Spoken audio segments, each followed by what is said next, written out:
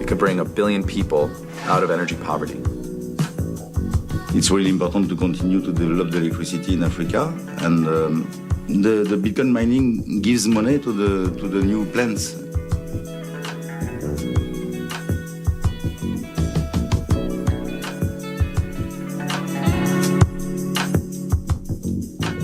Akuti akamapanga zinthu zawozo akamapanga kuphiri zinthu zimagwira ntchito kunja. Ineyo sinamvepo za Bitcoin. Ine sinamvepo za Bitcoin.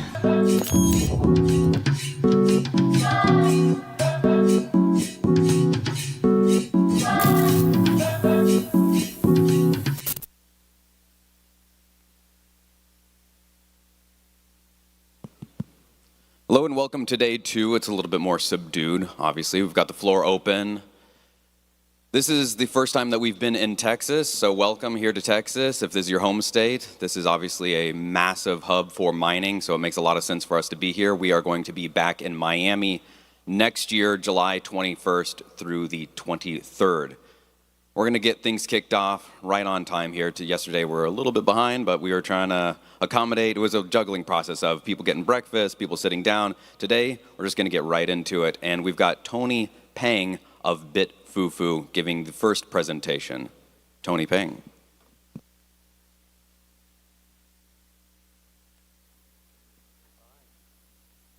All right. Good morning, everyone. Did you enjoy the first day of the conference? My name is Tony, and I'm from BitFuFu. It's also my first Mining Disrupt and also my first keynote, so it's a real pleasure to be here at Mining Disrupt.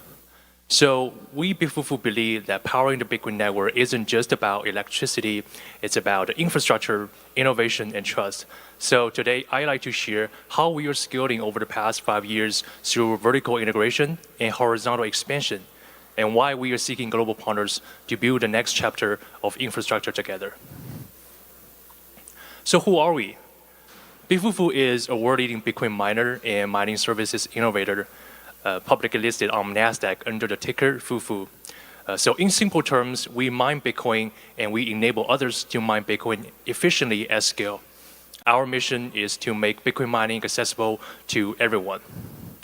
So we are the world's #1 cloud mining platform and trusted by over 641,000 users. As of September 30, 2025, we manage 36 exahash per second of the hash rate, about 4% of the global compute, 624 megawatts of hosting capacity, and held 1,962 Bitcoins. So our foundation is the Bitcoin mining data center infrastructure, and we build, operate, and optimize the full mining stack from mining firmware to site management to mining pools.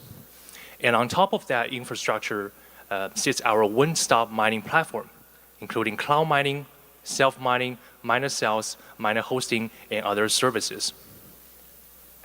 So of the 624 megawatts of the hosting capacity, we own 164 megawatts, including the 80 megawatts hydropower site in Ethiopia and 51 megawatt site in Oklahoma. Our electricity cost is as low as 3.8 cents per kilowatt hours. Our target is to reach 1 gigawatt by 2026, and we are actively evaluating new sites. So if you have power or facility resources, please connect with me after this session.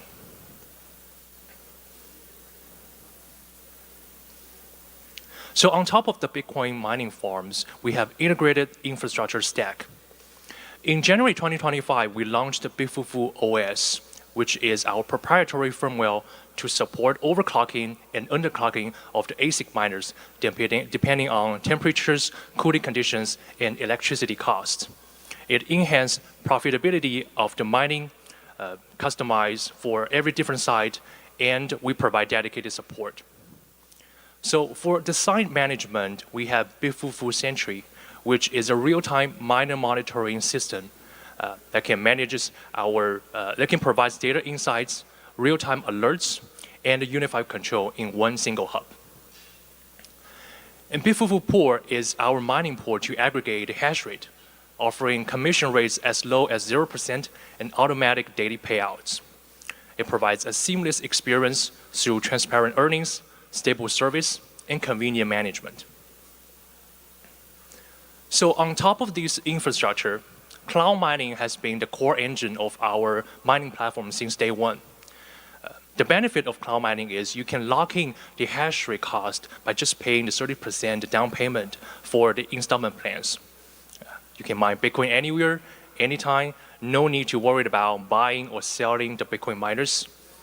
And we guarantee an average of 95% of the hash rate uptime during our service. And we are also expanding the partnership with our hash suppliers. And let me explain why the cloud mining benefits our suppliers. So if you sell the hash rate contracts to us, you get immediate liquidity and you can reinvest fast into next generation mining rigs as well as the hosting facilities. So the bigger scale means lower capex and opex and more hash rate contracts in the future, which builds a self-reinforcing growth flywheel. So in addition to cloud mining, we also provide the miner cells, including on-rack units and pre-owned Bitcoin miners with flexible financing options. And we also do end-to-end miner hosting solutions from deployment, monitoring, maintenance, power supply, and infrastructure supply. So to wrap up, we've been doing Bitcoin mining over the past 5 years, and Bitcoin mining is the infrastructure of digital freedom. And building that infrastructure needs a collaboration. So we would love to work with hash rate suppliers, data center operators, and energy partners to build the infrastructure together. So our booth is at 68, and thank you so much.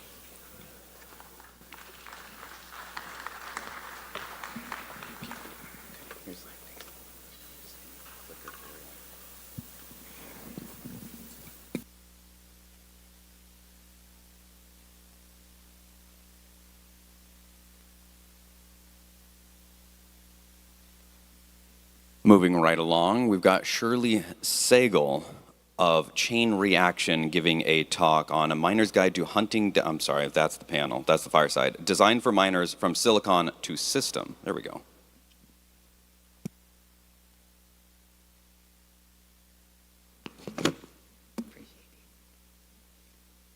So good morning, everybody. Thank you for joining me this early with your breakfast. My name is Shirley. I head the marketing at Chain Reaction. We are a semiconductor company. We design our own Bitcoin mining hardware solutions, AI ASICs for AI encrypted computing. And some of you already know our Electrum series. That's for Bitcoin mining. We designed it from the ground up, from chips going on to hashboards and air, liquid, and immersion systems. Sorry about that. But yeah, got it right. So the main challenge for Bitcoin mining hardware today is scale. It's about uptime, it's about power, control, and we are at Chain Reaction are specifically apt to handle this challenge. We have our founding team came from Mellanox, later sold to NVIDIA, and we have people coming from TSMC. Overall, 700 years of experience coming from these companies.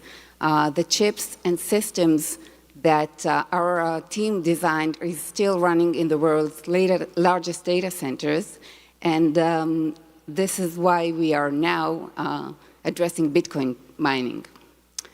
So with Bitcoin mining, we have mentioned that the challenge is scale, but you have to start with the smallest building block, which is the chip.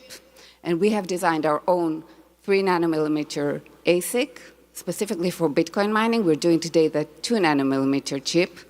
And this is the most powerful building block. And based upon that, we've also addressed scale for uptime, for instance. For that, I already mentioned that we have people coming from TSMC. They're working with the world's largest manufacturers and assemblers. They're making sure that every component on our systems meets industrial scale standards. We've also introduced the option to have individual settings, like miners can choose whether they're optimizing for frequency, voltage. You can disable or enable specific hash boards to maintain the hash rate without rebooting. And finally, we also have automatic temperature-based performance control for the varying conditions. So apart from uptime, we were also talking about power and power optimization. We have custom hashing modes, so every operator can pick and choose whether he's optimizing for performance, for efficiency. We have custom modes for people to configure their own optimization. They can also pre-schedule their timing for performance. And even if our system detects that the network is down, it automatically goes into idle mode because every watt counts. Now today, when there are thousands and hundreds of thousands of miners, control is key, control and visibility. We have auto-discovery and configuration for pool setup. We have 50 API endpoints for integration. And we also have, of course, remote software and firmware updates, so for updates and recalls. We know today that the miners, they know best the equation of power in, Bitcoin out, or power in, token out. And we have built our products in a way that would best serve miners. So we have ASICs, chips available for miners who want to build their system from the ground up. We have hash boards for seamless upgrades. And finally, we have air, hydro, and immersion systems for every type of rack and every type of every configuration of data centers.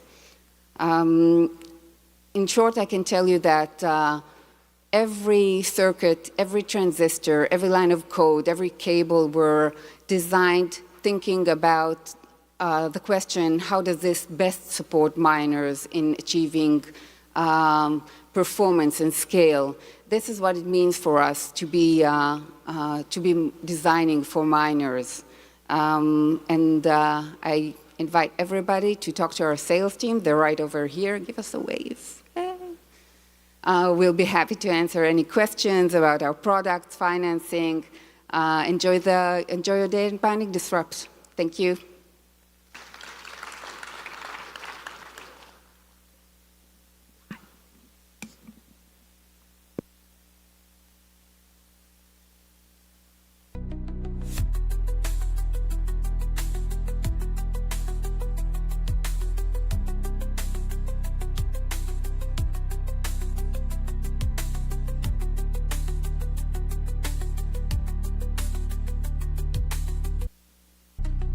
This couch over here, and then we're going to be talking to Nacho about hunting sites, the best mining sites in the world, which is going to be interesting because he's from Ocean, which is a pool, so you might be wondering what in the world does hunting sites have to do with Ocean, and why is he looking for mining sites if he's the guy at Ocean, which is a pool, but it's going to be interesting.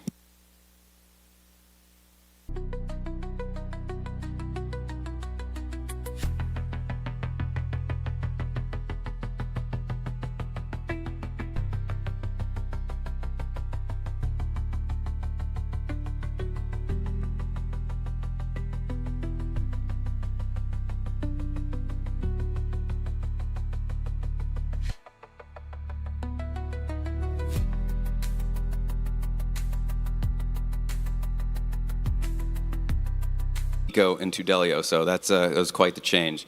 Let's start, Nacho, with who you are. How did you get into Ocean? What's your interest in Bitcoin? Let's start with, I'm gonna steal a fella's question that I got the other day, and this will be interesting. When did you first ignore Bitcoin, and then when did you first pay attention to it? Oh yeah, we all have that story. If you didn't go through it, you're not from the industry. So 2018, I was an entrepreneur, crazy guy. I was running 3 companies, and my partner and I got interested into Bitcoin. I was obsessed with it. So back then it was easier. So we bought a meatpacking factory that was going out of business, through everything we can put on, like anything that was resembled something that would mine, we put it in there. We were paying, industrial rates, so it's pretty cheap energy, and we were mining. We were making a killing, we were piling up Bitcoin, and then 2018 happened. What happened? My partner, who wasn't a believer like I was, freaked out. We sold everything, even the Bitcoin. I'm still crying about it. This conversation would have been happening in my plane if it wasn't that, because of that. So that's when I got in, and then I had to get out. I kept a little bit of what I had, thank God. And then I went like dark for a couple of years, went into software, worked on my companies, whatever. And then I came back as a miner. I was working with Penguin, the South American miner in Paraguay, building a substation from the ground up, high voltage, 160 megawatts in record time. That was 10 months. The CEO of Penguin is a really, really smart and intense guy, so we made that happen. And then we ran 100 megawatts, 105 megawatts of immersion, air-cooled hydro. So we went through everything you can think of and more.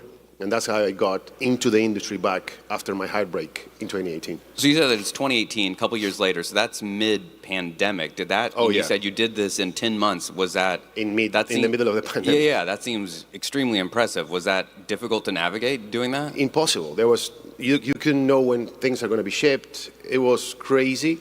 So it was end of the pandemic, so it was easier, but everything was still like falling into place. And having access to anything that you want to procure was a miracle.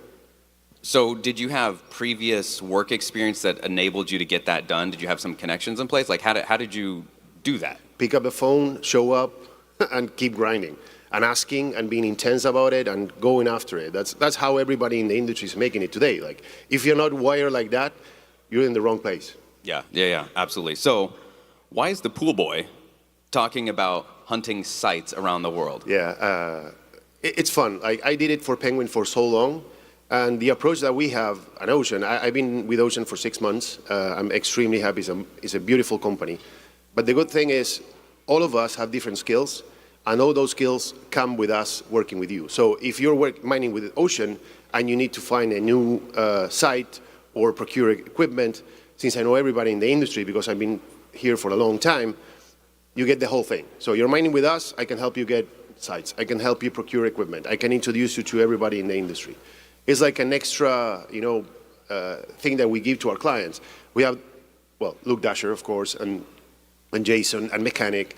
So when you work with us, you get the whole thing, the whole toolbox. So the pool boy, still hunting after the fact that I left and stopped being a miner and transitioned to the software side, but the skills that I got are really interesting for clients. So our approach to sales is I show up to your site, I go talk to you, talk to your team, to the guys that are every day under the sun, scorching hot or freezing, fixing miners, working around it. So since I did the whole process for a long time, and I understand it from top to bottom, I go and talk to the guys and, hey, these cooling towers, if you put like grass around them and you wet it every 3 hours, you lower the temperature 10%. In the heat in Texas, that's amazing. That's an extra little thing that nobody pays attention, but can save winding down your machines for X amount of time, and can save machines from breaking because you're not overheating. You're saying have a grass around the area because it cools? Grass around the cooling tower. Because it cools so the very environment. The air that's going into the cooling tower lowers the temperature. And where did you learn that little trick? Being on site with Penguin for weeks and weeks and weeks, sitting with the microelectronic team. Like, again, the pool boy has a little bit of experience running around sites. So is this a hint of what Ocean is going to be? Because when you think Ocean, you think pool. My mind, until I talked to you 5 minutes ago, I wasn't thinking that you guys were hunting sites. And when I saw the name of the title, I was thinking, okay, well, what are you hunting sites for? So is this an indication that you guys are going to, Ocean wants to expand to kind of offer a full suite of services to miners, and here's our expertise, here's yes, we are a pool, that's where we started, but we're going to help you with our knowledge about Bitcoin and give you tips on your green thumb, and here's some landscaping ideas for how to cool your site. Like, is this yeah, the pool boy became a gardener, and now we're going to be a hunter. No, we're not doing it as a business. We're just giving our clients the extra mile, the extra hand. When you work with us, you expand your team. And the good thing is, you become bigger without actually having to pay for it or having to go and travel the world like I did for years to find these nooks and crannies around the world where energy is smart. And, well, we're going to talk later about it, but you know what's coming. After 28, if you're not doing it right, either you go broke, you get bought. Or you're talking about the next halving. Yeah. Yeah. So on those hunting those sites, where are some of your prime hunting grounds these days? The Africa, Latin America, certain countries, jurisdictions. Which ones are you going to the most because they've been the most rewarding on your scavengings? So let's start with Africa. Everybody's talking about Africa, but they don't know what it entails. Me coming from Argentina, that was where I was originally born. I understand very well governments. I understand lack of legal protection. I understand what's going on. You see what's going on in Ethiopia now. A year and a half ago, I was telling my friends that were running towards it because the price was extremely sexy and borderline impossible to withstand or sustain. They were running there, and I was like, hey guys, just be careful. You're dealing with governments that are unstable. There's no legal protection. There's nowhere to run. They can go into your site, take over, and you're done. And you'll be in litigation for years while they mine your equipment to the ground, and then you probably get it back with a debt, with energy, and a bunch of miners that are worth nothing. So there's places in Africa where there's very big opportunities, but you need to be very careful how to navigate it, who you partner up with, how you draft your contracts. Those PPAs need to be solid, but impossible to, drive around or turn around. That's the secret of working in these complicated countries like Latin America, Brazil. Brazil is amazing. Brazil is generating more energy than they consume. They're massive, but the generation is growing and growing and growing. So for the next 5 years, the price of energy is going to go down. Now it's pricey, it's over 4 cents, so it's not sexy for miners. I wouldn't go there if you're going to pay premium price like today. The way to navigate around Brazil is you sign a 10-year PPA with a decreased price of energy in the future. You sign it with an energy broker and an energy company. They're private in Brazil, so it's easier to navigate. And then the caveat is you have import taxes. You know what the import tax in Brazil is? 80%. That's impossible. We will not make money. So there's ways to navigate around the new legislation, and with a good legal team and structure, you can get that down to between 5 and 14%, depending on what you need to import. And if you're buying locally, transformers and electrical infrastructure and a lot of stuff. But since it's an industrial country, that's hard to come by. So then again, you have to navigate times, deliveries. And it's like a massive tech game when you have to move all your pieces and try to defend while attacking, and nobody needs to realize what's your angle, because if they realize, you're going to get in trouble because they're going to start overcharging you on a lot of stuff. So again, there's opportunities in these emerging countries, but if I were to start mining today, my focus would be Canada, Alberta. The premier there is super friendly to our industry. There's the Canadian Bitcoin Council that's helping miners go there. The Minister of Red Tape Reduction is there. He's a Bitcoiner. The Minister of Industry, it's also a Bitcoiner. So it's a perfect place with abundant gas that you can go mine. Don't die, please. We're on camera. So going back to the Canada thing, but if you go to Canada, you need to understand how to mine with gas. And gas has a whole different set of rules. You need to depressurize it, filter it, buy turbines or engines, have redundancy on those, because you need to build bigger, because those need maintenance. It's like any engine. If you run it 24/7 at full speed, the car will break down. So you need to replace parts, spark plugs, filters. And then if they break, you need a new one that you can change in a window of 2 hours, so you don't lose uptime. So there's plenty of opportunities in America, but it's either Canada, Texas, if you can find the room, because it's extremely competitive and everybody wants to be here, but it's the best state to do it in, by far. And then you're going to have to chase prices. And in order to make those prices, there's a lot of work to be done. So returning to Africa, you mentioned Ethiopia. Are there other locations in Africa that are more favorable? It sounds like the main thing is jurisdiction, rule of law, and there's a lot of gray area, to put it mildly, in certain jurisdictions, whereas Canada, United States, it's clear cut. You know what you're getting into. Here it is, contracts are what they are. It's all above board. Whereas in certain jurisdictions, locations around the world, it's a little questionable. Are there? That's the perfect word. I'm being delicate. Great. So there are there other places outside of Ethiopia, and are there, maybe more interestingly, places in Africa that are on a trajectory that make it a more appealing? You're like, okay, well, maybe not right now, but I like the way that this is going. I like what I see down the road, and pick a country, I don't know which one, that looks like maybe next year, 3 years, whatever down the road is going to be more favorable, and like a place that maybe now you might want to get your foot in because down the road it's going to be pretty good. When it comes to Africa, it would be Kenya and the north, like Egypt and Morocco, and I'll explain why.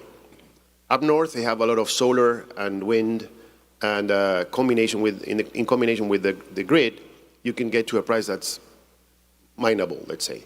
And then Kenya is an opportunity. The thing is, there's a lot of research to be done, and you need to be boots on the ground there, meeting the people, shaking hands with the politicians, understanding how they think, who's coming, how the structure of the government is built. So if I were to go there, I wouldn't go to Ethiopia right now. It's really volatile, and you can get a great deal and be there mining for 10 years, no problem. Or you can get a deal, and in a year, you're going to be struggling to pay the bills. They're going to shut you off, curtail, because, again, there's not enough generation for the amount of power, of intensity of consumption that they're bringing in. So Kenya and the north would be the place I would research more if I were to mine in Africa. But there's no need to do it right now. The ideal thing is start to move towards generation if you want to survive the halving. How big is this halving going to be in relation to previous halvings, do you think? I mean, I guess is each halving more impactful than the last one, and is it an exponential? It seems like that's the case. This one is going to be a little bit heavier, in my opinion. The last one was, we took a hit. It took a minute. If you're not prepared and you didn't buy properly, some companies didn't make it. This is going to be hard. Like, this is going to be if you're anything over 4 cents energy-wise, I don't mind where you're mining, you're not going to be able to keep mining. So that's why you see the big players like Mora moving into generation, bit farms moving away and going to HPC and starting generation and building, transmission and a lot of the way to get to that price anywhere in the world is either you go to Canada up north, you get, 1.5 cent gas, an MCF, and then you build your power plants and you're in control of the power, or you're not going to be able to do it. There's no place, only Texas, but Texas is, Texas, Ohio. There's a couple of states in the U.S. that will allow you to do that and will give you the room to keep growing. The problem is if you're not there, you're going to either, again, be bought and by a bigger player, not make it, and whatever you have mining will, wither and die because you're not going to be able to pay the bills with the amount of Bitcoin you're going to get on the other end. So you have to be creative with a lot of stuff. Which type of ASICs you're running, changing your fleet at the right moment. If you're mining here, there's the tariffs. If you're mining abroad, is which equipment is going to get you through that at the price of energy, because the price we have here is amazing, but the price you have in Europe, for instance, it's insane. It's 5 cents plus the ASICs, plus the performance. But again, we are getting all these new waves of 10 joules a T ASICs. That's amazing. Well, I want to see them running. I want to see that performance that the big companies, the big ASIC manufacturers are claiming, actually running on a site and performing for a year. And then I can start doing the math and saying, hey, okay, I can risk it and go to a country that's a little bit more expensive because with that performance, I might make it. But it's going to be very creative after 28. So this might be a little bit of a low-level question, but I'm curious. As there are more miners, and we were talking on one of the panels yesterday about hash rate, and I asked the guys to give an estimation, a guess of what they think hash rate will be like in 5 years from now, 2030. And they all said, they agreed that 3 zettahash is very possible. Well, that's a 3x with where we're at now. That's a lot more sites. That's a ton more energy that's needed. Does that increase in sites drive energy prices down? Like you're talking about 5 cents is, maybe you can make it work now, maybe, but that's tough. 1.5 in Canada, real appealing. Are we going to see sub-cent prices with the hash rate going up? Where's all that hash rate going? Where are they What energy are they using? It's 1.5 an MCF, so it's the price of gas, not the price of energy. Oh, that will give you 2.9, 3 cents power all in if you do it right and you buy it right. But again, that's why everybody's or the big players are moving into generation, because you have to partner up or either generate yourself or partner up with generators that are going to split the risk with you in order to make it. That's I think we can get to that level of volume, and I think we're going to get there. But these new ways of making business are going to be the only way to make it. There's again, we're competing with HPC. So that race now is very hot, and everybody wants, is the new kid in school, super cool, skater, drives a nice car. Yeah, that's great. Let's see what happens. Like when they start to build, we build for $1.5 million a megawatt. They build for $15 million a megawatt. So that's a lot of money to have, standing still for 4 years, because building a tier 4 data center is not the same thing as building a data center for Bitcoin mining. If you're good and smart and you have the procurement teams dialed down, you can build much faster. You can build it in 10 months. If you have the infrastructure and the substation there, you can do it even faster. So it's going to come down to how the race behaves. Those sites and that competition is not great for our industry, because there's an HPC guy that will come and say, yeah, I'll pay 5 cents. I don't care. I'm making a killing on the other end. I don't mind paying 5 cent power. That's not great for us, because our biggest competitor is saying, hey, we're willing to pay more and we will sign that PPA for 20 years because they know they're going to do it. We cannot do that. We cannot sign a 20-year PPA for mining because we don't know the performance, where it's going, if that infrastructure is going to be great in 10 years or not. Like, I wouldn't sign anything over 5 right now because I don't know what's going to happen. It's too much in the air. So with as much money as being thrown around on the HPC side, and I live in the Pacific Northwest, so I've seen startups come and go, and it's just, oh, we've got this idea, we're going to do this, we're going to do that. Do you think there's going to be opportunity in the coming years where some startup comes up, they build out, they throw all this money, they've got all this venture cap, they've got all this investment, oh, we've got the next big whiz-bang thing, and then 2 years later, they don't exist, their site's empty. Hey, miner location. Then we can come in, but we're not there yet. I think there's a lot of money in the HPC environment. It's extremely interesting for all these massive funds and big companies to jump in. They know it's the future, and they're right. That's why Bitfarms is coming out of mining and going into HPC 100%. That's why every big player in the industry is doubling down. That balance is great. We are means to an end.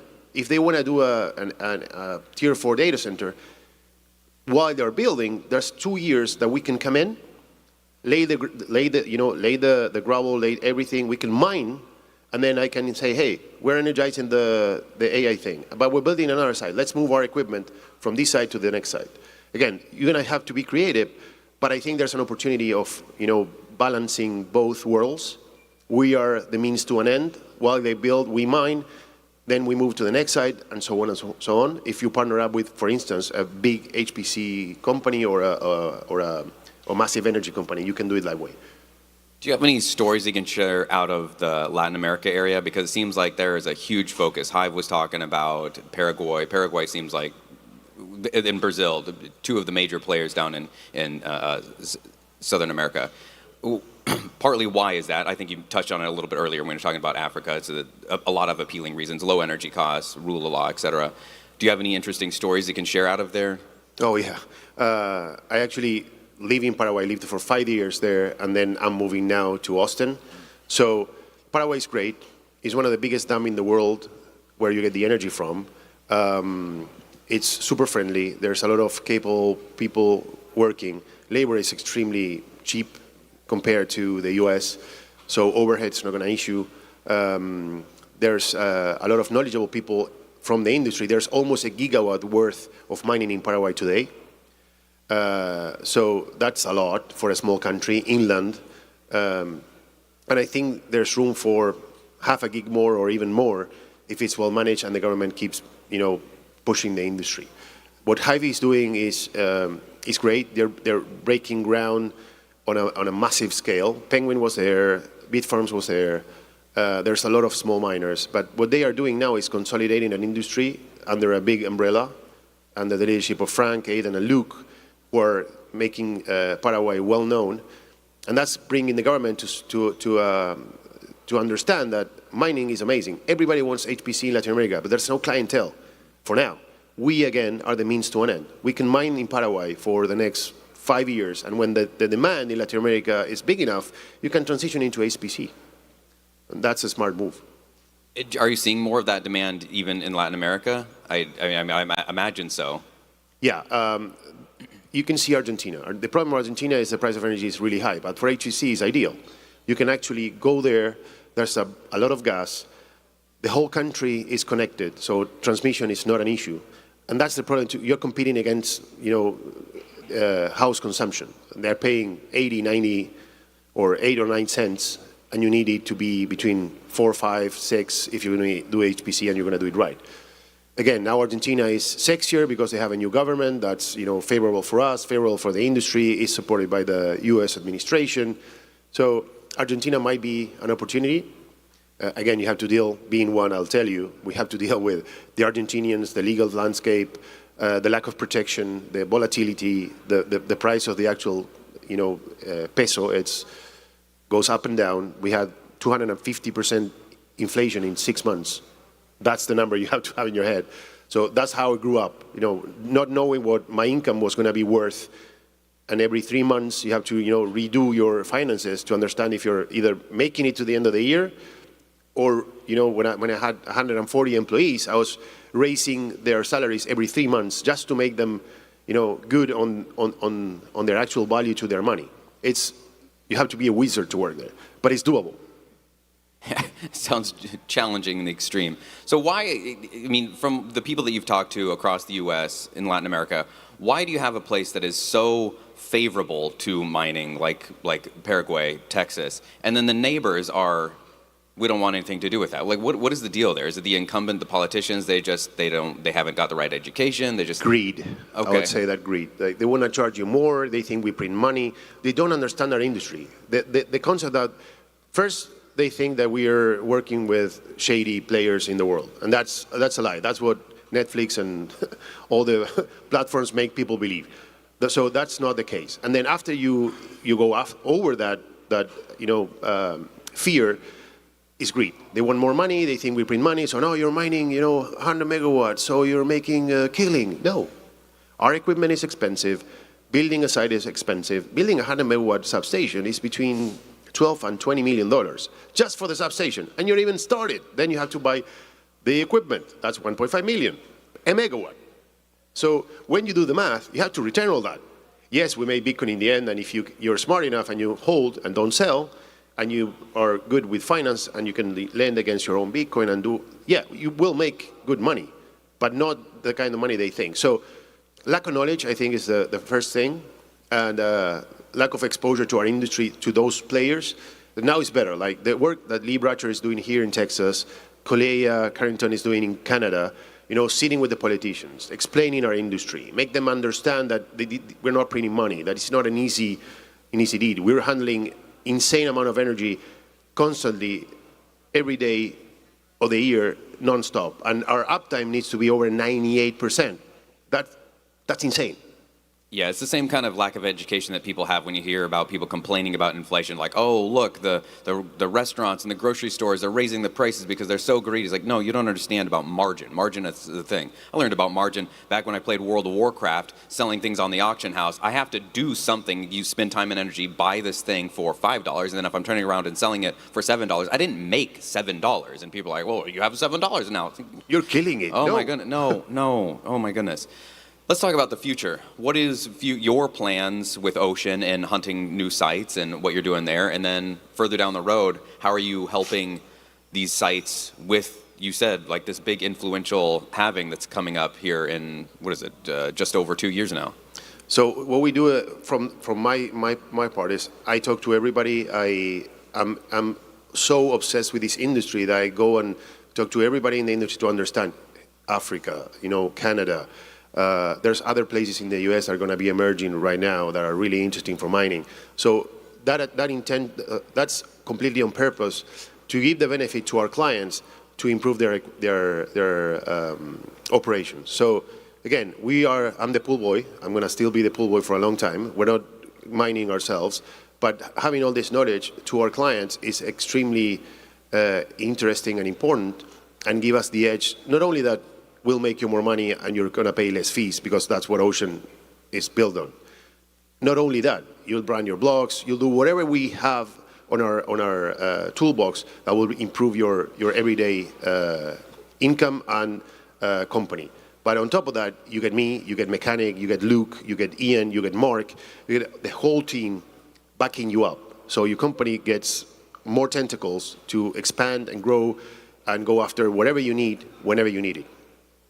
What is it that keeps you so interested? You mentioned it a few times throughout our chat, interested in Bitcoin. You said you love this industry, you like it. Is it because of what you experienced with that inflation that you mentioned a little bit ago? What is it that about this? Is it the economic revolution? Is it, whoa, I'm out here printing money? I don't think it's that. You hit the nail on the inflation thing. The first time I got interested into Bitcoin, because I was going through it in Argentina.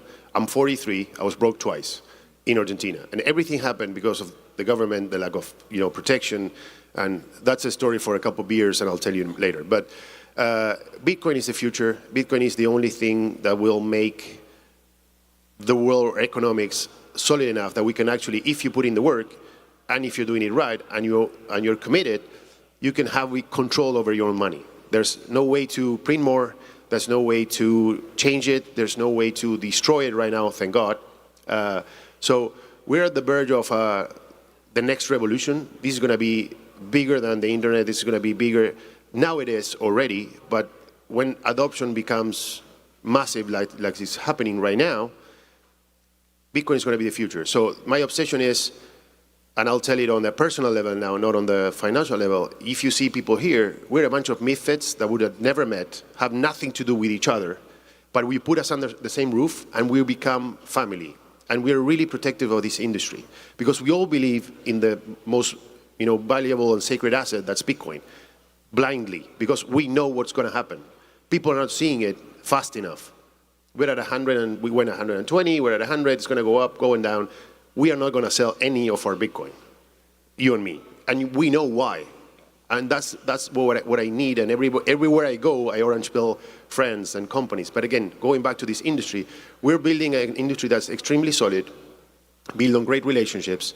We don't do scammers, we don't do people. So if anybody mess with you, he's blackballed, he's out of the industry. And we're so connected and so protective about Bitcoin that I feel happy. I travel the world. I'm 60% of my year on a plane, and I'm happy doing that because I get to see all these people over and over again and build on something that's going to be the future and the legacy for my kids, the future and the legacy for the kids of my kids, and so on and so forth. Can you remember, I'll tell you my moment, can you remember a moment, if there was one, where you went kind of light bulb, oh, this is a big deal? For me, it was, I was early days of getting into Bitcoin, trying to figure it out, doing all the various things. And as a test, I took, I think it was like $5, and it was less than 10, and moved it to a paper wallet. So I got the number on the wallet, and I put it on, and I sat there and looked and checked and asked my wife, okay, am I reading the numbers? I mean, it was $5, but I was still acting like it was my life savings. Moved it onto there, and I literally had tears in my eyes, like, this is mine. This is my time and energy, and I have it. It's not in a bank account. It's nowhere else. It's right here on this paper. I can do whatever I want with it. It's not on the government's greenbacks. This is mine, 100% mine. And I'd never felt something like that before with time and money. I don't know that you have quite that example, but do you have something similar where you went, oh, light bulb moment? 100%. 2019, we got a little money with the wife. She wanted to invest in a coffee shop. And I said, no. We're putting it all on Bitcoin. She went ballistic. You're crazy. We're going to lose everything. Are you insane? Like, I'll tell you, this is real money. Nobody can touch it. Nobody will mess with it. And we're going to put it in a cold wallet. Same thing. It was a paper. We didn't have cold wallets in Argentina. It was impossible to get one. I did the same thing. We still had the paper. Now it's in a cold wallet, for real. But that was the moment that, for me, was I'm all in. And this was not a lot of money, but it was a lot of Bitcoin. And she was giving me, I'll say it, sorry for the language, she was giving me shit for a year. For a year, until she got it. Now she's orange pilling people, she's one of us. She has her own wallet. Does she have the coffee shop now? No, she took she took half of the Bitcoin, but Okay. we're still together, so we're good. So yeah, that's the moment. I have the exact moment where we're gonna do it. Like we went to the coffee shop, saw it, decoration, the thing. How did you convince her? Did you say? Did you just? I went rogue. Okay, I'm gonna be honest. okay, She's gonna kill me, but I went rogue. Thank you, Nacho. This has been a pleasure. Thank you, brother.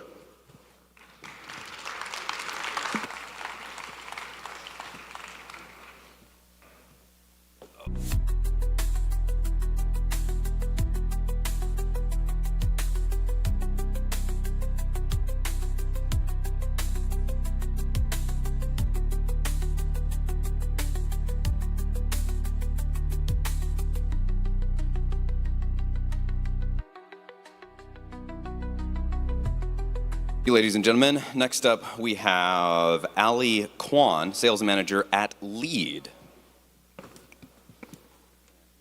Clicker, the green button for next time. And you've got your time right there on the desk. Okay, thank you.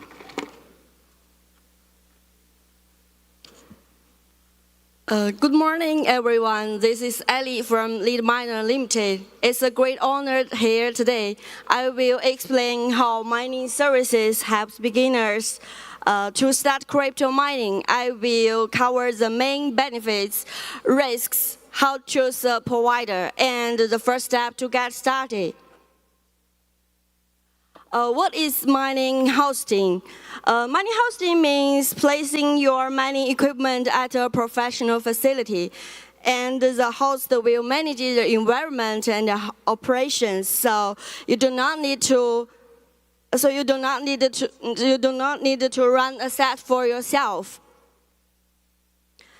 And what's the benefits? The first benefits will be usually the beginners lack of experience with high power electricity systems and cooling.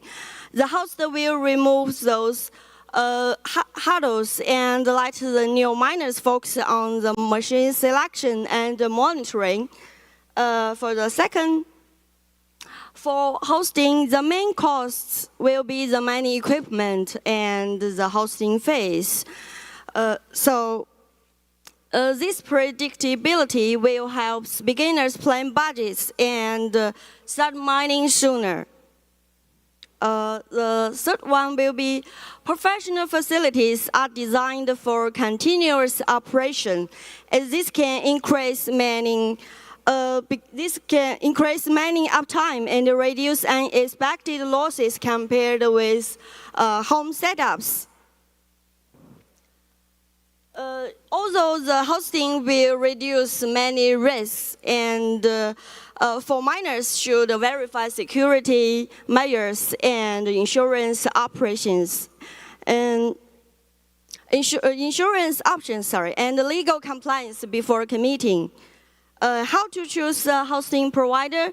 Compare multi-providers using these criteria, like transparent pricing, measured power costs, facility reliability, and reputation. Ask for references and cite statistics to make an informed choice. For beginners, start with a small, manageable setup. Use hosting to learn operations and scale later if desired.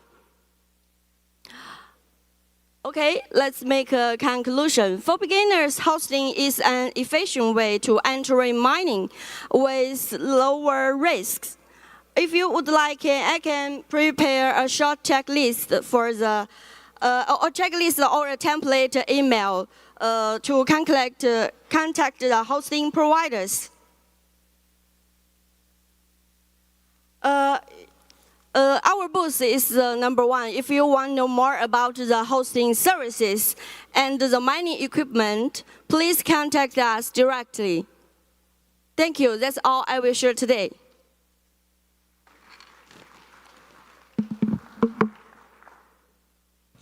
Thank you, Ali. Next up, we've got Dan Kohler, CEO of Farm God. Dan. Excellent. Here you go. And there's your clicker right here. Excellent, thank you.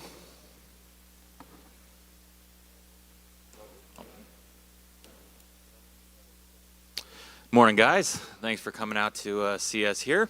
So, as mentioned, I'm Dan Kaler, CEO of FarmGod, as well as CEO and founder of ASICplug.com. So, many of you guys know me in the industry, probably the first time seeing me in a suit, not all done up in something tropical and vibrant, catching attention. But in addition to the companies that I own and operate, I'm also Chief Mining Officer of Kratos Digital Mining and Chief Operations Officer of PowerLink Digital Partners. So come check us out during the waste to energy panel in a little bit. Really cool stuff we're doing there. Anyway, what I want to talk about here is FarmGod primarily. We launched FarmGod to assist our customers, assist miners, assist anyone worldwide, mitigate and manage their power costs, as well as tighten the belt and get your mining operation the most profitable it can be. We focus on optimization and data-driven decision, and in order to do that, we have FarmGod that can give you so much more visibility into how your fleet is managed and operating than any other competitor on the market. We can track your fourth pool through the developer pool. We can let you audit your partnerships with your developer firmware, such as third-party entities that you have in place. We can help you see exactly what your miners are pulling power-wise, not just estimate based on what their sticker is. And with our open source APIs and developer, we can connect into additional tools such as your VFD fan controllers, your air intake shutters, your lighting system. If you want anything that you can have to optimize your environment that has an API, we can work to build it into your custom panel to give you a single pane of glass operation. When operating your fleet, the hidden waste that you're seeing, particularly if you're a hosting company, is you're selling your services based on your kilowatt hour usage or assumed power consumption, not what's actually happening. With systems like FarmGod, we can track your power consumption for your switches, your fans, any other peripheral line of business systems that have to be in place to deploy your services that you're selling, or so that you can properly track your OpEx for your self-mining operation. We also have a FarmGod firmware that we have come out with on the WhatsMiner side that is available for production to optimize and manage your power infrastructure. You've probably seen our article in the Mining Disrupt magazine that was handed out, and we were able to achieve with FarmGod firmware a 19.7% profitability increase on a fleet of M30S++. Here's an example of the FarmGod dashboard that shows all of the different customization options, the layout ability. We support SHA-256 and Script and Caspa mining natively, and we can customize just about anything that our customers are going to need, and automate reports so that whether you're the miner tech who needs to get the technical dashboard, or you're the accountant or the executive or whatever role you have in the company, you can get in and see the data that pertains to you immediately and make data-driven decisions.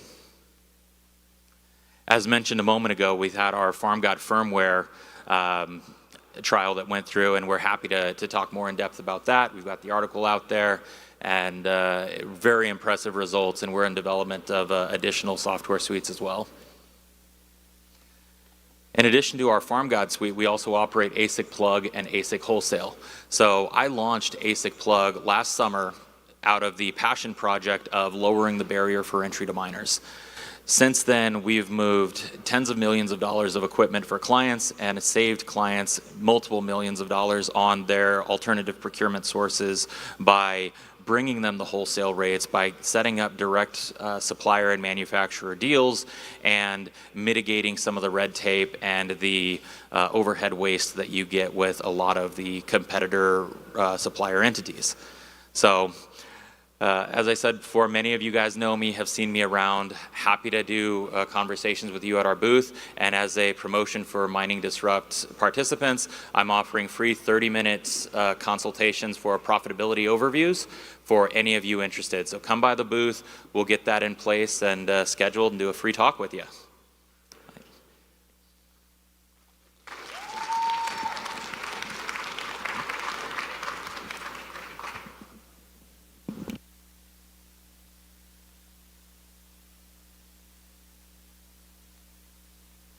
much, Dan. Thank you very much. That was Dan Kohler of FarmGod. Up next is Michael Jurla, CEO of EMCD.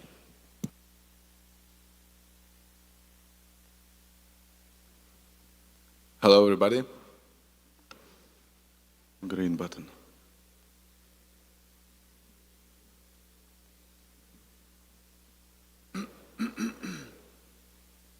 So, I don't want to sell you anything, just I want to give you some food for thoughts. Few words about myself. 7 years ago I began EMCD mining pool, and now it's at 3% of world hashing power on Bitcoin network.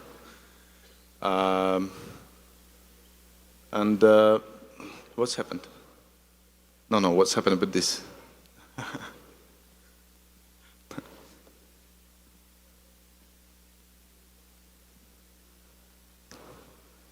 Okay, so everybody knows how mining works. You just connect in your machines and begin to get some coins, right? If be honest, no. Network is harder, and mining pool collect transactions from mempool and give it through Stratum protocols to machines, and then pool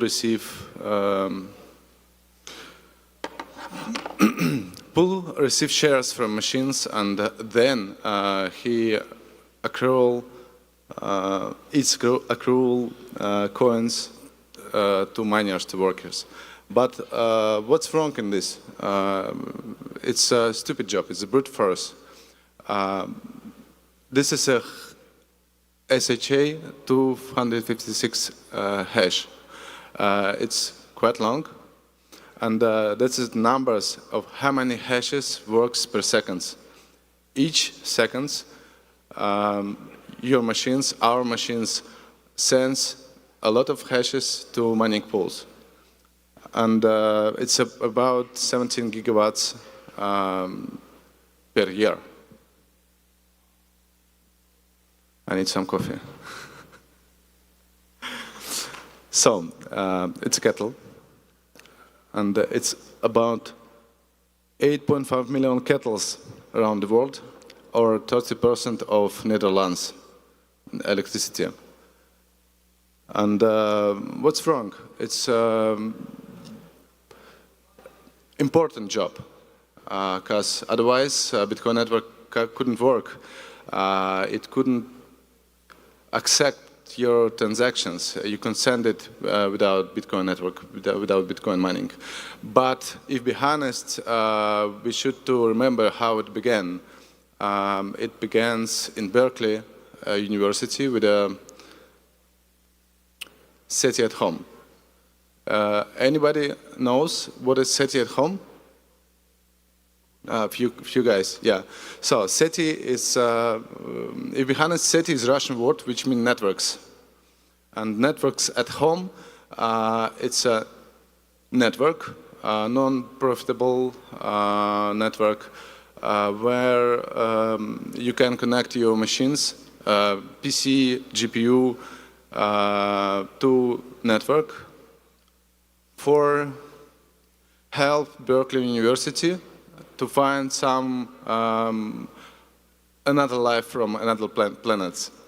And then it was in beginning, and then they made Boeing.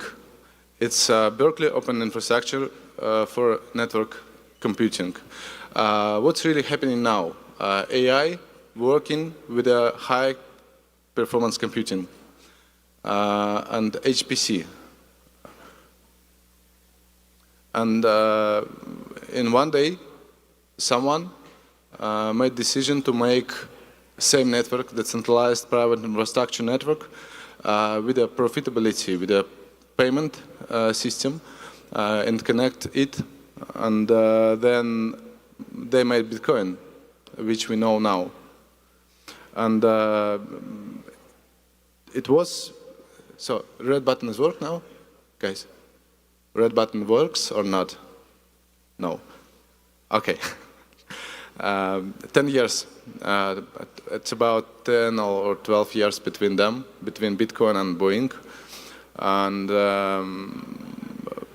nothing different, but works which we do in Bitcoin network is a little bit more stupid than works which Boeing give to machines.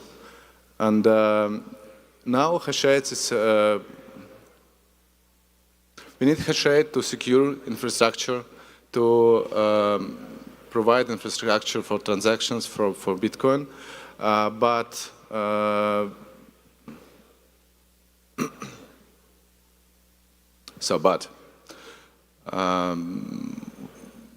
every second's worth changing, and next step is AI computing, and we already know the Marathon Digital company, and a few days ago, maybe yesterday, their CEO told us in the news media that Bitcoin mining margin less than before, and all that company which have a low electricity cost will move to HPC.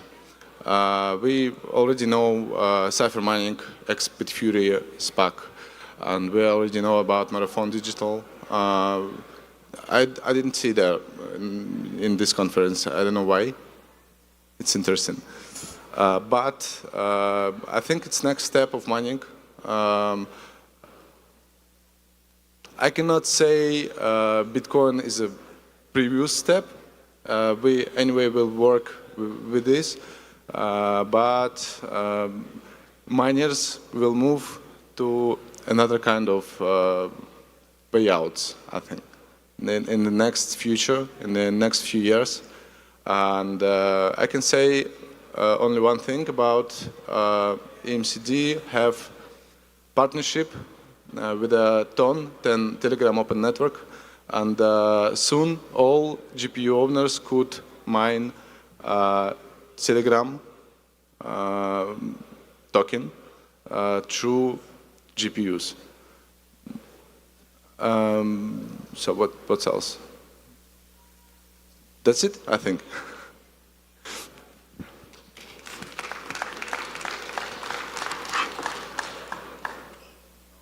Talk a little bit and then I'll bring you up there.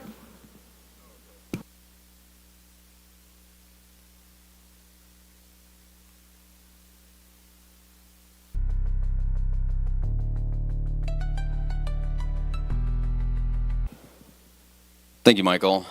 Just want to remind everyone that you can get the mining magazine in your goodie bag, or if you want it sent to you at your house or post office box, you can go to the website, sign up, and get it old-fashioned style, snail mail.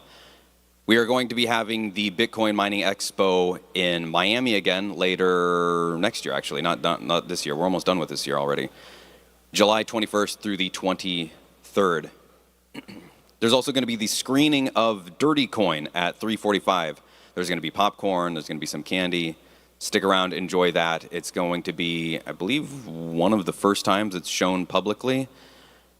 That'll be fun. And up next, we have Timo, and then we've got a couple more panels. We got one more chat after Timo here, and then a couple panels. Thank you again for coming out here, enjoying yourselves. Check out the Mining Museum if you haven't already. Timo.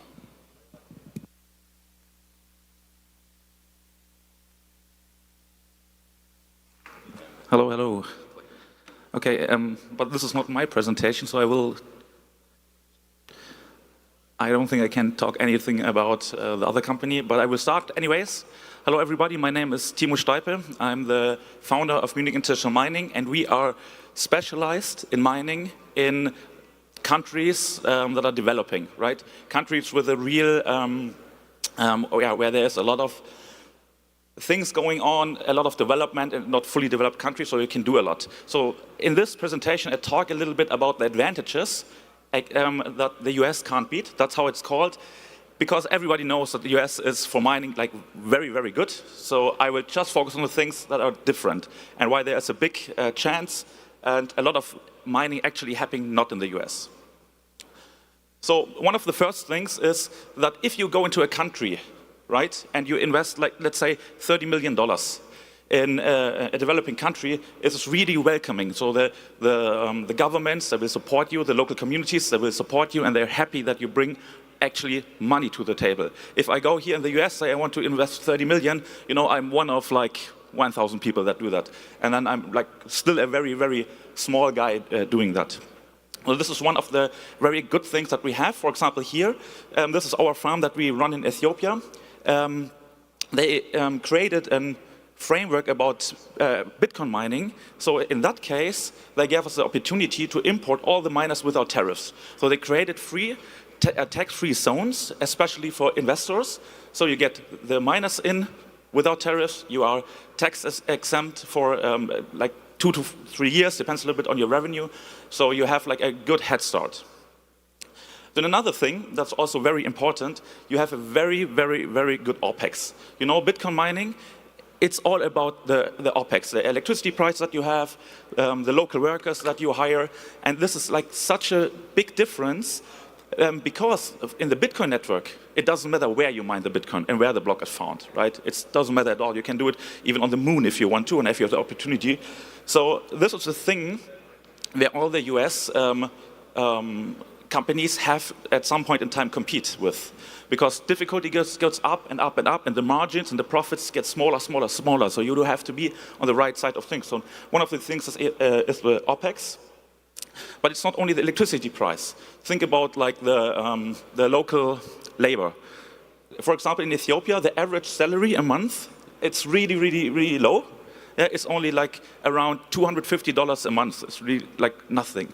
Of course, we pay like much more. But still, if you compare this to developed countries like the US, Finland, you can hire like 10 people instead of one person. So you have really an advantage there. And as well, for them, it's a big opportunity, right? So they really love to work and they really give the whole heart into it. And this is like such a good feeling if you have people that really appreciate the things and the communities that appreciate it, because there's really money getting put in the places. They can spend more money, develop their own communities. And this is such a rewarding thing because it really makes an impact. And as you know, with I would say this is like real foreign aid, right? You go to places, build businesses, and help the people to grow, and eventually they do a lot of things around it. They start building repair centers and all the services that comes with Bitcoin mining. So that's like a very good thing to have. And the next thing is, of course, the CapEx. As Bitcoin miners, we always fight against the upfront capital that we have to put up. It's always the same game. You have to put in money upfront for miners, for the infrastructure. And in some countries, like for example, in one of our farms in Finland, we're looking at close to 300K. In the US, I think you know similar numbers. And here, for example, in that farm, that's a 50 megawatt farm of ours, we have like roughly 80K a megawatt. That's it. That's the price we pay to get everything up and running. And then, of course, excluding the miners, But yeah, it's very affordable, and they have like very fast timelines. When you get your approvals, it's like 2 months, 1 month to redeploy everything and really build everything up.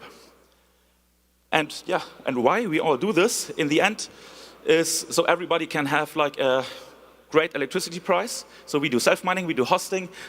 I won't go into the numbers, but if you want to have any information about mining in these countries, great prices, great electricity prices, you can shoot us an email with hello@info@mim.farm. We will send you the like our numbers and how you can work with us, or you can visit our booth back there. And yeah, let's talk about mining in these countries. Thank you. Thank you, Timo.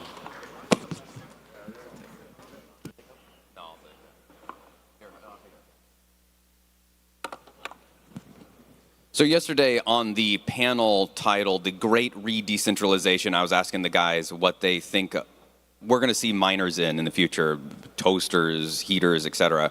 One thing that I did not mention is something that Pizandy is going to be talking about here. I never thought of this idea ever, probably never would have, because it's so not my wheelhouse whatsoever.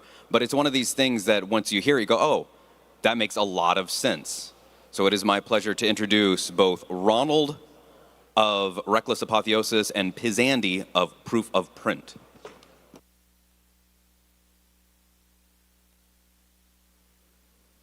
This mic, you can set that on the couch. And that might do. There you go. Probably slouch thing to say. Awesome. Good morning, everyone. This is Andy, and I'm Ronald, and we're here to share how open mining hardware can push the Bitcoin beyond its current box. We call this building beyond the bread box. So this is a hash board. It's made up of about 4,000 parts: capacitors, resistors, MOSFETs, diodes, etc. Each one contributing to the operation of the miner, and each has a data sheet. Some are hundreds of pages long, except for the most important part, the ASIC, the heart of the board, the reason it even exists, and its data sheet, 0 pages. Manufacturers couldn't even build this without that documentation from their peers. This is the state of our industry today. The most powerful chips in Bitcoin mining are essentially black boxes. Through the 256 Foundation ASIC grant, Andy and I and 2 other teams were given over 200,000 ASICs. And the unique opportunity to build open source hardware around them. And what we realized is this. Sorry. If Bitcoin mining is ever going to grow beyond hyper-specialized warehouses and containers, we have to separate ASIC manufacturing from system design. Let the chip designers focus on the best SHA-256 accelerators on Earth, and let system designers, companies like Rheem, GE, Bosch, and Kenmore, build smart water heaters, dryers, even HVAC systems powered by these chips, because right now they can't. The only way to get an ASIC is to desolder one from a used hash board or know a guy in a Chinese factory, and even then they can't use it. No documentation, no specs, no freedom.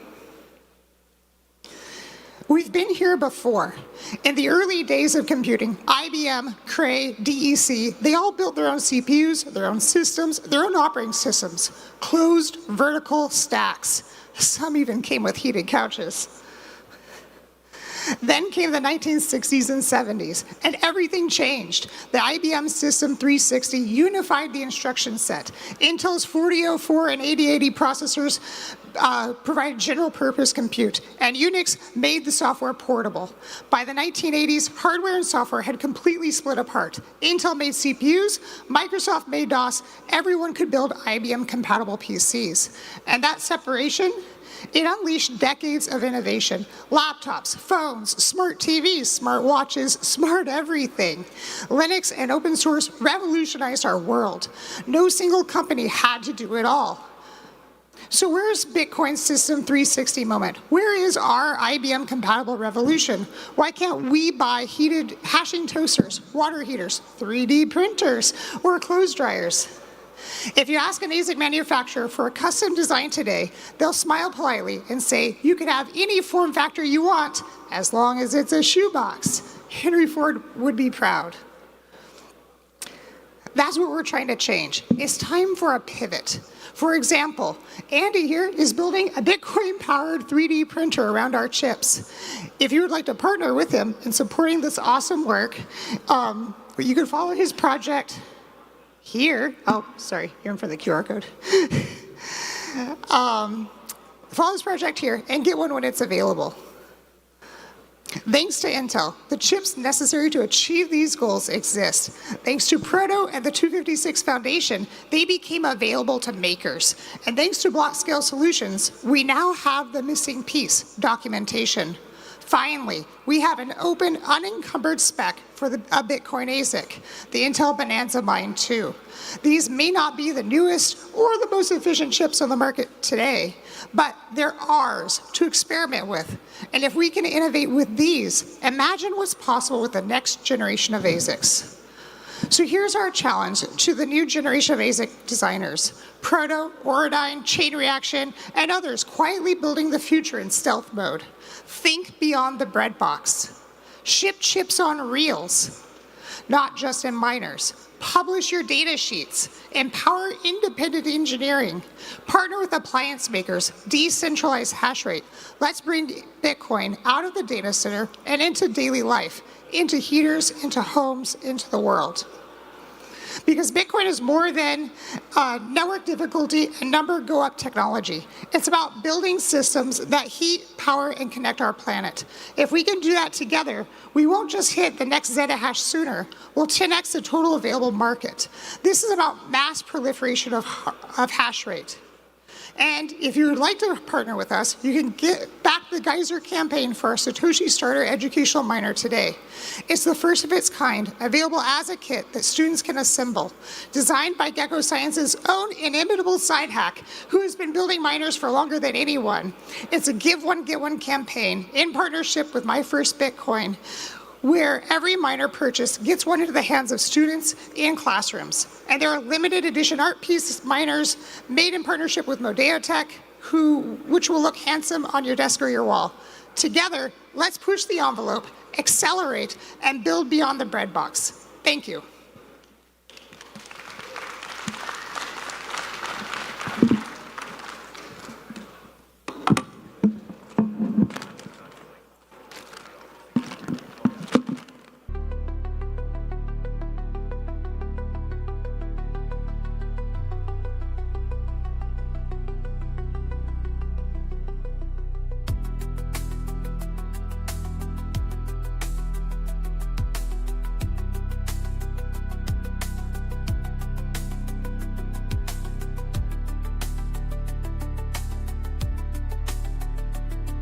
And Ronald, we've got a couple more couches coming up here, and we've got a relatively large panel. Nico is going to be moderating this one. It is called The Grid Eats Bitcoin and Likes It, How Miners Are Becoming the First Scalable Buyers of Last Resort Power, Stabilizing Grids and Monetizing Excess Energy. Boy, that is a mouthful. I'm glad I have something to read because there's no way I would have memorized that. Nico Moran of Simply Bitcoin has been doing this kind of thing for a hot minute. I have been doing it for about 30 seconds. And so, you know, if I feel a little bit, you know what, whatever. I'm having fun up here. We're having a good time. You're having a good time. I'm telling you. I'm not asking. I'm telling you. You are having a good time. That's why you're here. If you weren't having a good time, why would you be here? You can continue to have your good time later on this evening later afternoon when we put on the showing of Dirty Coin, which is a provocative title for a good documentary. I think there's a point of diminishing returns when it comes to Bitcoin education, but sometimes there's little nuggets that you encounter, like the story that I shared with Nacho and encountering Bitcoin in a very real, tangible way when I transferred that. Like I told him, I think it was about $5 worth, but having $5 that was truly mine in my hand, I mean, you could say, oh, well, don't you have a $5 bill? It's different. That's the government's money. I'm just kind of a custodian of it, whereas my money, my time was in my hands, and that is I think the biggest thing about Bitcoin. Nacho said that Bitcoin is the best asset that we have. I agree, but I think time is the most important thing that we have. And money is just a tradable, commodified version of time. All right, I've waxed poetic long enough. Here's Nico and your panel. Yo, how you guys doing?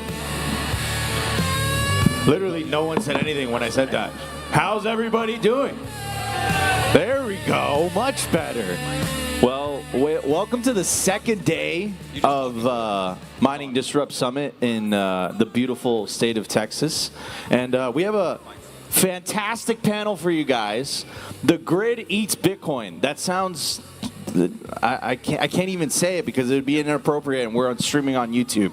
We have some fantastic panelists joining us today, and we're going to have a great conversation. I'm thinking, should I be all the way on the side? Can I switch seats with you, bro? So I could be in the middle. So now you remember me. I remember you. Half an hour ago. I gotta say something about Nacho. Okay, so this is what happened. I was supposed to have a fireside chat with Nacho this morning, but then I saw his name on the thing, and I said, nah, I can't do that.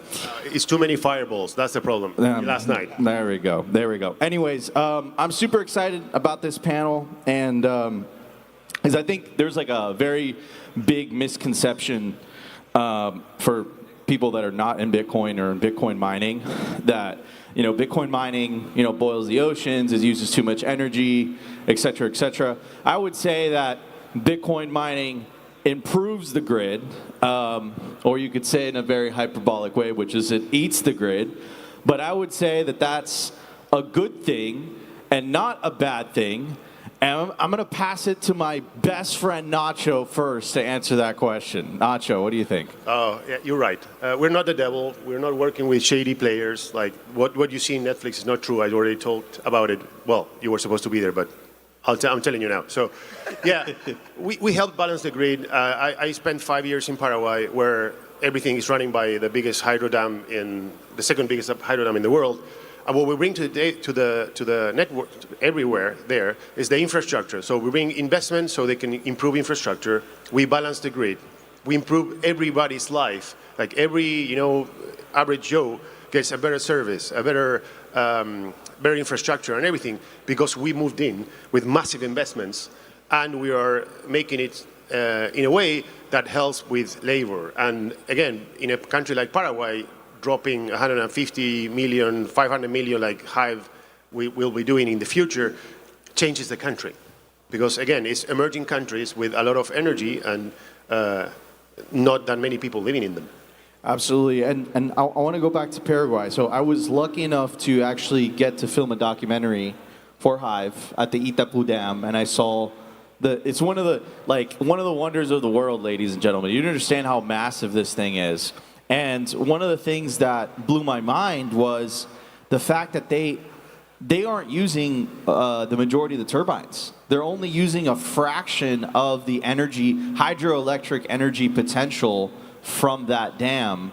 Could you talk a little bit about that? Because for Bitcoin miners, that's like a dream made in heaven, 12 gigawatts of energy there, and they have an agreement with Brazil, so it's 50-50. So Paraguay gets 6 point something gigawatts, and the average consumption is 2.5 gigawatts for the whole country.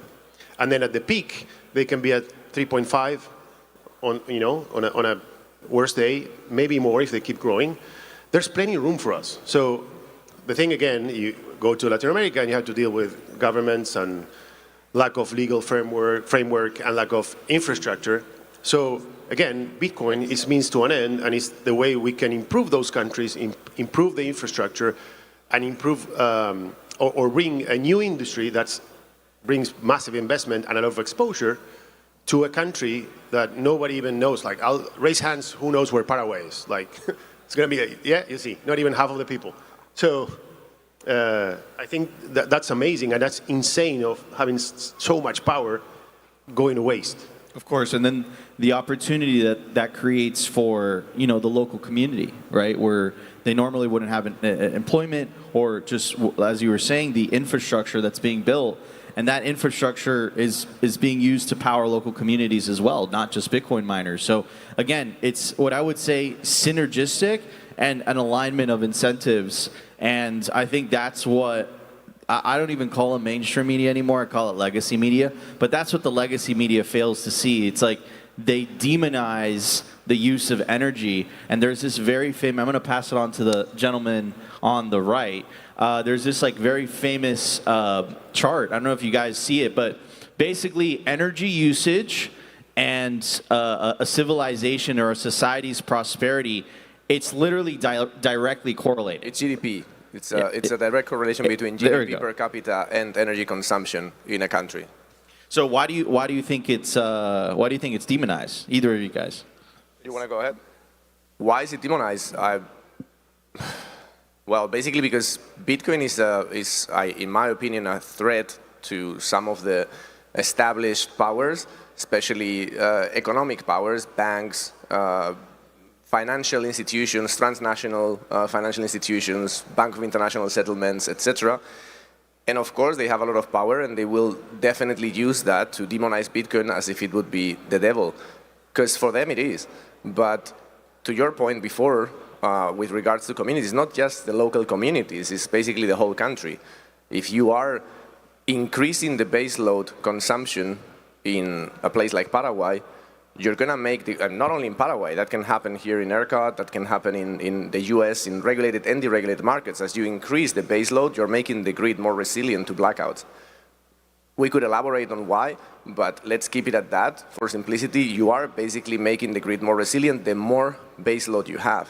Of course, because it creates like a buyer of last resort, right? Which makes it much more easier for, the grid operator rather than this guessing game. They always know that there's some miners that could just, turn back on and, provide that steady, they'll consume that electricity. Now, all this being said, and I'm thinking about, like the legacy media is attacking Bitcoin.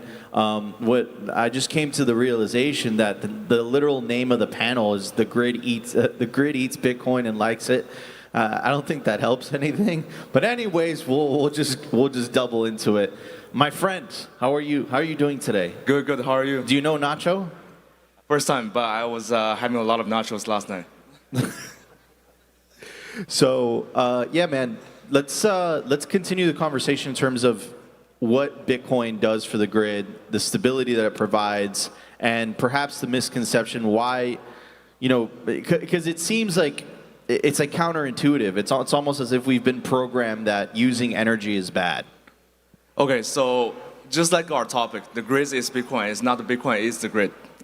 So I think on the macro and economic level, so Bitcoin, usually for all the Bitcoin mining sites, it's a new way for monetizing the energy resource that in an inequality region. Like, let's say most of the sites in Texas are in the isolated area, either in the desert of West Texas or in the central Texas where there's in the very rural side of the world, the city.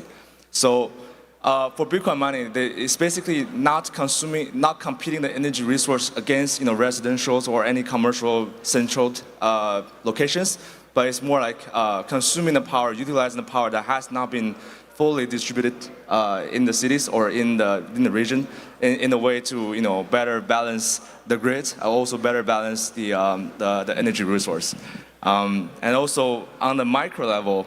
Bitcoin mining actually, brings in jobs, brings in opportunities. Let's say in the U.S., for Bitcoin mining jobs, it brings in, contractors for engineering, for the civil work, the electrical work, and also it brings in tax, benefits for tax addition to the city or to the region, to the local administration in terms of, sales tax or any other employment task. And back in China as well, when the Bitcoin mining sites are mostly happening in the rural area of the region, you have seen that local restaurants, the local grocery shop for alcohol or cigarettes has been booming a lot. So I think both on the micro level or the micro level, the Bitcoin mining is not like contradict to any economics initiative. I like you a lot. You're very cool. That was a really good answer. I'm going to pass it on to my friend right here on the right. Right.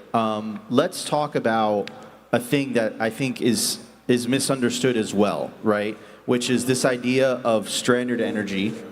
And you would think, okay, well, Nico, there's a stranded energy source, 200 miles outside of this city. But I think people have a misconception about the fact that there's not really a very efficient way of storing electricity or transporting electricity over large distances. Yeah, certainly. Thanks for the question. We're looking at a really interesting time in the grid. We are looking at a transformational technology like AI touching the grid, which is sucking up mass amounts of resources.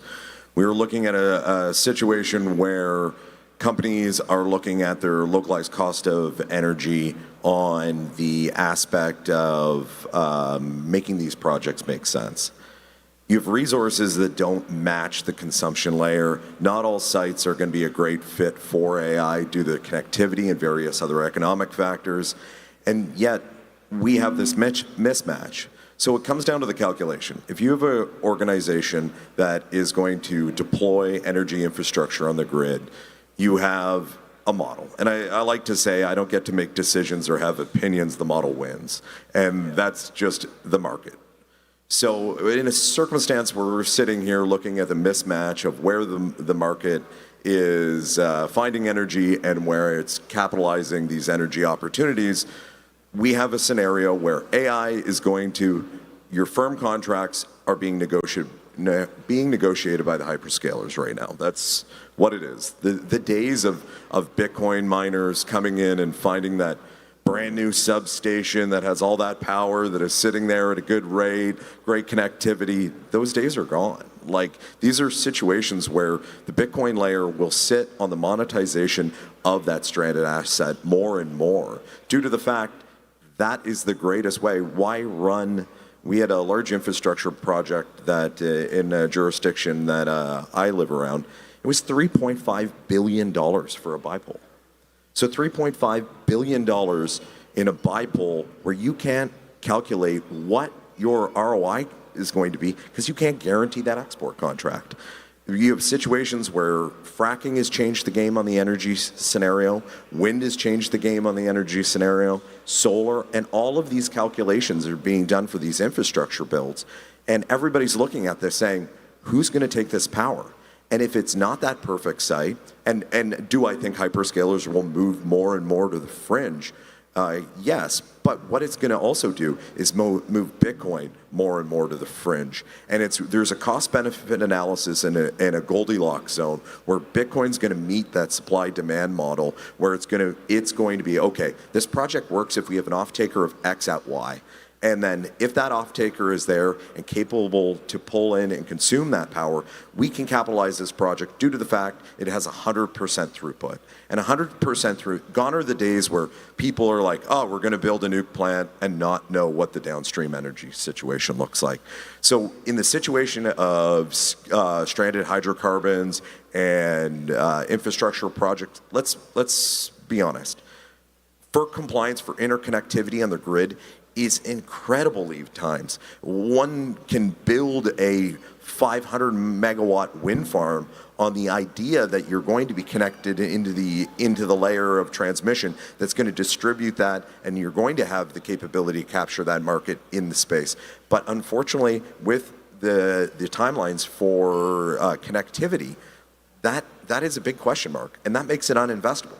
So the question is, how are we going to, in the Western world, scale a lot of that power capacity on the other side of these energy questions when they don't know if they have an off-taker? And that off-taker is so important. I love all the panelists on here, except for Dan. Dan, where's Dan? Oh, hi, Dan. Hey, how you doing? Hey there, how you doing? Good to see you. Good to yeah, see you. You too. Dude, so now that, a lot of Bitcoin miners are pivoting or adapting to, this AI revolution, HPC, how is Foreman positioning itself? So we've been focused on automating load control for a very, very long time. So a lot of the comments up here come down to availability of power. How does the load respond to the grid? How does the load become kind of a perfect symbiotic relationship, Bitcoin mining load and the grid? A lot of our customers are starting to pivot to AI and HPC, but the interesting part about Bitcoin is Bitcoin pushes a lot of innovation. So Bitcoin was very firm, flat load. Well, I won't say firm, it was very flat load. They could respond very quick to grid signals. It pushed a lot of innovation in some avenues where, as it turns off, it looks kind of like a battery. It's it can dial down very quick, it can dial up very quick, it can be very, very precise. As our customers are moving to AI, HPC, GPU workloads, depending on the type of workload that's going to actually run, whether it's training or if it's inference, the demand from the site could be very different. So if it's training, kind of view it as making ChatGPT. Inference, like using ChatGPT. If you're making ChatGPT, it's training something and it uses a lot of power and it's very flat. If you're inference, if somebody's not logging into the website and typing a question, it's not using any power. So Bitcoin miners have pushed for innovation and flexibility. So what we are starting to see is our customers are leveraging the power that they have now, bringing GPUs to the site, and they're trying to trade between, if it's an inference workload, I'm going to pause the mining or ramp down the mining, and I'm going to let the GPUs run. And then as soon as the GPUs are not being used, somebody's not running a query on ChatGPT, Bitcoin mining resumes. So it's how do we perfectly match that together? And it's getting pretty creative out there.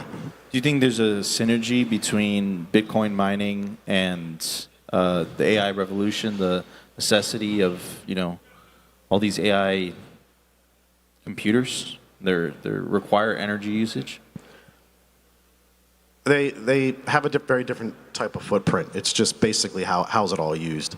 from the grid perspective, I like some of the conversations up here about capacity and how base load can be good for the grid to help stabilize it, but capacity takes a long time to make things, so it's hard for AI GPUs to get power right now. So it's actually interesting. This is one of the first times where grids are starting to move to not being capacity backed. So if you look at PJM, there's this effort moving forward, non-capacity backed load. So they're actually going to be letting loads connect to the grid that they might not have power for it sometimes. So it's kind of like baked into when you're taking power, you're obligated to also be flexible. So it's interesting. Bitcoin kind of set the precedent for flexible compute.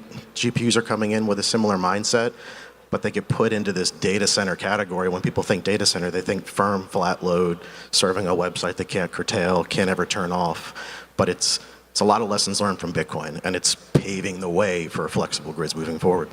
So Bitcoin miners pioneered, built out the infrastructure, and then the AI guys are tapping into it. They're tapping into it. And do they complement each other? They do complement each other, that ability to fit the load together, to flatten it out with two different types of load.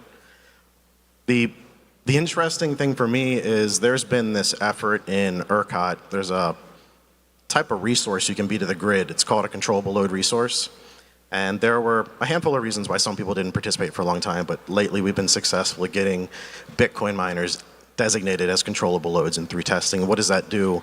That makes them able to be dialed up and down very precisely in ERCOT. So historically, ERCOT, the Texas grid we'll call it, it was manipulated based on pricing. So if they need people to turn off, they elevate price. If they need people to turn on, they decrease the price. The cheaper it is, I'm going to run. If it gets too expensive, I'm going to turn off. CLR, or controllable loads, gives ERCOT another way to do it. So now they can elevate price, decrease price, and also they can dial the load down itself. And the lessons learned from Bitcoin are starting to lead to regulatory changes where there's bills getting passed that are saying if you're above a certain size, you're going to have to be flexible. What does flexible mean? Not defined yet. But there is this push where the lessons learned from Bitcoin are getting applied to data centers. So now data centers are having a hard time getting power. And now the big conversation topic on the data center side is speed to power. How quick can I get power if there's no capacity? And it all comes down to flexibility and the lessons learned from Bitcoin. Love it, love it. Olga, how you doing? Absolutely. Perhaps let me frame it from our own experience and also give a little bit more background on what we actually do. So, and also diving deep a little bit more into the topic on grid and what just Dan mentioned about curtailments and everything. So we are actually a vertically integrated Bitcoin miner and hash rate services platform, from self-mining, hosting, cloud, but with energy-facing architecture. So we don't just plug into the grid and hope the prices are good. We actually build the whole stack from data center to hardware procurement to the pool, firmware monitoring, and then we basically package all that hash rate into standardized products for our customers. So that's why we actually can operate across all of the power markets, ISOs, but still keep the delivery stable. And so metrics-wise, we are right now managing on the order of 36 exahash. We're 600 megs globally with very much US focused. So we're over 250 megs in US. And, we have over 600 of cloud users active on the platform. But now let's connect to your original point. So, and that's why we actually care, about the flexible load. So from the operator perspective, what actually matters is, achieving that curtailable economics to the highest extent possible while still, self-mining was the shortest break even possible, or basically as we do delivering the guaranteed stable hash rate to the customer. And so what actually, as a hash rate service provider, what we actually had great success in is combining our hash rate model, with highly curtailed facilities on the grid, such as ERCOT and PJM.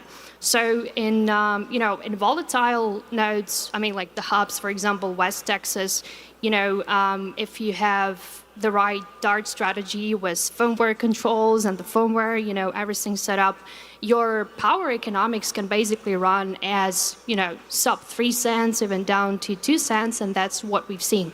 So as a hash rate service provider, we basically help, the facilities to monetize their load, their hash rate, while, when their like uptime, say 95, 80, or even 70% isn't really optimal. My friend, how are you? Are you doing good? Doing good. Thanks for having me. Well, question for you, dude.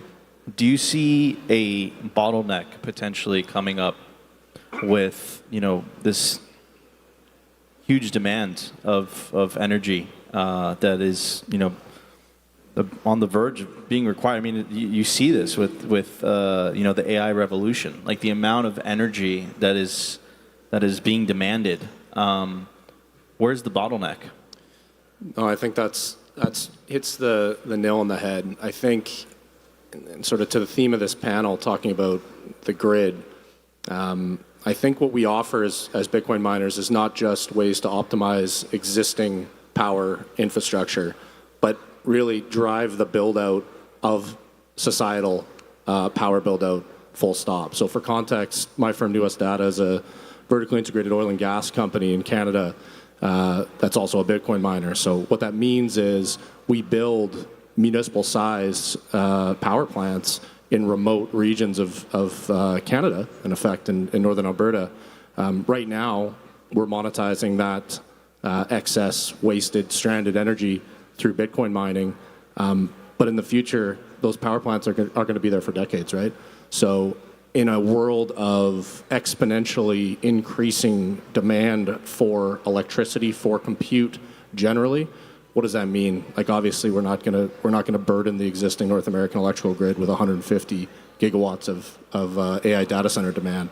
So I think in addition to optimizing existing infrastructure, we as miners can and are paving the way for really societal energy and power build-out and optimization on a really grand scale.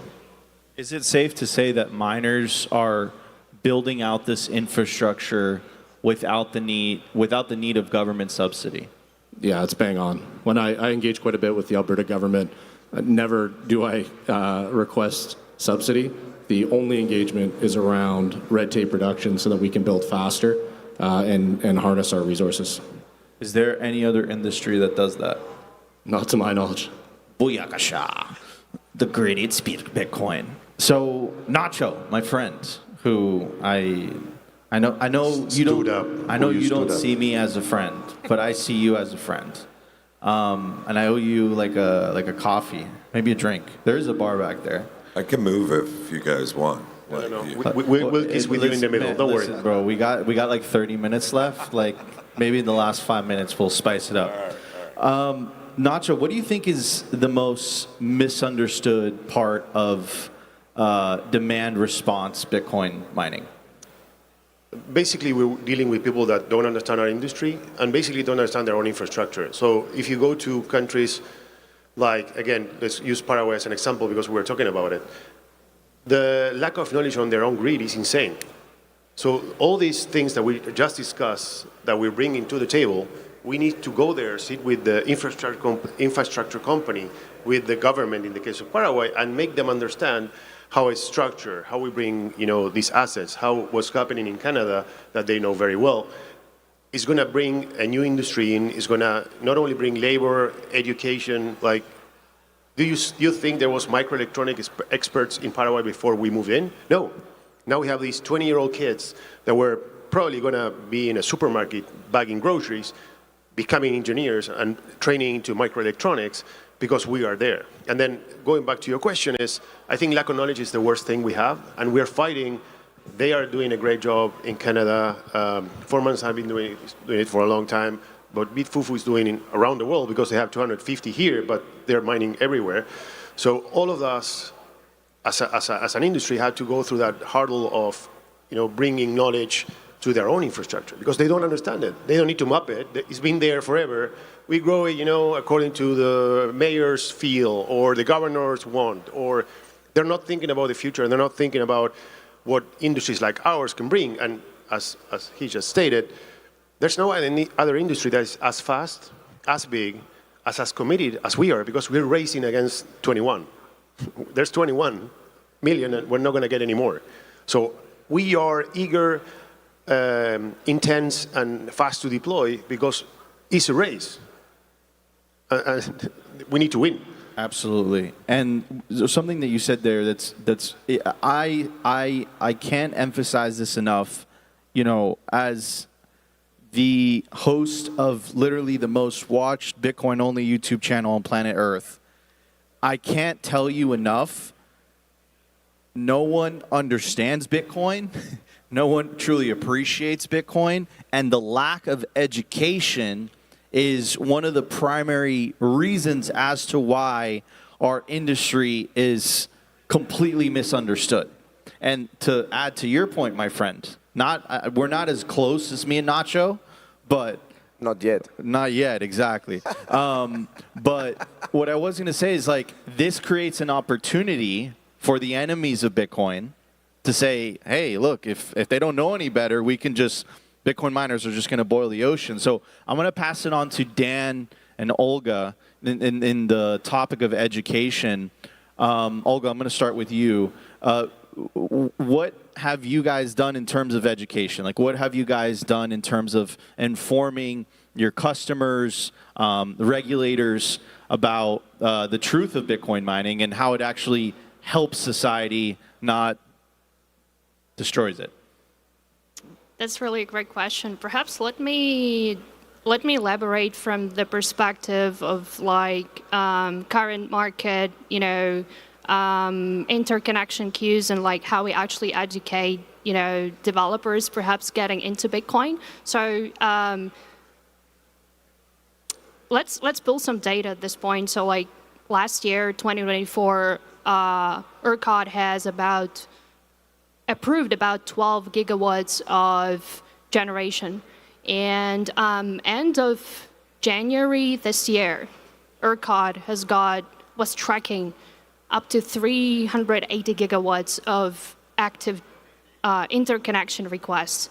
So, you know, over the last couple of years, like, you know, we've seen these, you know, transmission constraints, node volatility, congestion queues, and, you know, all of these basically pushed the miners and Bitcoiners to like BTM developments and renewables. So, you know, if you just look at West Texas, right, there's a lot of constraints, and, you know, like, for example, congestion revenues are being like up to 200 million on just one line, and like in total like 2 billion for the whole year. So there are a lot of these kind of, you know, renewable swings, and we're seeing many of those, you know, wind developers, solar developers, gas developers, you know, they're looking to monetize. So there's actually a lot of education to be on this. In this area as well, and, you know, and how we can help these developers to monetize their assets, even distressed assets. You know, there's a lot of ERCOT, of course, works on, you know, bringing the West generation to the load centers on the East, but, you know, that takes really time, and, you know, it's in terms of like congestion, and the cost is really very costly. So I think there's a lot of education to be done, and, like, you know, the off-grid part for like Bitcoiners. Dan, how are you? I'm good. You have to make eye contact with me, bro. I'm good. Okay. How are you? I'm really good now. I'm not gonna break eye contact now. Okay. Let's. All right. Let's do it. So, Dan, what is Foreman doing in terms of educating the masses? He's looking into my soul. About Bitcoin mining. He knows too much now. So what do we do? Dude, I think I got your seed phrase. So what do we do to educate? I think we focus a lot on load flexibility. We focus a lot on demand response and how Bitcoin can be complementary to the grid. But a big problem is a lot of people just don't understand Bitcoin. They don't understand the fact that mining economics change effectively every 10 minutes, we'll say. The price is volatile. Things go up and down, and that means that people's businesses are literally changing all day. So when we talk to anybody that's coming from a grid perspective, like even somebody at ERCOT, there was a conversation we had, and it was a simple question. I think it was maybe a little over a year ago. Hey, this is ERCOT asking this question. Hey, we expected the Bitcoin miners to turn off on this day based on how we've historically seen them respond to price. They didn't turn off. Why? And to somebody that doesn't really understand Bitcoin, they're just looking at price and saying they're price responsive. I don't think they're profitable. They were turning off a week ago at this price. Why aren't they turning off now? Well, to a Bitcoiner, let me check into it. Well, there was an ordinals thing that was taken off, and transaction fees blew through the roof for a couple of days. And what does that mean? That means that Bitcoin miners for a couple of days became almost twice as profitable, just because people were paying a lot more for transactions to go over Bitcoin. So when things like that happen, it changes the way that the grid is expecting Bitcoin to respond. And without that kind of education, without talking to the ISOs, talking to demand response aggregators, talking to suppliers on how do we determine how this load profile is going to fit into our book, you really got to start to understand Bitcoin. And that's where I like how we're positioned, because we were Bitcoin miners back in the day, very, very small hobby miners. I imagine everybody you guys are all much bigger than I ever was. So we come from the Bitcoin space. We talk a lot to the power space because that's one of the big values that our software brings. It just helps drive revenue, economics, helps mining go. And by really focusing on educating the people that we work with on Bitcoin, it pushes a lot of innovation, helps people understand how the loads respond, and also more importantly, how the loads can respond.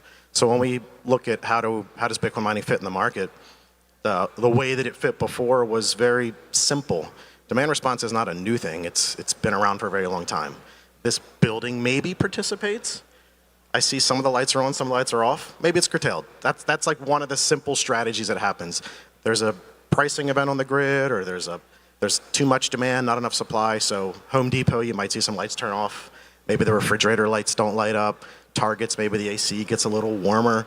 Demand response is not new. So when somebody approaches us and says, hey, so call it 2020, I want to put some Bitcoin mining load into the market, they come with that very simple mindset. How do I turn it off? How do I turn it on?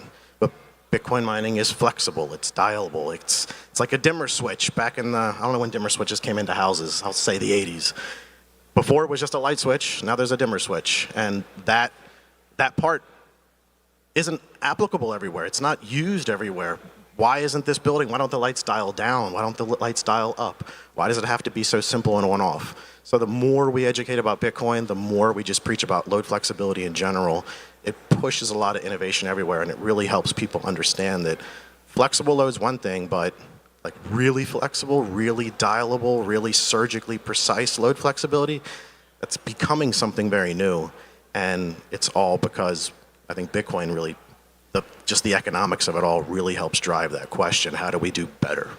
Some beautiful, beautiful signal from Dan. I'm going to pass it on to you, my friend.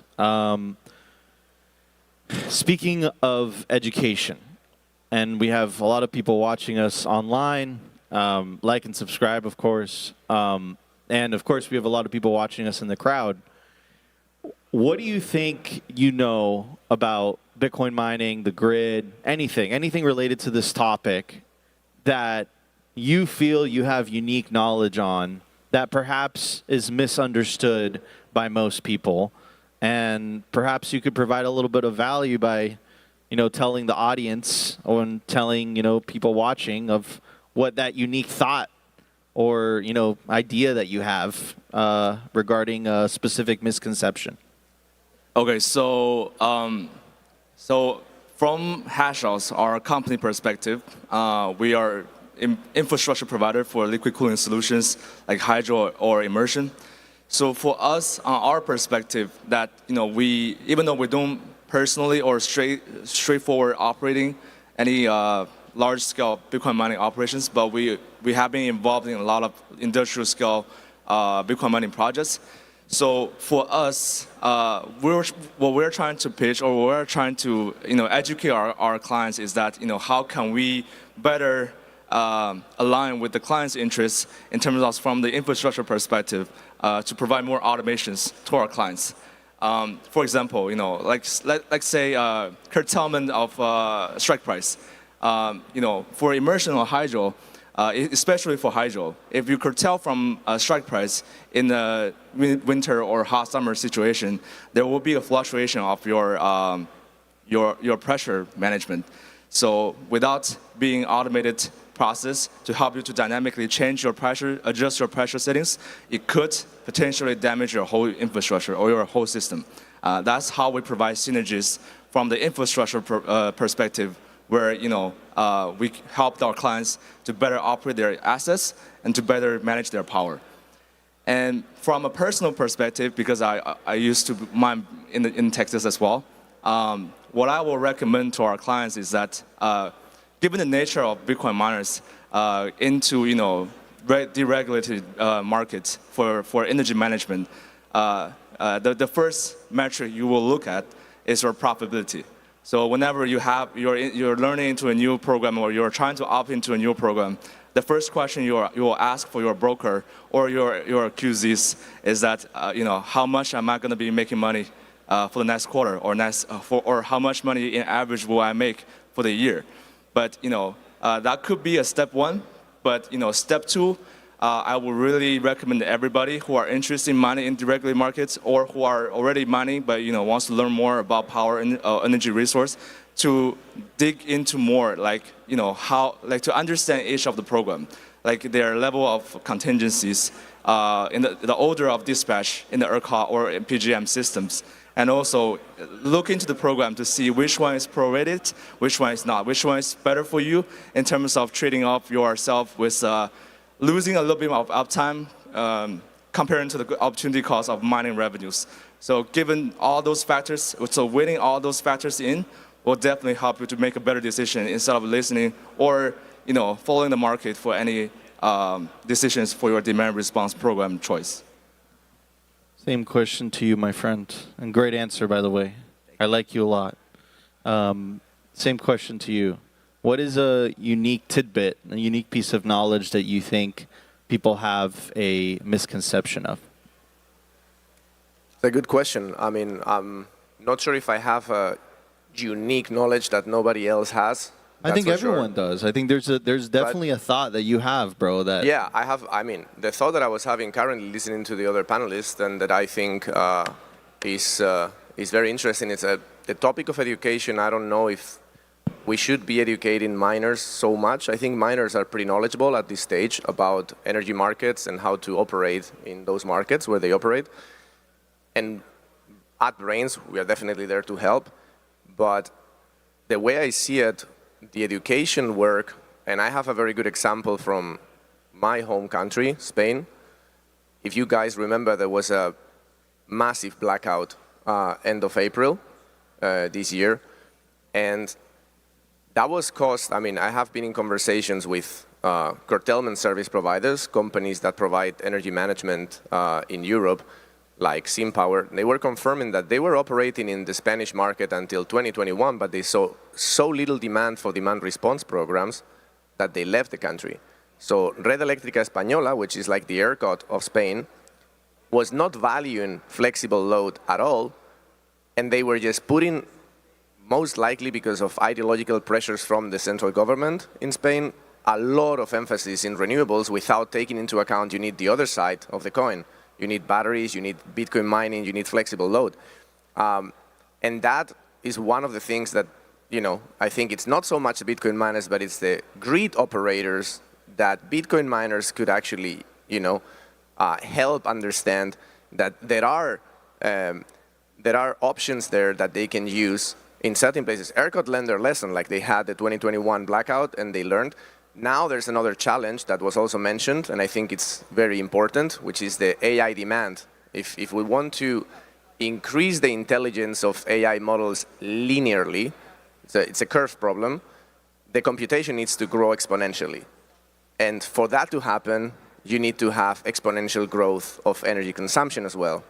So the power demand that Olga was mentioning, that's right now in ERCOT, compared to the generation that's coming online, there's a disconnect there that I'm not sure the regulators are actually able to see, and that when you look at how load studies are done based on peak load instead of taking into account flexible load, I think there's a lot of work for Bitcoin miners and companies like the ones that are sitting here today to actually help them understand, guys, you need to, like, this demand is there.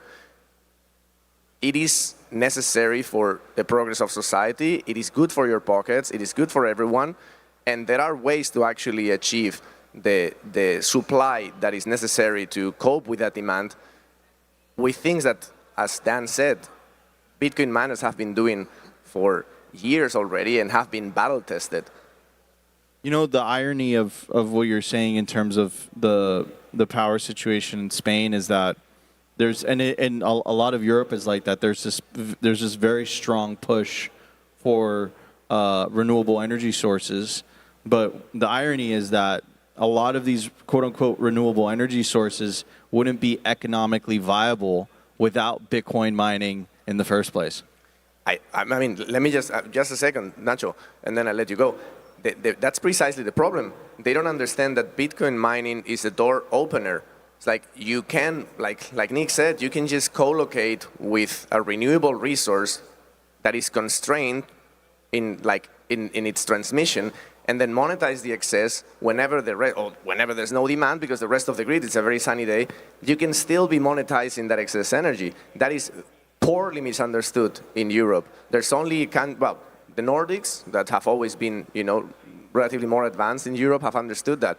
But as I said, the company I was referring to, SimPower, they were telling me that now Red Eléctrica Española is begging them to come back into the market and offer MFRR and AFRR to customers in Spain so they can actually stabilize the grid so this shit doesn't happen again. I saw Nacho wanted to jump in. Yeah, This is where I'm going to ask you, bro. And I'm going to throw the ball to him. It's time to switch places.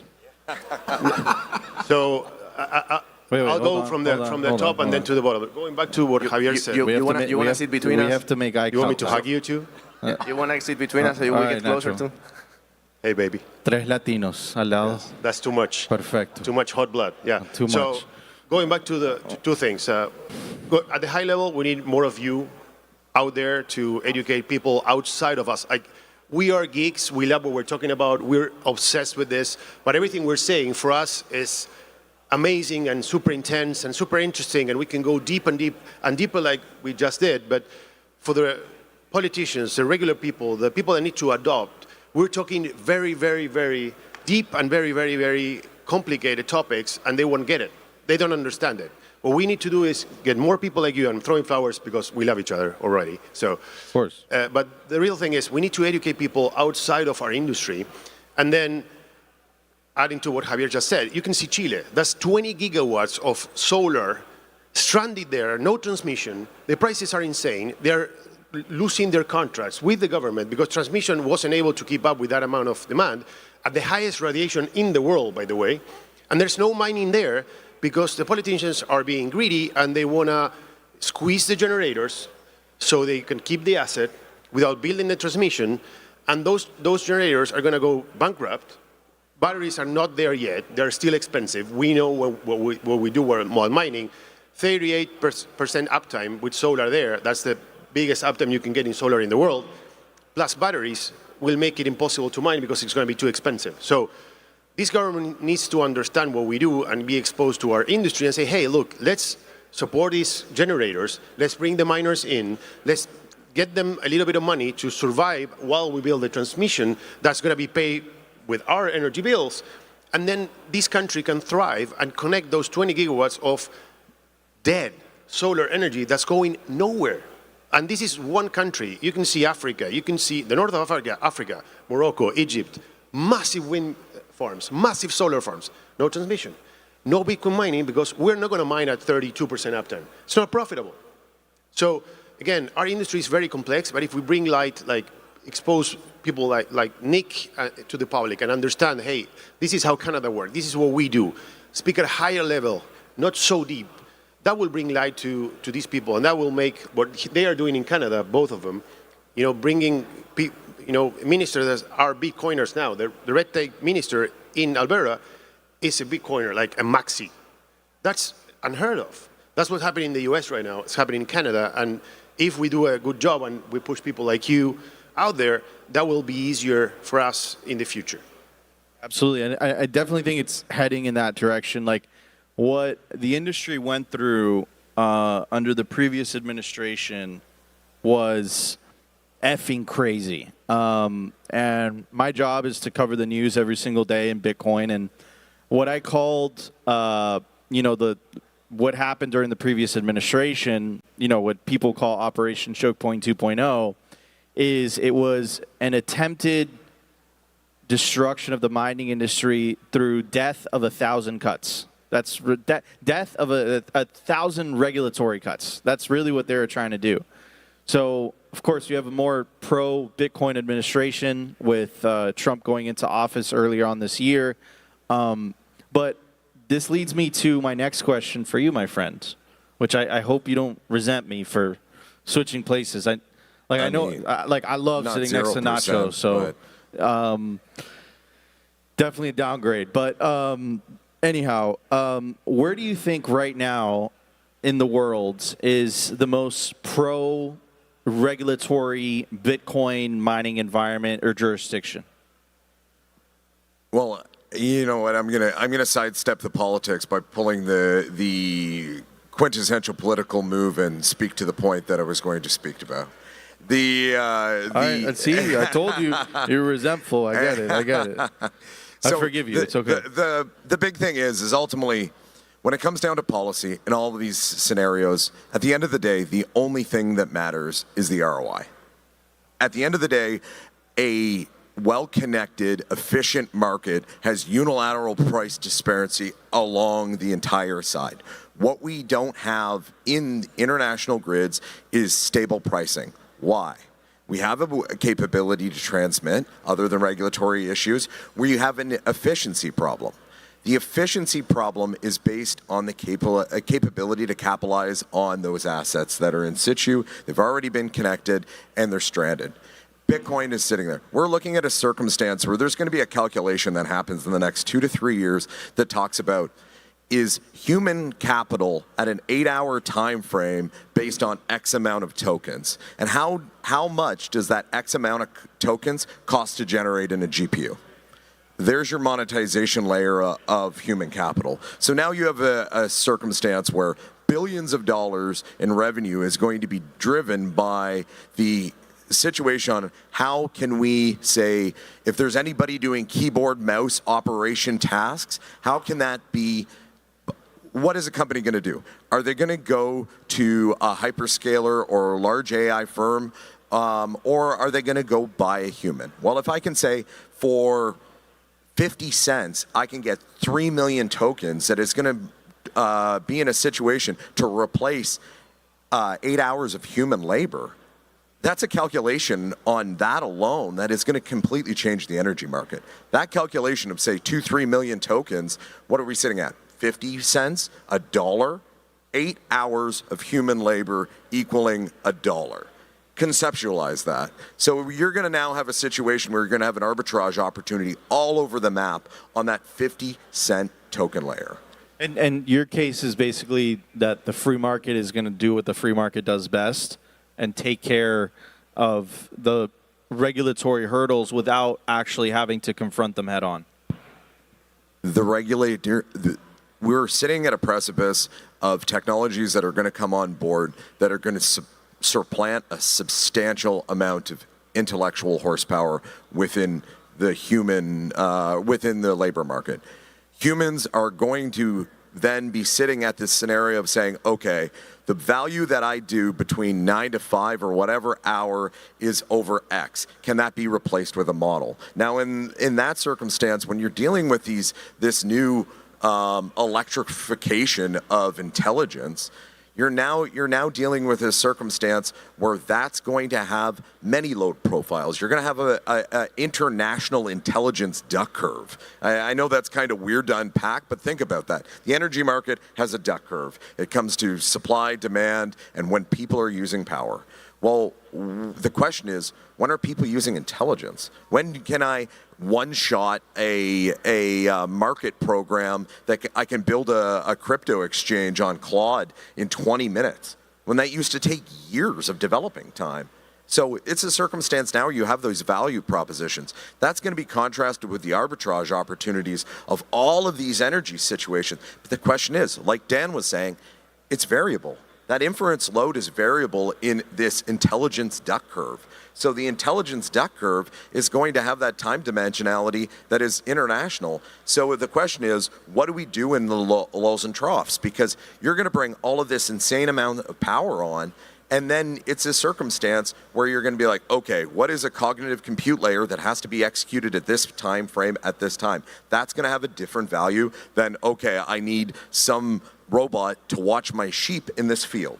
Like all of these concepts of value propositions based against energy consumption is where the market's pushing. And we don't even conceptualize the layers of all of this thing that's going to add on in the next 5 years, 10 years, 20 years. This AIification of our world economy is directly going to run up against this stranded asset paradigm. So the question is, again, is it a circumstance where we have a variable inference load that can make sure, because the power uptakers are going to be like, well, I need to calculate ROI. Well, how can you calculate how many sheep herders want to watch sheep in the next 5 years? Like the capability to calculate those returns on your energy sources is directly proportionate to uptime. That uptime and the calculation of the ROI is directly proportionate to the use parameters. And those are mismatches constantly. So the question is, with Bitcoin, it's not the grid eats Bitcoin or Bitcoin eats the grid.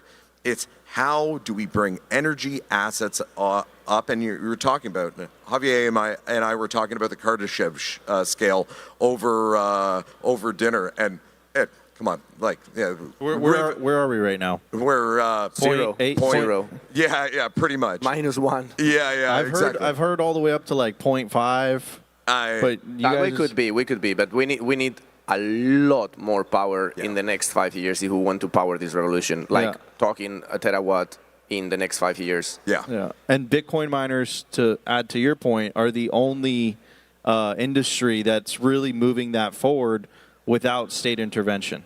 Well, and this is going to be the situation. If you're a large energy producer in the next 5 years trying to say, hey, where am I going to deploy assets to get energy use online and make sure I have an ROI of X? It's much more efficient. Correct. Yes. You're equalizing your energy consumption. So if you have, say, a solar grid operator or a wind grid, these are all variable loads. So it's a circumstance, and as battery, I agree, batteries aren't there right now, but look at the oversupply in lithium iron phosphate in China right now. It's 5x of current demand with EV and BESS storage. So this is going to crash these prices as well. It's going to be another arbitrage opportunity. And when you see an inefficient market, you see variability across the spectrum. We have variability all across the world right now, and utilizing a layer on putting a Bitcoin layer with intelligence is a way that you can make sure that you're utilizing that uptime. How many transformers in the world right now are running at 10%? So we have a situation, we are running into supply constraints all across the world right now. And yet we have, say, the average utilization rate of a transformer sitting around the world, what, 10, 15, 20%? I mean, how many people in the audience have ChatGPT on their phone? You could probably look it up pretty quickly. But again, intelligence on demand. That's the scenario what we're looking at, and maximizing those arbitrage opportunities and making sure you have full utilization rate of your assets. That's where smart money is going to go.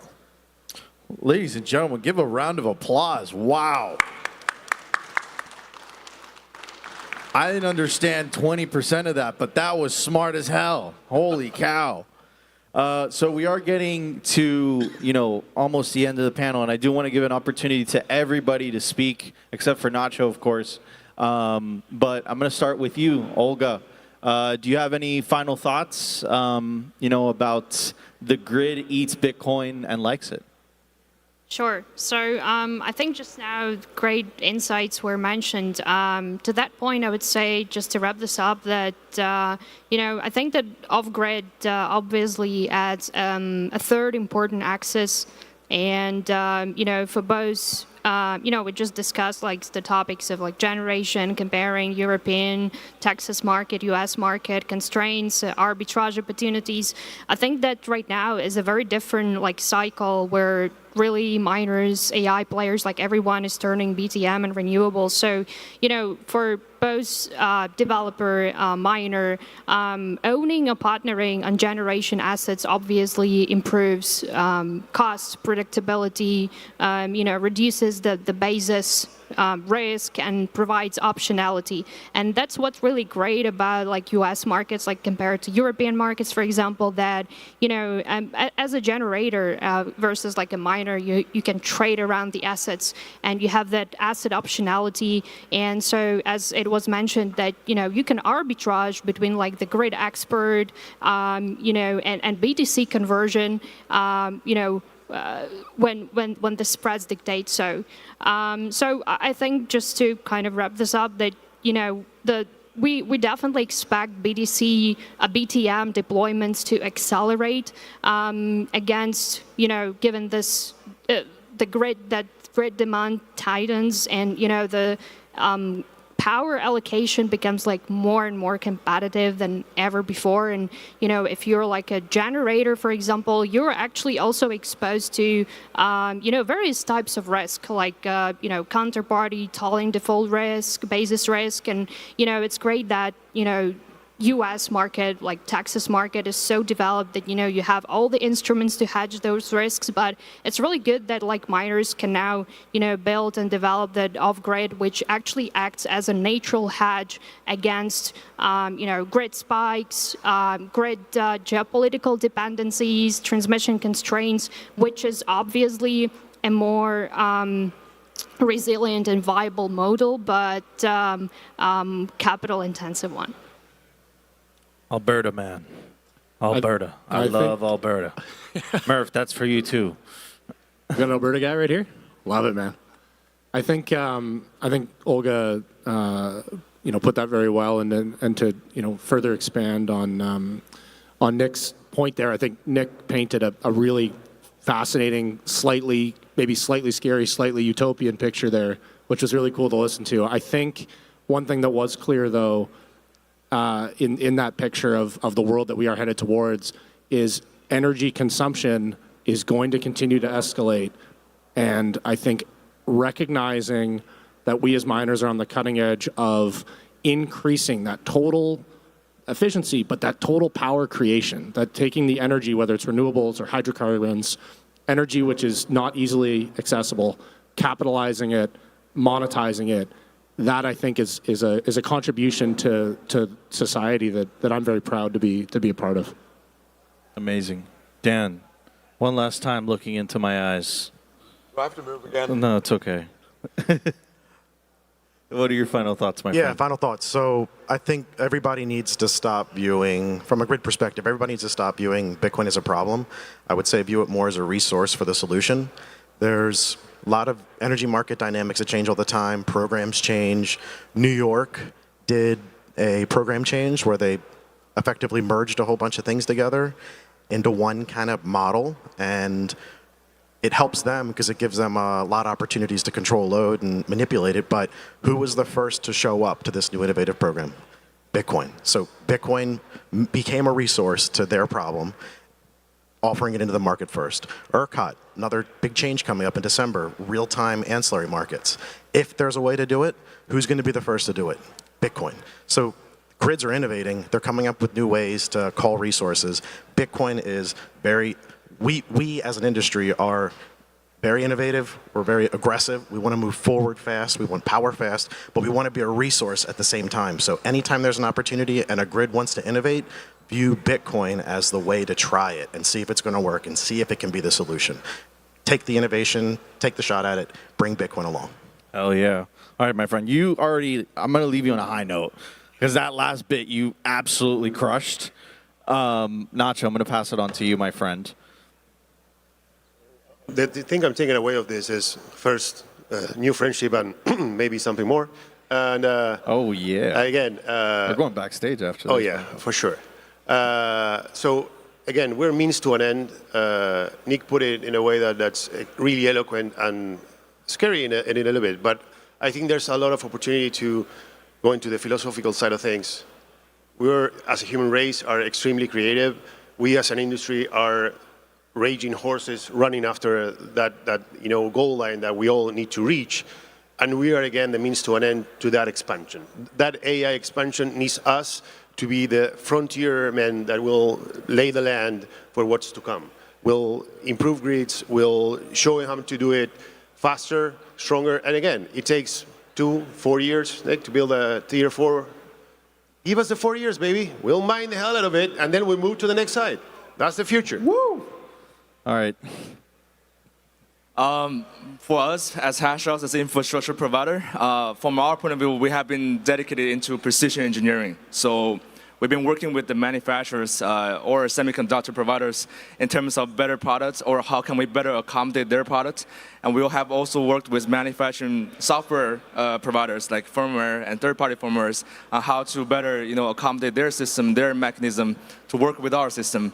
And also from ourselves, our product-wise, we're trying to make sure when there's a power curtailment, we're minimizing downtime. We're trying to use our pump to adjust the frequency or the fan, exhaust fans to adjust frequency to better utilize the power energy efficiency. And also, on the other hand, we're trying to work with our miners, to better, and also with the SaaS providers who are, into the controllable low resource or the non-CLRs, how can they better manage their power efficiency? How can they better manage their demand response programs? So hopefully, with our help, with our dedications, and also with our clients, the mining groups together, in a few years, let's say 3-4 years, the topic will not be the grid is Bitcoin, will be the grid love Bitcoin, and everybody loves it. Woo! I love that. España, last but not least. Thank you. So I guess my final thoughts, very summarized, would be I'm an optimistic. I think the future is very bright, and I think that this emergent property that appeared from, it's kind of crazy that Bitcoin mining is this interruptible computation, and that has created a huge opportunity for our power grids to innovate, like Dan said, and to pave the path forward for the next revolution, like the next industrial revolution that is ahead of us, which is the AI revolution, as being the buyer of last resort that allows to build that infrastructure around all that stranded energy that we're going to be definitely needing, as I said before, in order to power this revolution. So I think, yeah, like Danny said, it's going to be the grid loves Bitcoin, and the people would love Bitcoin. Love it. And so let us Bitcoiners make the American grid better again. Build, build, and build. Woo! Oh my God. Well, ladies and gentlemen, the grid eats Bitcoin and likes it. Mining Disrupt Summit, Texas, Day 2. Thank you guys so much.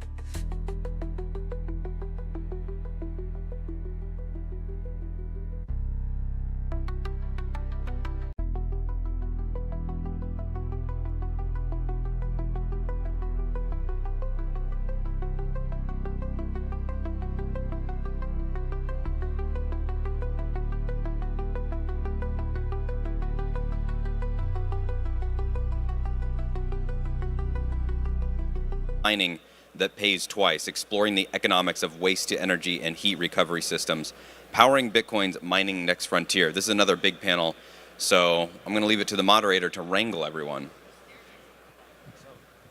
What is up, everybody? Good crowd, love it. So we're gonna bring everybody out. Let's see, David, let's get you out here.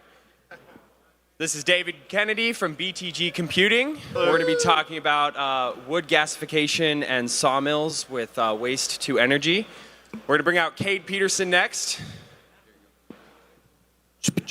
This is Cade Peterson. He's the CEO of Softwarm LLC. He's doing heat reuse, building, all kinds of cool stuff, you know, concrete plants, car washes, integrated homes, really cool stuff.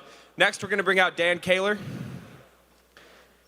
Dan is probably doing one of my favorite projects within the Bitcoin mining industry. He's actually taking rubber tires and plastic, and through the process of pyrolysis, he's turning it into gas components and using that gas in a genset to power Bitcoin miners. Next, we've got Andy, or Pazandy. Andy is, he's a heat punk just like myself, and he is actually taking ASIC mining chips and putting them in the 3D print beds for 3D printers. So, pretty cool stuff. Next, Dane. Dane Jodan. Dane is building immersion tanks for the heat punks and for small businesses who want to integrate heat into their processes. All right, now Rick, you can come up. This is Rick Margerison. Rick is a thermal fluid engineer. He works on immersion fluids, two-phase, and he's got some cool stuff that we might talk about at the end of the panel. All right. You guys ready to talk about some waste to energy heat reuse? Yeah. All right, let's do it. Okay, so I mentioned that one of my favorite projects is what Dan Kaler's doing over here at, one more time, remind me of your company. PowerLink Digital Partners. PowerLink Digital Partners. Okay, so what I want to do is we're all going to kind of highlight the things that we're working on and why we see waste to energy being so important in the Bitcoin mining industry as we move forward. So I want to start with your project specifically. So just give us a quick rundown, not too long, quick rundown of what your project is and what the process is of turning rubber tires into Bitcoin. Yeah, absolutely. So I do want to mention that I know you had said it's a pyrolysis based. We're actually a lot cooler than that. So what we're really doing is more of a molecular deconstruction. So we're taking your base elements, your tires and plastics, and through our process, through our reactor, we can molecularly deconstruct it and turn it into its base fuels. So what you end up with for your outputs is propane and diesel. And then your liquid rubber that can be repurposed for industrialized projects, roofing, some kind of road base, things along those lines.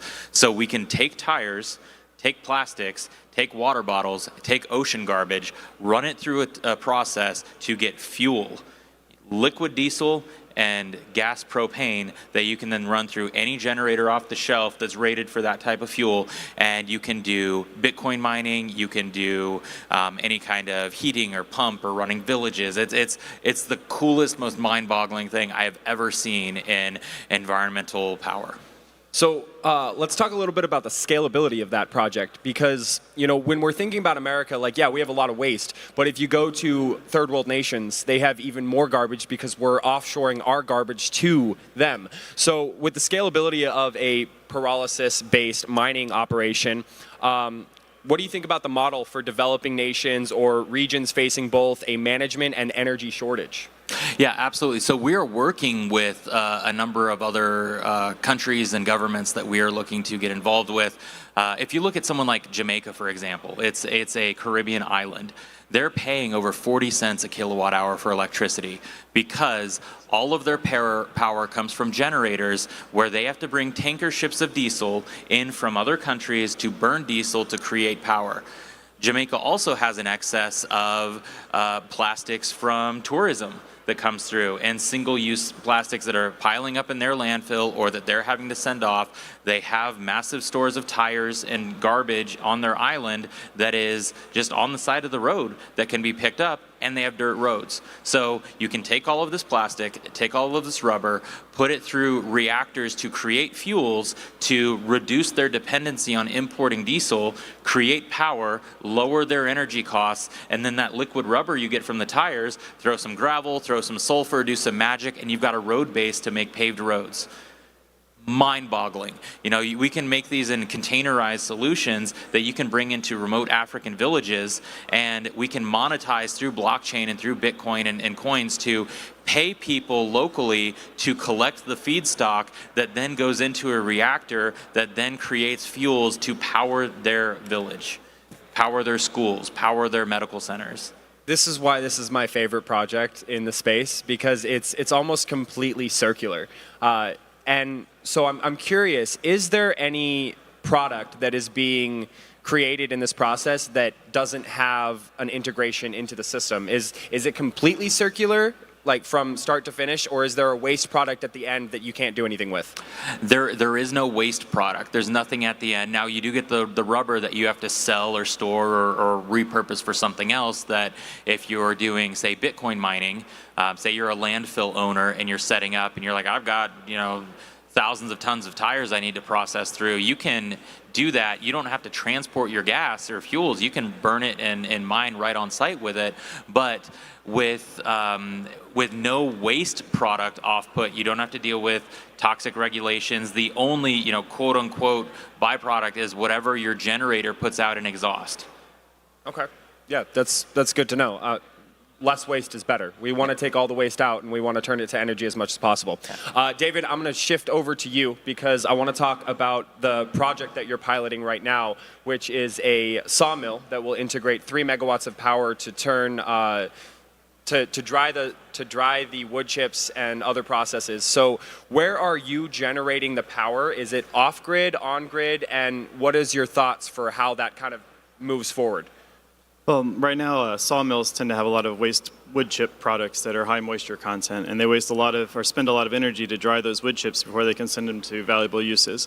And so the owner of this sawmill was actually looking to get into some Bitcoin mining, and we started talking about it where you could actually recover that waste heat from the Bitcoin mining to dry your wood chips and then save them on burning natural gas fuel that they'd otherwise need to spend. And so in this case here, this project would take grid power, use the 3 megawatts of grid power, mine Bitcoin, which they were wanting to do anyways, and then displace burning of natural gas fuel for drying the wood chips. We've further looked at other integrations with these wood chips for further processing in higher temperatures. Similar, but a little different than the process that Dan was talking about. This would actually be a pyrolysis process running more high temperature. We end up making advanced carbon materials, possibly a liquid biofuel, as well as then a syngas, which then you could optionally use for fuel to another generator to make power. So you sort of have a bit of a closed loop system as well, where you input in wood chips, output carbon products, and energy, which you can use to mine Bitcoin. Mm-hmm. So backstage, Dane was talking a little bit about all the fires that happen in Oregon alone, and you know this material after these fires, it's not ideal for selling to communities for wood burning. But is this something where we could take those lower quality firewoods and use that in your process? Yeah, so a lot of those pieces of wood stranded out in the places that are fire hazards, a lot of the cost is just the labor to collect it. And so different pyrolysis technologies can turn it into solid carbon, which could either be used to sell carbon credits to the Microsofts of the world, or make energy, stranded energy, which could then turn into Bitcoin out in the middle of nowhere. So that's one of the challenges, that you end up with a solid carbon that needs to be monetized, and energy often in remote locations. So that's kind of hand in hand with Bitcoin can monetize stranded energy. And then the wood in a stranded location, you want to avoid the logistics cost of moving it far. The carbon can then be distributed back to the forest to help the forest recover and reduce wildfire risk going forward. Could we modularize this system, like say put it all on a truck and drive it to the sites where these fires have happened, set up a Starlink connection, and start the process there? Or is this something that we'd have to off-take that fuel source to the site? So that's a good question. So there are some small-scale pyrolysis systems happening in the woods now. They're effectively fancy fire pits. But the ones where you actually recover the energy and make something useful out of them would be more like skid-mounted trailer-type scale ones. There's a company out of Canada that's actually developed a trailer-mounted version that's about the size of 2 shipping containers stacked on top of each other. You can pull it out into the woods, set it up, make a biofuel as bio-oil as well as a syngas. But right now, unless you monetize that syngas to power into Bitcoin, the syngas in the middle of the woods isn't really useful. And so that's where we're like tie these pieces together. So given your background in large-scale energy and entrepreneurial innovation, what do you think about how traditional energy companies view Bitcoin mining today? Is it competition, or is it kind of a potential integration partner? So I think most large-scale companies don't think of it as much at all. They frankly don't really care about it. They're looking at data center. I know the majors like ExxonMobil are targeting data center and things like that.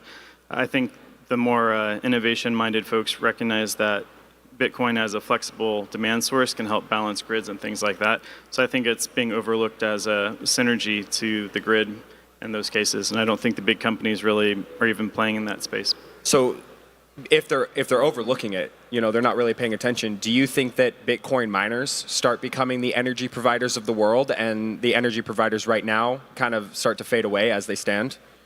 I think you'll end up with more distributed, smaller scale demand response Bitcoin type operations, monetizing smaller pockets of stranded energy, where when you have enough scale for data center scale, that tends to be a higher revenue per unit of power. So that's going to probably be the large scale operations. So you're going to probably end up with more of the 2 to 5 or 10 megawatt sort of scale distributed Bitcoin mining around the world.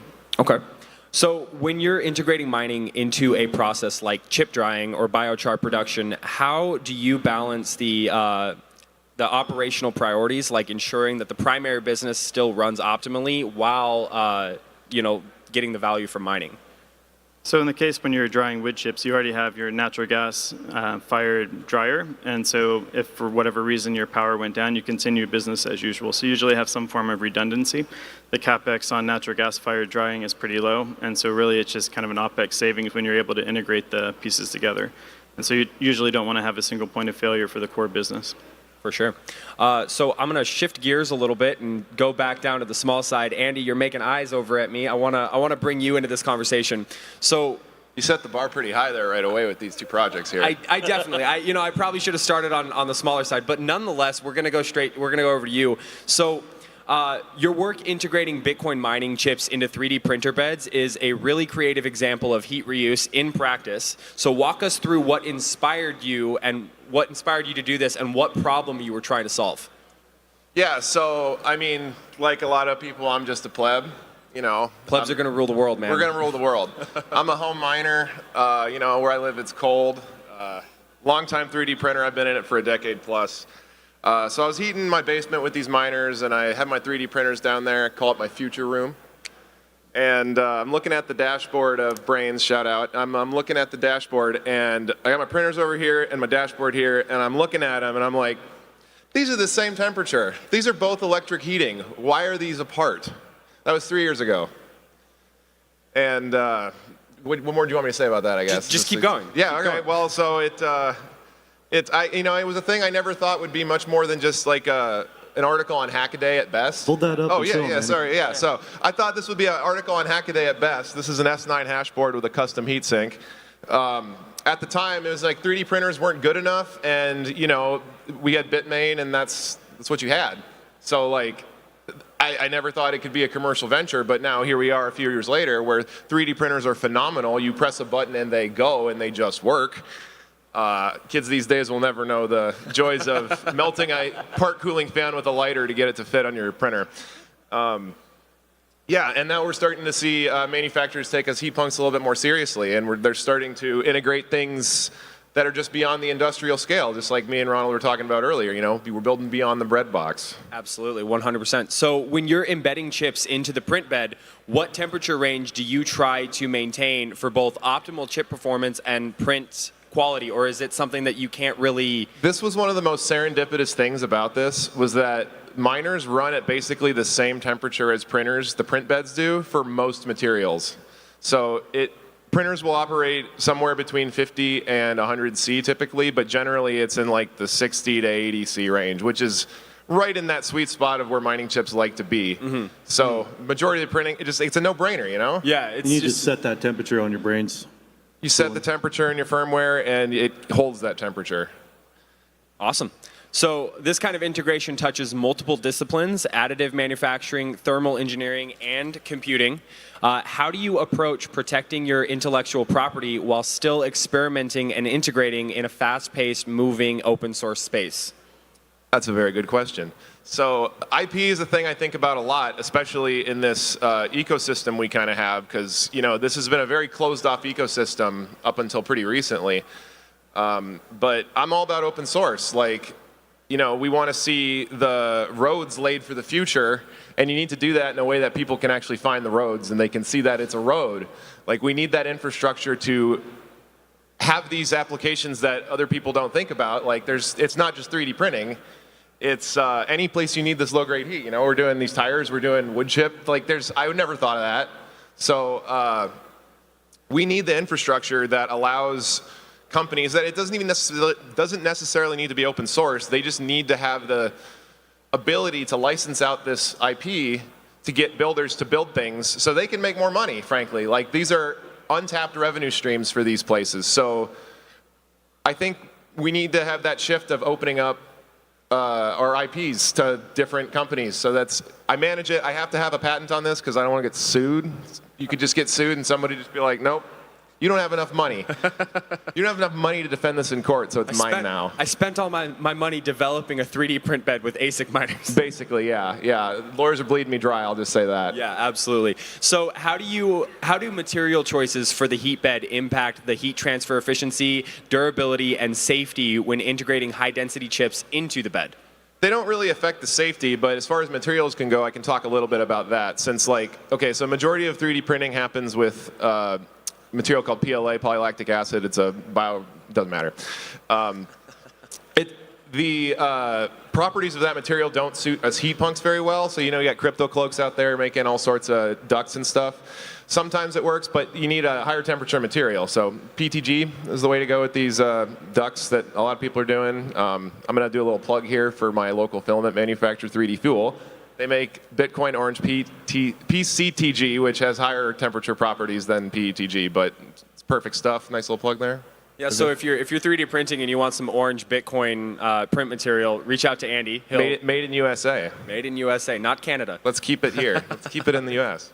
Awesome. So as someone who's building in a niche within a niche within a niche, what advice do you have to other people in the audience and in the world for how to just start building in the heat reuse sector on something that you personally love?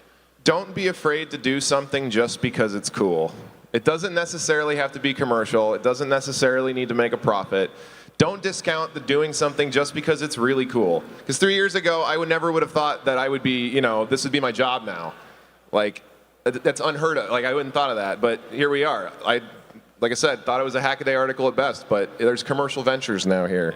I will speak from experience. I met Andy about 2 years ago at a conference that we did in Brainerd, Missouri, and he had no idea what he was going to do. 6 months later, he's talking about 3D print beds, and I was like, that was just a year ago, cool. Funny enough. That was just a year ago. It's funny how fast it happens. It was quick. It was quick. So I love to see the movement and the progress that you and the other heat punks are doing. Moving on to one of the other heat punks, one of my favorite heat punks in the space, Cade. You're in a Goldilocks zone, so we can't really talk too much about the power. We can't talk about the fact that you live in a town of 1,500 people and you know everyone. But what we can talk about is when you're evaluating whether a heat recapture integration makes sense, whether it's in a business or in a home setting, what are the key metrics or factors you look at to decide if the project pencils out? First thing you got to realize is that there's different types of use case for heat. You have people that need heat and they can't turn it off. You turn the heat off, your house is going to freeze, right? So that's a type 1 user, and it doesn't matter what their power rate is as long as electricity is the most cost-effective way to heat. So if you're in a skyscraper in New York and it's 30 cents a kilowatt hour and that's the only way you heat, it doesn't matter. And so a lot of people get confused and they think it's not profitable to mine or there's no benefit to it and they discard it, right? But then you also have areas where your power is cheap enough to keep it running all the time. And so when you look at how that person is going to use the electricity to heat, you can determine how to design the system, whether you want it to run continuously or you want it to shut on and off or downgrade based upon heat demand for cost savings. So I look at obviously energy costs. I look at other available sources of heat. I look at the owner's desire. Are they a Bitcoin maxi and they don't care how much it costs? They're just going to get some KYC free sats. What's that worth to them, right? How do they want it to run? So I think it's important to take away that every use case is a little bit different and not to discount right away mining just because your power rate might be a little bit high, because there may be other benefits. Maybe you want a snow melt system, right? Like, what's that worth to you? Maybe you get enough cost offset, even though you're paying 15 cents a kilowatt hour, you're only earning 12 cents a kilowatt hour with an S21 or something. It still might make sense because in net you're paying 3 cents. So, and you're getting KYC free sats. So it's different for everybody. But I think the biggest thing is just to talk to the person who's going to use the system and make sure that they're on board with and understand how it's going to be. So when you're onboarding someone into a heat recapture system, are you looking for people who are already Bitcoiners, or are you actually trying to like orange pill people through the process? Truthfully, I just go to the bar and talk to people, and it's the best way. Everybody's kind of relaxed, you know. We get Training for these events. We train for these events, yes. And we get people to talk about Bitcoin and what they think about it. And then you show them a picture of like the car wash that we built that's heated with Bitcoin miners, right? Or the industrial water tank, or the snow melt system, or other buildings that we've done where we just have central core of heating, you know, with miners. And they've never seen it before, and it piques their interest. And then also, what really makes it tangible, I think, for some people who just aren't quite orange-pilled, is that they can like buy gold and silver, for example, with their Bitcoin. And I don't encourage that, right? Although I do like my gold and silver, but I'm just saying it needs to be tangible for people that don't quite get it yet. Mm-hmm. And once they can do that a couple times and they feel more comfortable, they're in and they love it. Yeah, it's the best thing about heat reuse I've found is when you can put a product in front of somebody that has a secondary, or we call it the primary factor, but when it produces heat and you tell them, hey, by the way, this smart heater makes money, and you don't even tell them what that money is, like, their interest is piqued, and that makes it a lot easier to introduce the idea of Bitcoin. It seems too good to be true, right? So you tell people that, and they're like, okay, buddy, you got all the Bitcoin. You know, like, they think it's a scam. But we're bringing people around. We've orange-pilled quite a few people, and I think in our town of about 1,000, 1,500 people or so, we've got about 2 to 3% of people using it. And you know, we compare that to like a mine in Texas. You might have a small town next to it, and there's a lot of ASICs per person. In our town, there's ASICs, like, I don't know, maybe two every, I would say, like I said, 2 or 3% of the people are actually using the ASICs. They're actually using the ASIC miners to heat their homes. And so as far as adoption goes, I think we're kind of leading the country in adoption as far as the town goes. Yeah, we definitely don't have metrics to prove that, but you know, it's all hearsay. Nonetheless, you're decentralizing Bitcoin mining throughout your town, which is pretty awesome. We've got about 120 to 130 machines out in a town of about 1,500, and they're spread out. Yeah. So what variables like heat density, maintenance requirements, environmental conditions, or desired heat output guide your decision between hydro and immersion systems? I don't really like, I don't want to say that. I like hydro. The problem with the hydro system when you want to run continuously is you need to engineer a heat dump into the system. And so for that reason, I like to use immersion miners, because you have a constant loop and you can set the temperature on the loop, and it's a solid environment for the computer to run in. And then you can draw from that with a separate pump like on your glycol loop to pull that heat out from it. So it provides a more stable environment for the computer. And also, the problem with a lot of hydro miners is they're an incompatible three-phase for what a lot of domestic locations have, and a lot of even industrial locations have. Like, for example, we only have 277 480 power, and some of the hydro miners don't run on that. So I like a more versatile miner, like the S21's good because it'll run 277 or 240, but it won't run 208. And then we have the S19J that'll run 208 to 240, but it won't run 277. So if we have a miner that'll run all there, I can run it on three-phase single-leg 277, or I can run it on single-phase residential. I don't know if I answered that whole question. Not exactly, but you know, we know that you like immersion systems. Is there a case where you would use a hydro system over the immersion system? Yeah, I would if I had some type of firmware and compatible voltage on a hydro system, because mainly what I like to do is just set it and forget it with, I upload some brains, turn on dynamic performance scaling, and then control the output of the miner with the temperature control on the heat dump. Whereas if you do hydro mining and you don't have a heat dump, you need that firmware and some tie to your thermostat to go on and off. And so if I'm buying mining hardware and I'm looking for an ROI, I don't want to downscale my miner. I want it to run full power all the time, right? So I can get my money back. So if I'm turning down the miner that I've purchased, I'm losing time. And that's not what I want. Yeah, so as a follow-up to that question, I think this is really important. So in scenarios where heat recapture isn't desirable, like midsummer, you know, in Texas or something like that, how do you approach system design or integration differently to manage or redirect that thermal load efficiently? Okay, so I build all my systems with a heat dump, essentially. So even in the summertime, I can keep it going. So I operate a basic oil loop, and then I put the heat dump outside, whether that is some of my systems are actual, I would call them geothermal. They're just use glycol loops and they're buried in the dirt, or they're in concrete, and I can dump about a kilowatt of heat for every 400 square feet. So every loop, I can get like 1.5 kilowatts of dump out of it in a snowmelt system in the summer. Even though the sun's on the concrete, it still will go in the ground. So yeah, I engineer all of my systems with a heat dump. With the intent that it can support, when the market supports it, full operation of all my miners. That's actually a very good answer. I appreciate that. So moving on to like the client side, when you're looking for a client, like who is your ideal client and how do you go about onboarding them? Other than the bar. I love working with people that can do things themselves and understand like construction managers or general contractors, or people with a basic DIY skill.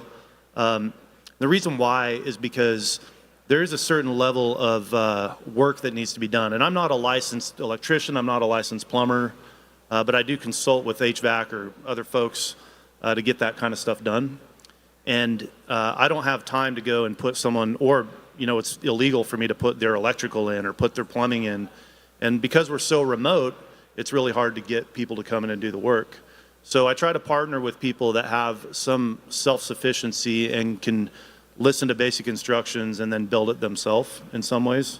And I'll come in and you know, tell them if they're doing it right or whatnot. But those are the best people to partner with. And they're also more understanding about how things work. I found that folks that don't have basic technical skill are kind of difficult to work with as customers, because they'll attribute problems of their own making, because they don't understand what's going on, to something else. They also have higher expectations for what a system should do, and they don't understand how the system works. Right, I'll give you one example. So let's say you have a customer, and they're like, well, so I get 10% of the hash rate. That's what I do, right? And I'll maintain their system and update the firmware and help them keep it running. And when it breaks down, I'll go help fix it, but they're really reliable. They don't really break down much. The problem is like folks that think you're there to go turn it on for them. Okay, it's like one button, boop, that's all you gotta do. You gotta press the button. And then they call you and they're like, hey, my system's off. Okay, go in there and press the button, you know? So there's some people that have an expectation that you're actually gonna operate it for them. So I think those clear lines, if you're gonna replicate my business model somewhere else, you need clear lines of contracts, what your responsibilities are, so that it's clear up front with people. So I want you to talk to us a little bit about, you know, you've built a lot of projects. What was like your favorite project to build, and kind of explain how it worked? Okay, so I really like the car wash. If you haven't seen the car wash, it's located in Chalice, Idaho. It's called TC Car Wash. I think it's the first one ever done, but someone else, I'm not trying to claim that if it's not true. I just want to know if anybody has ever seen one, let me know. But that was a great start, but I think the building we built from the ground up to be heated with immersion Bitcoin miners is probably my favorite project, because from the ground up we designed it, we laid all the PECs out, we used a fog hashing B6 and 6 S19J Pros running brains, and it pumps out about 60,000 BTU. We can turn it up to, we can overclock it, but it makes that building very comfortable and warm. And then when it reaches target temperature, the brain's firmware scales down the miners, right? Turns them down a little bit. We just set the target chip temperature on there and let them run, and it runs itself. And then we can regulate the temperature of the building with actual exhaust fans hooked to a thermostat in the roof. And so it radiates up in the floor, and we get natural airflow just from the heat rising and running out. So we don't need forced air in there either. That's really cool. So what advice do you have to somebody who is looking to build out systems for their community, similar to what you've done? I would say start with your own. Build your own project in your own garage and see how it works and make sure you understand it. And then also realize that you don't need this PhD level of engineering in each project. You don't need to have a really complex plan because the computers will adjust themselves. Like you see a lot of engineers like, oh, well, it needs to be exactly 1.21 gigawatts, you know? And it doesn't need to be, we don't need to know exactly how much power we're gonna use. We need to have a general idea what our cap is. The machines will adjust themselves as long as you're in the general range. And if you're a little bit short, you can add another machine. But you gotta make sure you got enough power there, right, to meet the BTU requirements for your building. But you don't have to get it perfect with a perfect design. And a lot of people never get anything done because they try to make everything perfect from the beginning. Mm-hmm. And in reality, sometimes you just got to start building it. Yeah, this is where, you know, something like a heat audit from our buddy Tyler Stevens over at Exergy, you know, really comes in handy. He helps you figure out whether or not it's even feasible. So thank you very much, Kate. Dane, we're going to move over to you. You've been kind of silent and you know, brooding over there. So you're specifically working on building immersion and a new hydro system for heat integration into personal and small business applications. So I would like you to share your vision for how everyday miners can compete with industrial facilities using heat recapture. Well, I think the compete's an interesting argument because as one of the air conferences, it's like we don't need the creative way of, you know, mining, right? We all need the heat anyways in certain applications. It's like if you're heating with electricity anyways, it doesn't matter really what your power price is. If you're getting no Bitcoin for the heat you're using, especially an electric resistance coil, any other system is better that's now getting you Bitcoin. And my focus at Hash Rate House has been around trying to make it as plug and play as possible. The major goal is so your mom could do it, right? Like send it to them and they could do it. I appreciate, just like Cade's saying, a lot of my clients currently, it's like kind of the DIY version of it's as plug and play as possible, integrated PDU control sorts of things, but it allows them to just, okay, here's the plug you need in your outlets, have your electrician put this in, and here's a cold in, and here's your supply hot coming out for a radiant loop, whatever it is. The hardest part is a lot of people wrapping their minds around how's the heat getting generated? That's not a problem. Like we're just leveraging systems that, you know, geothermal loops have done forever, wood-fired boilers have done forever. It's just we're using heat exchangers, just a different heated medium we're now exchanging.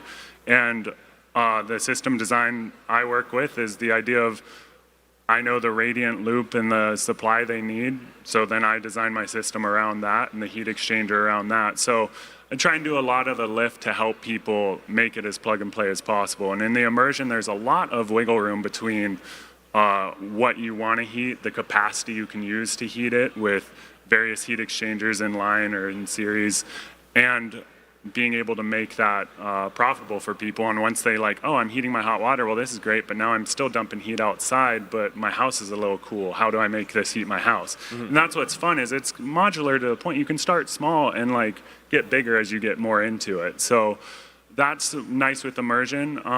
The hydro system I'm building is really focused around the idea of domestic hot water retrofit, and it's based around a specific miner size, and it's just about the size of your hot water heater. You can place your hot water heater on top of it, a simple plumbing, and it's the same power as your current electric hot water heater, so just replacing it to a L630 plug, 30 amp circuit. It's nice for people who actually might be renting instead of actually owning their house, because it's a simple, the circuit's already there, it's already rewired. With a lot of my immersion stuff, you need a 50 amp plug coming in so you can run it at maximum power. What I'm immediately thinking about is not, a year and a half ago, I installed an on-demand tankless water heater, and I wish I'd known about the M30 or the M64 system before that. Is yours different than the M64, or are you utilizing the M64? Yeah, so that's kind of it's a hard part of the whole deal. Is right now it's the M64 because it's the only single phase miner out there that will take 240, 220, 240 volt that we have here. Every other hydro miner is 3-phase, and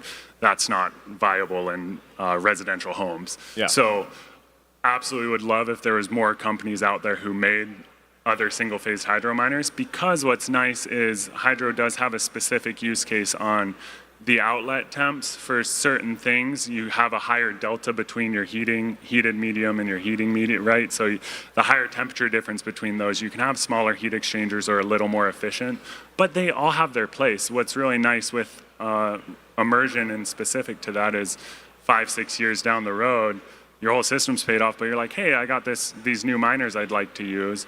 More than likely, you're going to be able to pull out your old one and put it in with an immersion tank. With the hydro, until they come out with another system, that's kind of baked into the same thing. But what I like about that hydro system is it's more this plug-and-play simplicity for people, where I can ship them the system and it's kind of, you plug it in and it's off to the races. You know? So are you, in that hydro system, are you using a buffer tank that heats the water up, or is it something where you can just turn the hydro system on demand, it starts heating up the water, or is there a time delta between the water getting up to temperature? So like your on-demand hot water heater is probably a gas? Propane? No, it's electric. It's electric? Yes. Oh my goodness, that's fascinating. But yeah, anyway, so to that same thing, definitely would want this system over that. But how I have it built is it heats it up over a slower period of time. Most of the time it's like it will heat your whole hot water tank, and you do it with a circulator pump. So instead of you getting stratification in your normal hot water tank, you have hot water up here, some lukewarm water, and then some cold water down here. If you have a 40-gallon tank, you maybe have 20 to 30 gallons of actually like appropriate shower temperature water. But when you hook in a circulator pump with my system, it's constantly circulating that water, so it actually makes your whole tank 40 gallons of 120, 30, 40 degree water, whatever you want to have it set at.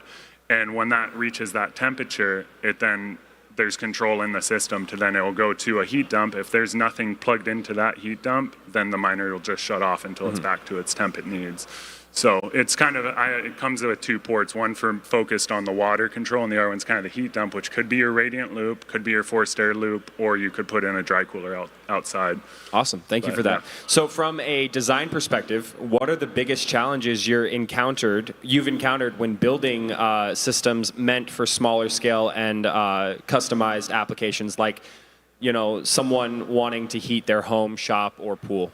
Yeah, I think you get more into, it's interesting on the consumer side, like B2C versus to business, right? Like the consumer side, there's other things like a locking lid so the kid doesn't open it up. Maybe it's insulated so doesn't have 150 degree or 140 degree oil, and you don't want your kid touching the stove, or if they're playing honestly, in the yard. It's not so hot. Like you touch it, you'd be like, ooh, that's hot. It's not gonna instantly, because it's metal and all that, but it's still like some of those design considerations that, if it's in the area and you dump a bunch of water on it or whatever it is, there's certain things that design aspects that you want to have for a or a customer versus an actual business. And on that side, I'm trying to get away, towards the immersion side. Oil's fine. It's like really dealing with leaks and how to make it as contained as possible, because it's a lot of oil and you don't want that ending up on someone's floor. It's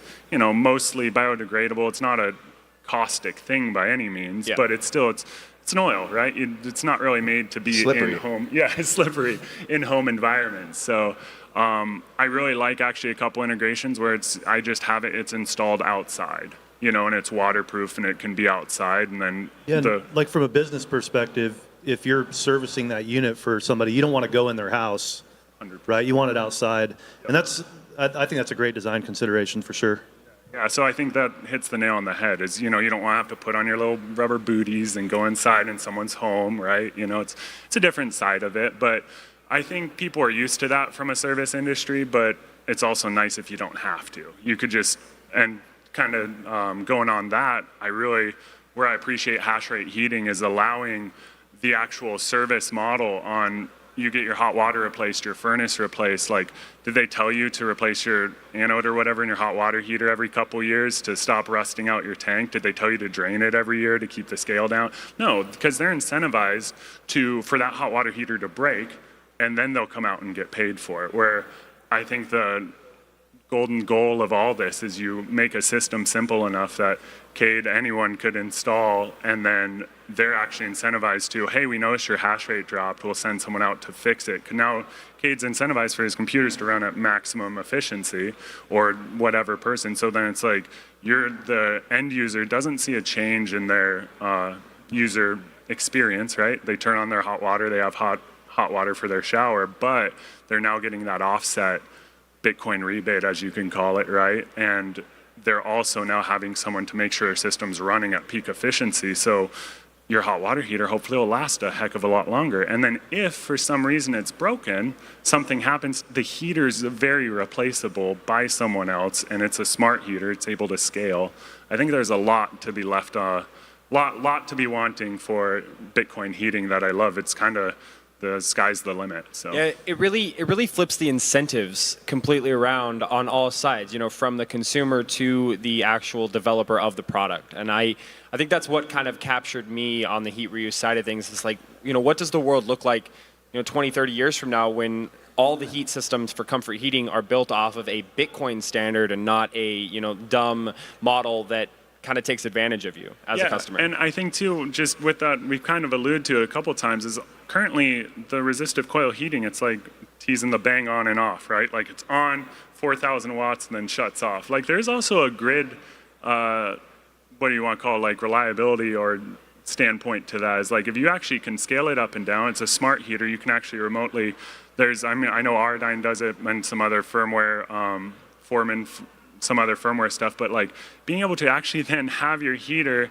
if you want to opt into it, to allow the grid to control when I'm heating, when I'm max heating, maybe I just need the heat so it doesn't shut all the way off, but it's just to heat my house. But it's like, hey, it's actually cheap. I mean, obviously speaking in Texas, we don't have the variable rates that you all do here, but I'm kind of preaching the choir, I'm sure, but that availability to be able to scale and adjust based on power price, based on grid demand and reliability is huge for a smart heater. Absolutely. So can you walk us through an example of a successful integration that you've done? What did the setup look like, and how was the heat used efficiently? Oh man, you can get as mild or as wild as you want with it, I like to say. I mean, successful ones I really like where right now is the best case is I have one heating a hot water tank with that circulation pump, so the hot water tank's fully scaled. It's also in a bigger house, so you do what they call a return loop, so it actually pulls hot water from the furthest faucet. So instead you turn on your hot spigot and wait.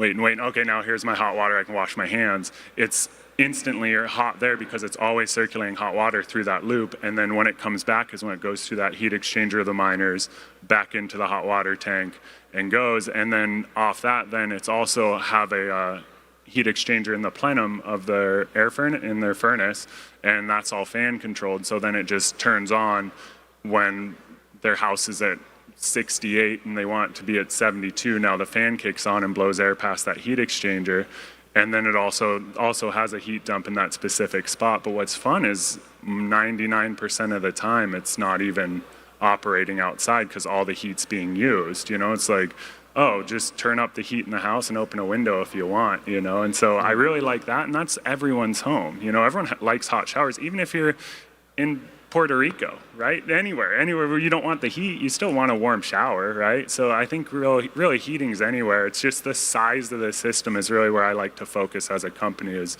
helping people understand what style and size system best fits your need, and kind of like what Cade was getting to is there's a really nice, not even niche, but talking to your customers so they understand what's going on. I'd love to help build a system that makes it so they don't even have to know what's going on, but they now have hot water and a Bitcoin rebate, and we're all hash rate heating now. And I think that's kind of the start with the hydro side, because it's simpler to just send to them and they can plug it in and it goes. I like immersion though, it just has a couple more steps. So it just depends on the client. Absolutely. So last question for you, Dane. For someone in the audience who is thinking, this sounds great, but what's it really cost? What are the major economic factors to consider when deciding if a heat reuse system is worth building for you? I think it's worth it for everyone, obviously. But how do you convince them? Yeah. I think not even convincing them, as we kind of alluded to it a little bit already. I think it depends on what's your focus. Is your focus, I want heat and it'd be fun to have some Bitcoin? Or is your focus, I want Bitcoin and I can heat my house? I think that's where the immersion plays in, is you can pick a gambit of miners. You can pick a S19 for a couple $100, throw it in there. It's a 2-miner system would be 8,000 watts of heat, which is more than enough for most household applications. And you could turn it into your hot water in your home and you're doing great. If you're like, I actually really want Bitcoin and I'd like to use the heat, you can buy brand new, cutting edge miners and put them in there and they'll create the same amount of heat, but just more Bitcoin. So the ROI is about the same, but by the time that ROI comes in, let's just say 2 years for a random number right now, but they'll both be about a 2-year ROI, but you'll just get more Bitcoin after that with the newer miners. So it really just depends on the client and what they want. Some of the S19s are actually quicker depending on your power price and if you're using it in a heat or heat dump. Yeah, and once people get that micro infrastructure put in, they get the tank, they get the oil, they got the power upgraded, they got the conductors run, that's a one-time expense. And they can always upgrade and throw a new miner in there. 100%, and I think that's a great way of putting it. It's a lot easier pill for people to swallow when it's like, hey, here's my system, 2 miners, $1,000, you get heat. Oh, you like this in 2 years? Well, let's get you some nicer miners in there, and it's a simple swap. Absolutely. So we're going to move on to you, Rick. We got a little bit of time left. You've got some fun things we want to talk about at the end of this, but what is the most overlooked engineering challenge in turning waste heat into usable BTUs for greenhouses or other industrial spaces, and how do you design around it? Well, before I talk about that particular subject, I just want to say all the stuff that you guys are doing is awesome. It's passionate. I don't get to play in that space as much anymore, but I want to add to what these guys were saying. If you're using heat in your home, you're paying a certain amount of kilowatt per hour every single day, whether you want to or not. It's just a mandatory option. If you don't want to do Bitcoin, install it anyway. It's going to pay back into that. So instead of paying your 8 cents, you can knock it down to 2 cents by immediately taking that profit and applying it directly into there. So, in my opinion, everybody on the planet should be looking at these guys and saying, they want this. Because if you're looking at saving money, you don't want Bitcoin, it doesn't matter. Just follow what their suit is and you won't be sorry. Okay, so thank you for that, because we also agree that it is very important and everybody should be mining Bitcoin and holding the Bitcoin for the future. But nonetheless, the question is, what is the most overlooked engineering challenge in turning waste heat into usable BTUs? Mostly changing people's minds and the perspective of how they look at it and how they accept it. Everybody's scared of the unknown. And so making it simple, making it the simple push button, on and off type of thing, that's really key. Teaching people and the general public how simple it can be. That it's even easier than your current infrastructure that you have in your home that's doing the heating. I think that's really key.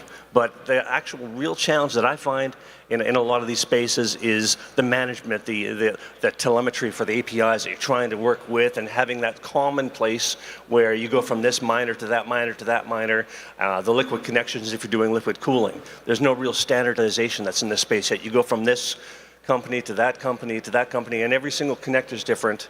OCP, of course.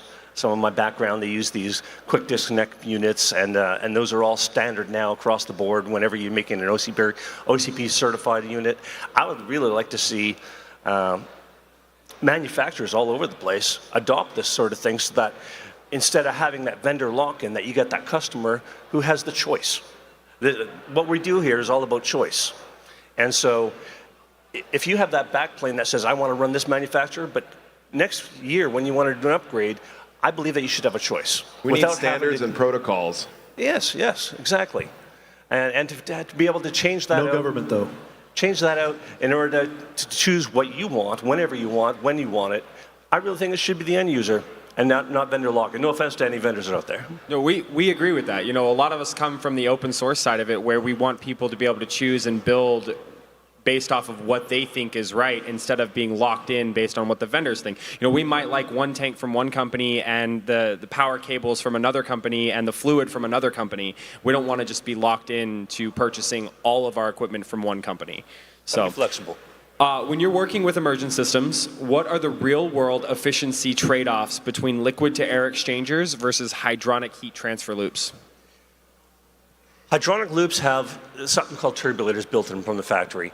The one thing, if you're running a water glycol mix compared to a dielectric fluid that's running through the pipes, those coolers, they're not really designed for most of them, like the big ones, the small ones, they're not really designed for cooling the different types of PAO, synthetic hydrocarbon fluids. That is the dielectric fluid that's used in these systems.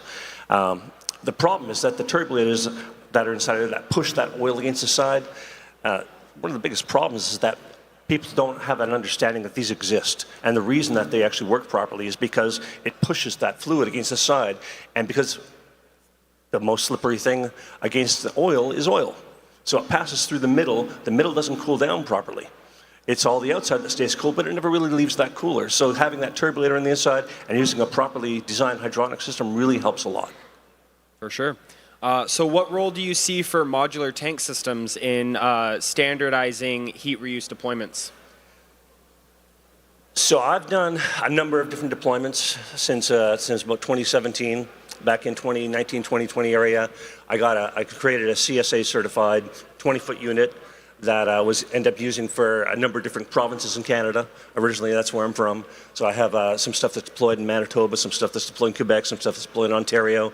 The big biomass heaters that are out there, it's 50 feet long, 3-4 stories tall. That's what I was replacing. I don't get a chance to do a lot of residential stuff anymore. A lot of my stuff is a little more commercialized, industrial sized. Replacing these types of things where no more wood chips, it doesn't mean that you just have the safety risk that's removed, but you also no longer have trucks that are running. You're not burning gas. You're not doing oil changes. You don't have the mechanics. It simplifies and reduces costs of running these types of businesses. And it's just dramatically different whether you're heating air in a greenhouse, whether you're preheating water in a refinery that's malting. You bring it to that location where it's 50 to 60 degrees Celsius. Usually everybody's using well water in these industrial types of scenarios. So you got that common 13 degree out of the water temperature, no matter if you're in Canada, USA, winter, summer, it's all about the same temperature coming out. So going from 13 degrees Celsius all the way up to that 6 degrees Celsius is a massive savings. So we have one brewery that was in Manitoba before they shut down that was doing that, and they were using 5 megawatts as an example to do that. And we brought it down to, they were down to 1 megawatt for heating after that, and the rest of us were going to Bitcoin mining. That's incredible. So we've got about 5 minutes left. You told me backstage you have something that you are really excited to talk about, so I want to give you a couple of minutes to talk about this. Tell us what's happening in Brazil. Sure, yeah. So everybody's talking about stranded energy everywhere, and for those, just throw a blanket statement out there, it's when there's wasted energy and nobody's using it, it's just sitting there, it can be reused, and people are trying to snatch it up and consume it because it's really the only thing that's out there. Power is one of the hardest things to get on an industrial level for sure. But at the opposite end of the spectrum, there are countries out there, Brazil being one of these particular countries, we've coined a new term. We have curtailment in Texas, which is really popular, where you shut down and it goes back to the grid. But at the opposite end of the spectrum, it's 20 degrees outside, people have the windows open, they're not using heating, they're not using cooling, you have all this leftover power at the actual energy company. So as opposed to being stranded on sites, it's actually stranded at the manufacturer or the power provider. So the Brazil is actually taking on a new anti-curtailment, is a loose coin that we're actually throwing around these days. And I'm working with a group that I just got approval to release with clearance to be able to talk about it, where right at the power level, all across Brazil, many hundreds of megawatts, where they're going to be able to say, okay, we're all floating it right next to our solar panels in the big water, which is waste heat water and stuff like that. We're going to be able to take all that stranded energy that's at the provider side, turn that into Bitcoin mining. It's going to actually help the people that are over there. And a lot of the heat that's coming off of the Bitcoin miners is not contaminating anything because it's all wastewater, number one. But number two, we can use that heat to help bolster and boost the capabilities of each one of the solar panels by running a little bit warmer water through it. That's pretty incredible. So in the last 3 minutes, if any of you guys have any advice, any last words that you want to say to the audience, any words of wisdom, I'll give you a chance to do that. Then we'll wrap up and let the other panel come up. Yeah, I got something. I've been saying this to a lot of people while I've been here. So the block subsidy halvings don't scare us.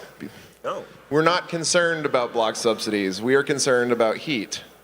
So I have a vision of the future where Bitcoin has a base load hash rate that is completely independent of the exchange rate of Bitcoin and completely independent of the electricity price used to mine it, because we need heat for industrial purposes all year round for productive uses. Not even industrial, I mean residential. It's in Montana, Idaho. I mean, there's places, I grew up in Montana. Our heater, your heater could be on 8, 9, 10 months a year. So I think it's everywhere. Amen. I think it's everywhere. Base load hash rate. Yep.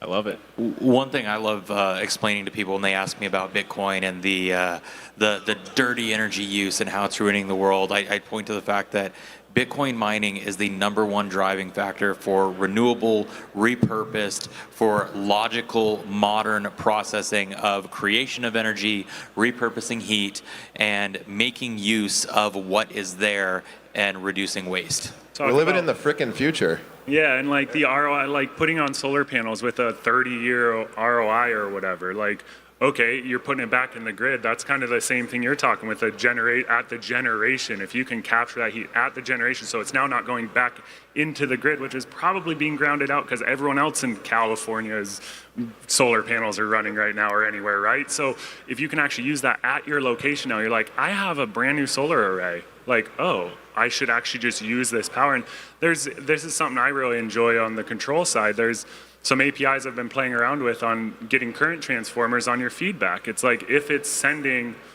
2, 3, 4,000 watts back to the grid, the miner upscaling to that to eat that power instead of sending it back. So yeah, I think it's kind of as wild as you want to get, but I love it. For sure. All right, guys. Well, give it up for our amazing panelists. I really appreciate you guys showing up today. And give it up for the organizers of Mining Disrupt. This was an incredible conference. Thank you so much. Don't stop building. Don't stop building. Don't dither, just build it. And hash for heat. Yeah. Great job, guys. Thank you, Trey.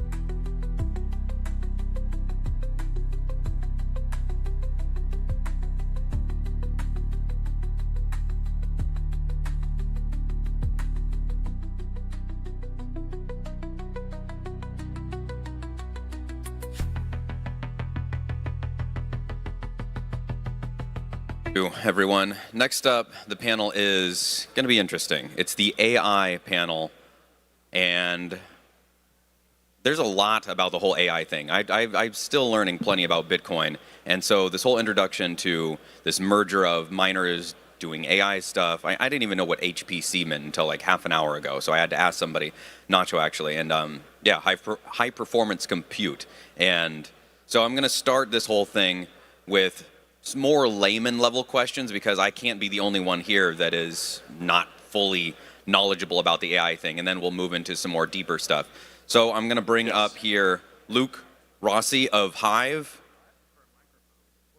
Luke. I think he's back there. We got Brian Snyder of Art Digital Holdings, Brian Hurwitz of Evertas, Ethan Ellenberg of Moonshot. Let's see what everyone's doing. Come on. Let's go. Oh. Crank the music. Come on, like where's the Beastie Boys? All right.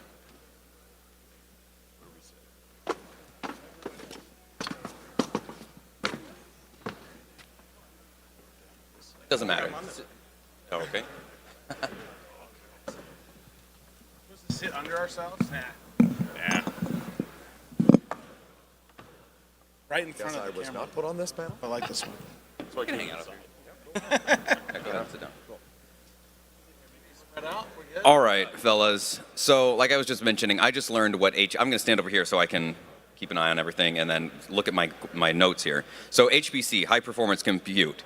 You were talking, Brian, some wild stories in the world of data centers, and it seems like to me, this is maybe a little bit esoteric here, but zooming out, that Bitcoin, it kind of has a Wild West vibe to it. There's a guy I follow on Twitter, his name is 100 Acre Ranch, and he's just out there doing stuff kind of on his own, figuring it out. He's got some helpers out there, but it's, you look at it and you don't see clean, sleek, cyberpunk, nice and tidy, and the image that I get in my head when I'm hearing people talk about AI is that. It's like an android's brain, and it's all perfectly precise. Is that accurate? And is it because of the nature of what AI is doing, it has to be clean? And why is Bitcoin so DIY and punk in comparison? Well, yeah, I would say, look, Bitcoin mining is all about cost control. So the reason why you see these facilities for so cheap is it's to control the costs. You know, you're looking to get an ROI as quickly as possible. It's very competitive with everybody else on the field there. Where AI and, you know, the traditional legacy data center world all comes from redundancy and high availability. So when the systems you're looking at a Bitcoin mine, you know, we joke about it, we call it tier 0 or negative tier, as he was putting out earlier, because some of these things are literally put into chicken coops with electrical plugged in and Ethernet. Now that's evolved a little bit on our side. We've seen hydros come out and other units come out, so it's definitely kind of advancing a little bit, but the main difference is high availability on the data center side and the HPC space, where if we go down for a little bit with Bitcoin, we don't lose anything. As soon as it's back up, we start making money again. And that's, I think, the primary differentiator in the economics for those facilities. Yeah, I would say, you know, from a cost standpoint, you know, to your point, Brian, you know, Bitcoin mining, you know, you're about $350K per megawatt from an infrastructure standpoint. And in AI, you're between 7 to 10 million. And so there's just a lot more money into the AI market. And for what Brian said, it's because of redundancy. Yeah, and building off of that, and just that's just the infrastructure CapEx. But when you look at what you're actually plugging in, you know, once you factor in infrastructure and ASICs on the Bitcoin side, you're plugging in the newest generation. You could be looking at $1 million to $1.5 million per megawatt. On the HPC side, if you're plugging in, you know, if you're using, let's say, an $8 million CapEx per megawatt, just to get a cluster of H200s in there, you could be looking close to $40 million a megawatt. So when you have that much money invested, you're definitely going to build infrastructure and redundancy to protect that investment. And on Evertas, on that side of things, how much are you seeing on the insurance side of things that talk about what they just mentioned? Yeah, so there's definitely a really tight overlay in terms of excitement when we zoom from crypto mining, which is all about speed and cost minimization, to the AI space, where cost is a secondary concern because the margins are so much fatter. So they're much more readily insurable, and that's reflected in the price as well as the range of coverages that we're able to offer. Yeah. Is there any indication, this is for anyone, any indication that that those margins you just mentioned, those fat margins, are going to continue? Is that what is driving some of this interest in the AI? Is that are they chasing this golden goose that is going to be butchered in the next couple of years, and they're trying to get it as soon as possible, or is that goose laying eggs that is going to beget more children? It's a race. The reason why there's so much money is $1 trillion invested in AI. It's probably the only reason why our GDP is actually where it's at right now. If you take away the AI investments, our GDP is basically flat in terms of growth. But that $1 trillion, what that represents is people are in the race to building smarter, more capable models. And at the end of the day, those smarter, more capable models are the ability for companies to get rid of labor resources and replace them with basically these large language models. And in order to train these models, you have to use an incredible amount of energy and an incredible amount of basically chips and servers and infrastructure. So all this money is basically going into a giant arms race, which is occurring not only in the US, but globally. And I mean, you're sure you see that if you watch the news and politics and everything else. To better understand it is, you know, the US wants to be in a position where we have the smartest models, best models, and most capable, you know, AI inference, because it is the next arms race in a lot of ways. And I think it's very interesting to see the situation, the dynamics in the AI space right now. What we're looking at is the model side being trained, and it's a circumstance where this is the booster being built. We're not even talking about the application layer we were putting on top of the rocket at this point. Like that layer of AI training, obviously we're pushing the highest and best GPU use, but let's be fair. When it comes down to the economic side, I put my first SP10 spawn dually in a data center. And I'm going to say to you, we're not putting Bitcoin in tier 4 data centers these days. And it all comes down to the economic side of it. We looked, geez, it seems a lifetime ago, but 2-3 years ago, we were talking about these massive AI or these massive data center groups that had 5, 6, 7 year build times on these massive infrastructure projects. They're over-engineering every single aspect of the integration layer, and a majority of that capital is irrelevant right now because it doesn't fit the match of what we're building. And the issue is right now, like, had you told me 5 years ago Meta was going to put multiple billions of dollars of GPUs in a tent, I would have said you're smoking crack. Like, it's let's be fair, like nobody called that. But right now, we are in an arms race, and it's all about scale and efficiency, speed. And speed to market right now, it doesn't matter if you make ChatGPT 3.5 right now. If you're a company and you release that model right now, it's irrelevant. So we have a situation right now that everybody's fighting for this frontier, and nobody cares. Ultimately, at the end of the day, nobody, and I say this Midwest analogy to Bitcoin mining. At the end of the day, nobody cares about your cost of your tractor. They care about the cost of your bushel of corn. And the direct economic effects of AI will be completely based on that token parameter. And we haven't seen the hyper-commoditization of AI right now, but as we push into the situation where that trash can over there has a AI sensor into it, signaling the AI robot to come pick it up and dispense it, the functionality of our use of compute is directly proportionate to the cost basis. In the 60s, chips were in an Apollo module.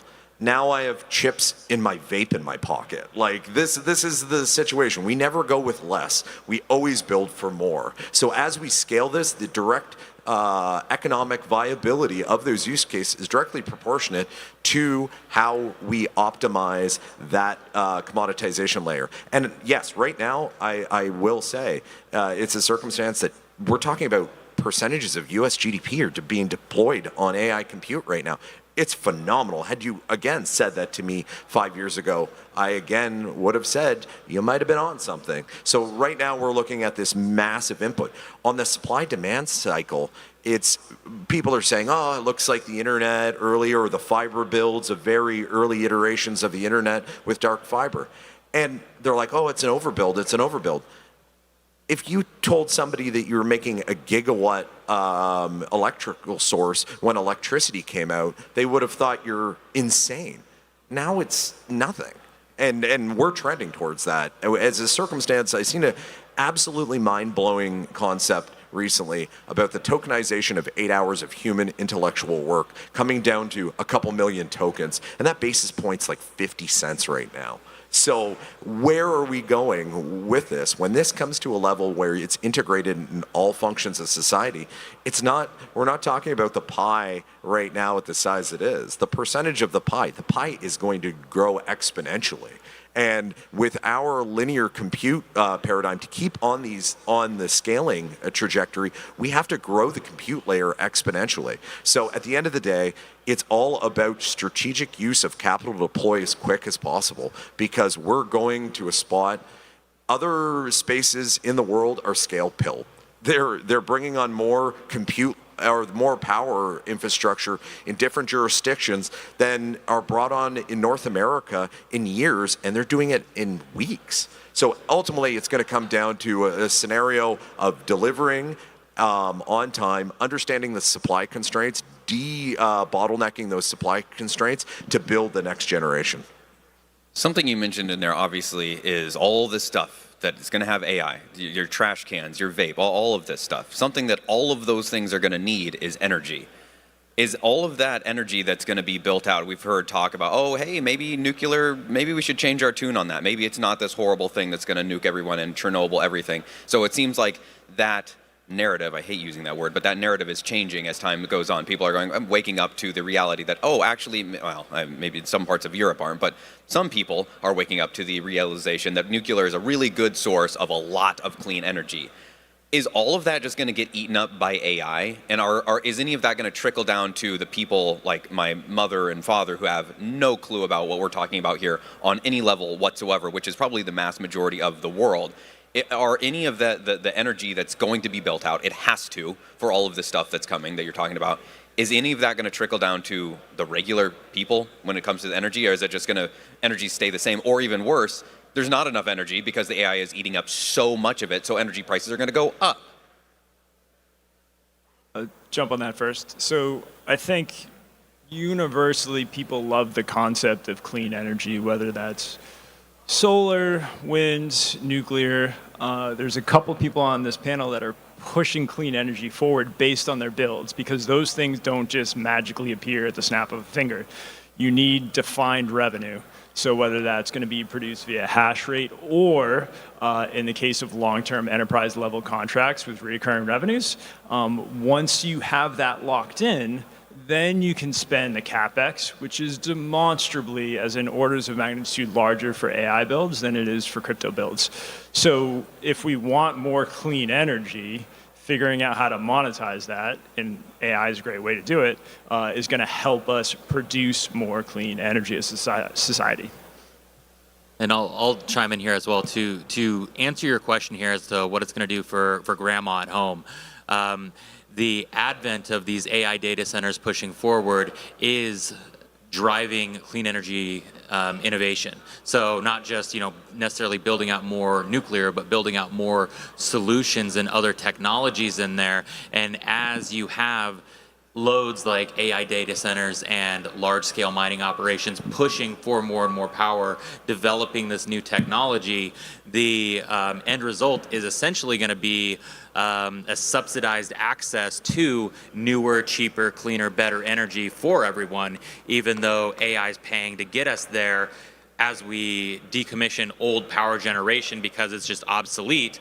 The net gain is grandma at home whose all new technology is consuming more power, but they can get it at a better, faster, easier, more trackable rate than they can nowadays.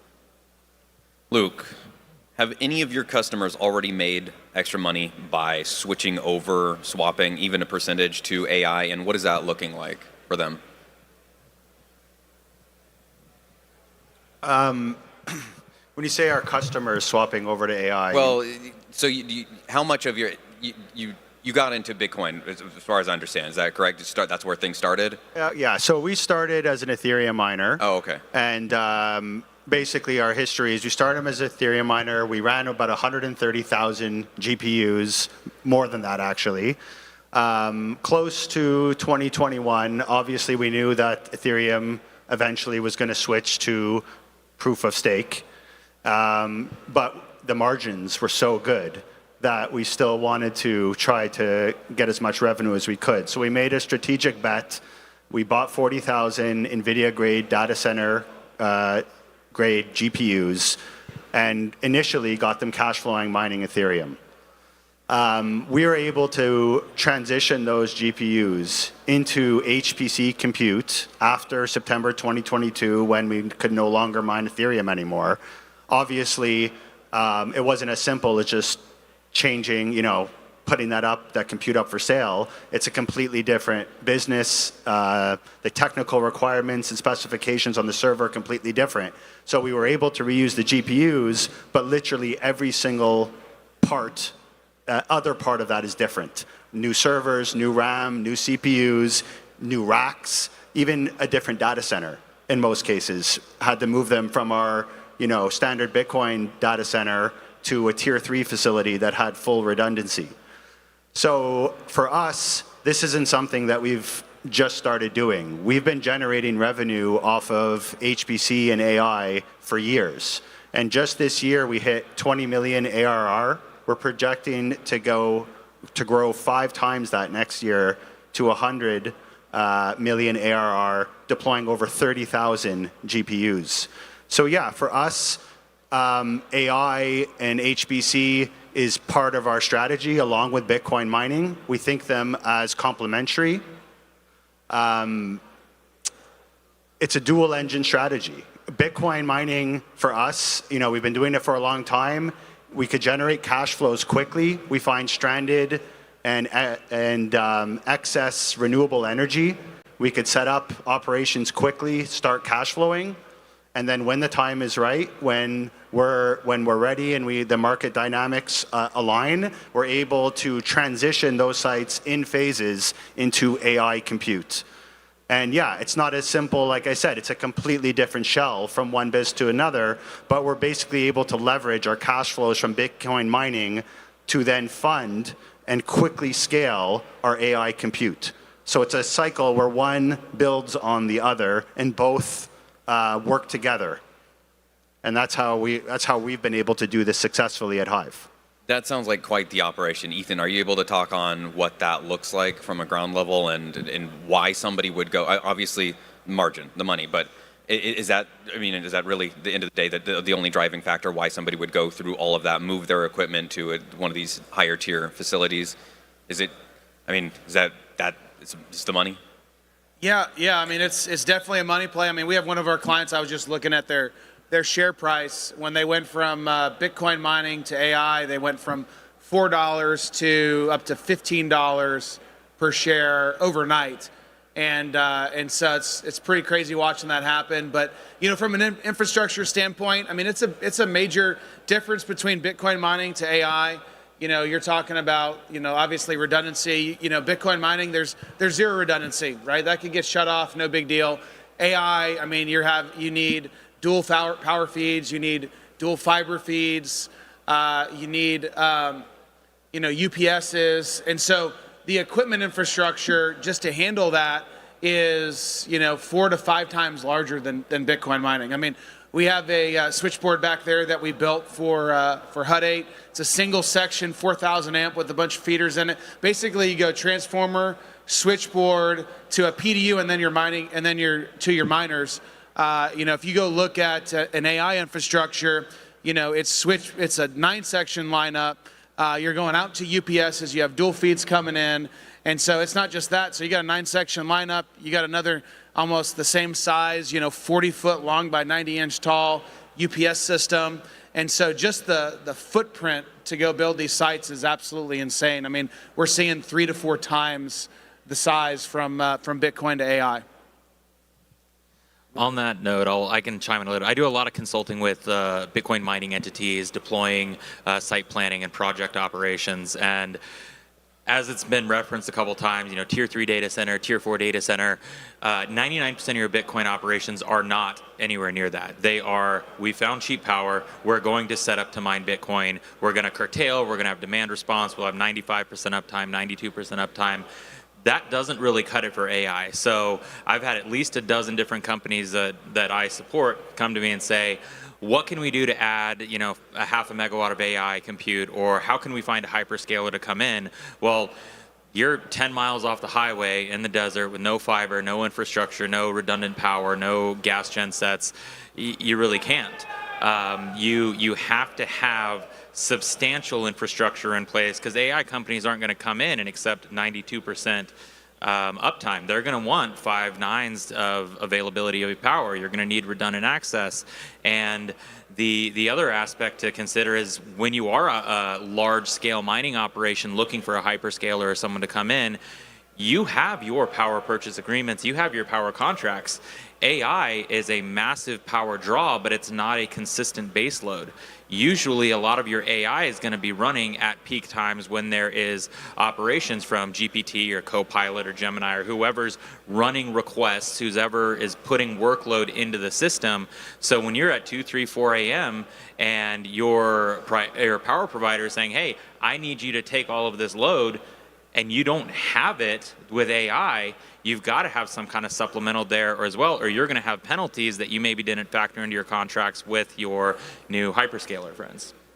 Am I mistaken in thinking that location of these AI centers matters? Because in my experience, when I use Bitcoin, TikTok, next block, 10 minutes, I don't really, it's whatever. Like I send a transaction, I know it's going to be 10 minutes, maybe, oh, I got lucky, it's a minute. Sometimes I've waited 40 minutes. But if I go to Grok and I don't have my answer to question in a second, I'm getting pissed. How much of that is the location of the center? And if you've got this, oh, hey, we found cheap power, we found this place, this great facility, and all we had to do is these couple setups, but it's way over there. How much does that matter? I actually think, going back to one of the earlier questions, I actually think the AI is going to propose a massive problem to the grid. Unlike everybody who was saying crypto is going to pose a massive problem to the grid, it really didn't, because we are what you call an elastic load. We can spool up, we can spool down. We actually benefit the grid when it comes to renewables. But these AI facilities, to the point we were just making, they're just utilizing load all the time. So in terms of impacting power prices to residents and everything else, yes, I actually do believe power prices are going to rise, the demand for it.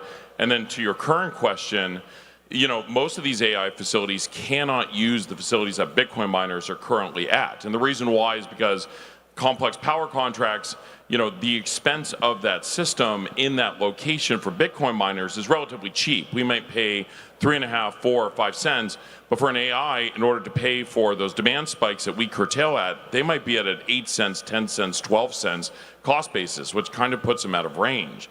So there's definitely a major problem right now with power, and I do think it's a big concern. And the second factor is connectivity and fiber. When you're on your Grok, you need to get back to the data center to process your query.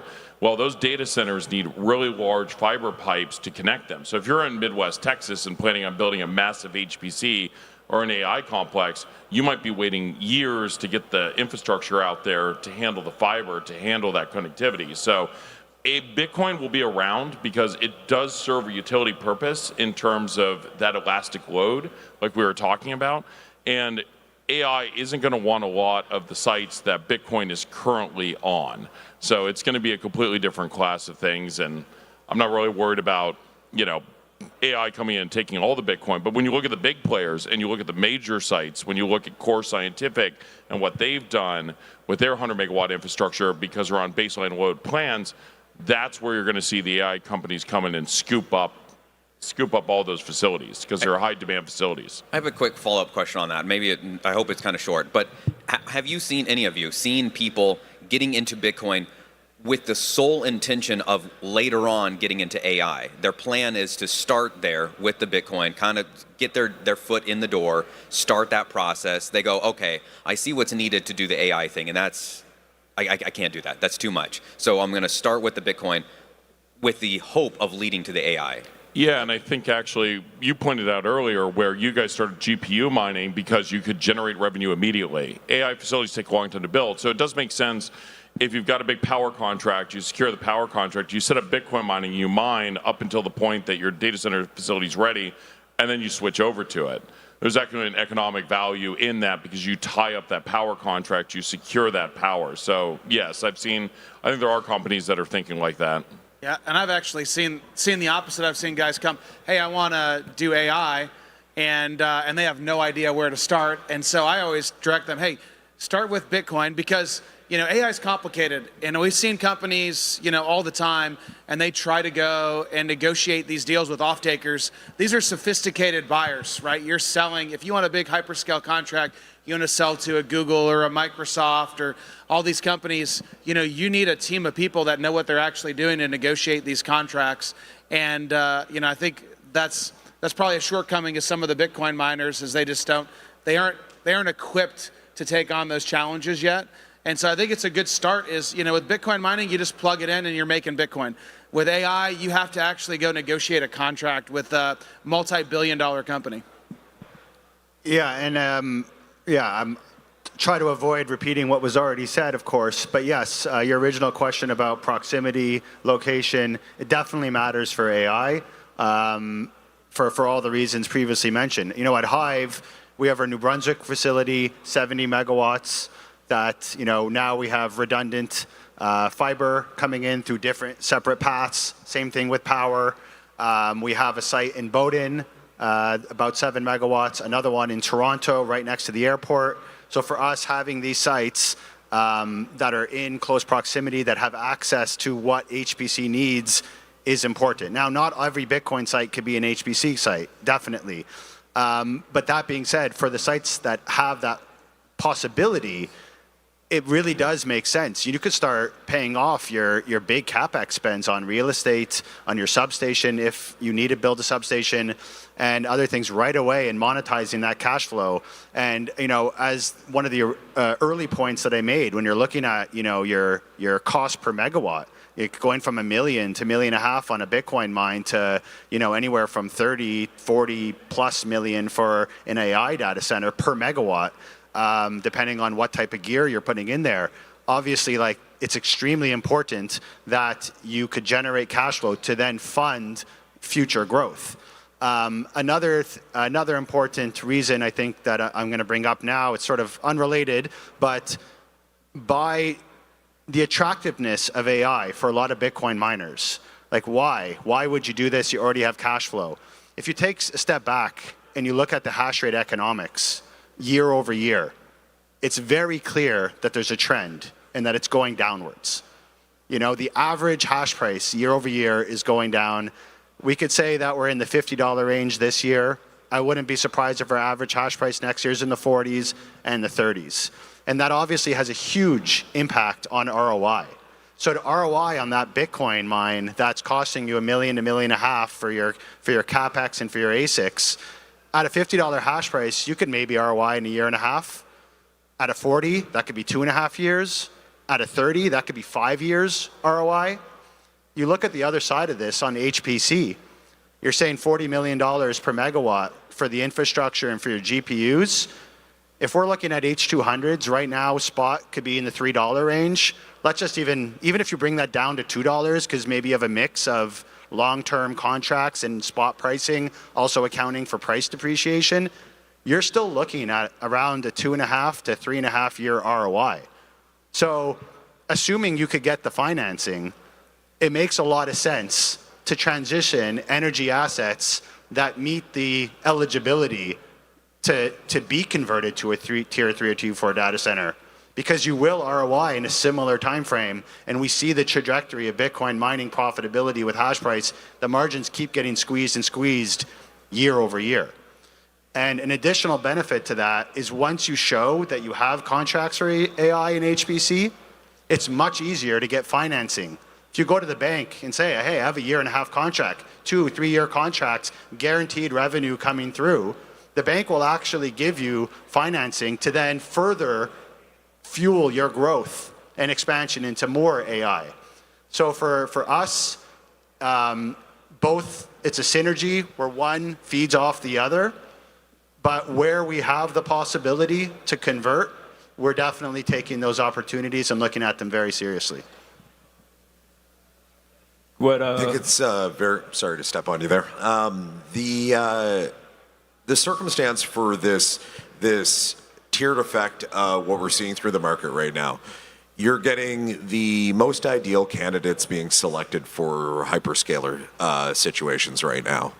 If anybody wants to think about the concept of deploying capital right now, we have to think about the scaling laws on AI. To grow linearly on the functionality of these models, they have to scale exponentially on the compute side. If people aren't familiar with exponential growth curves, they get really big really quickly.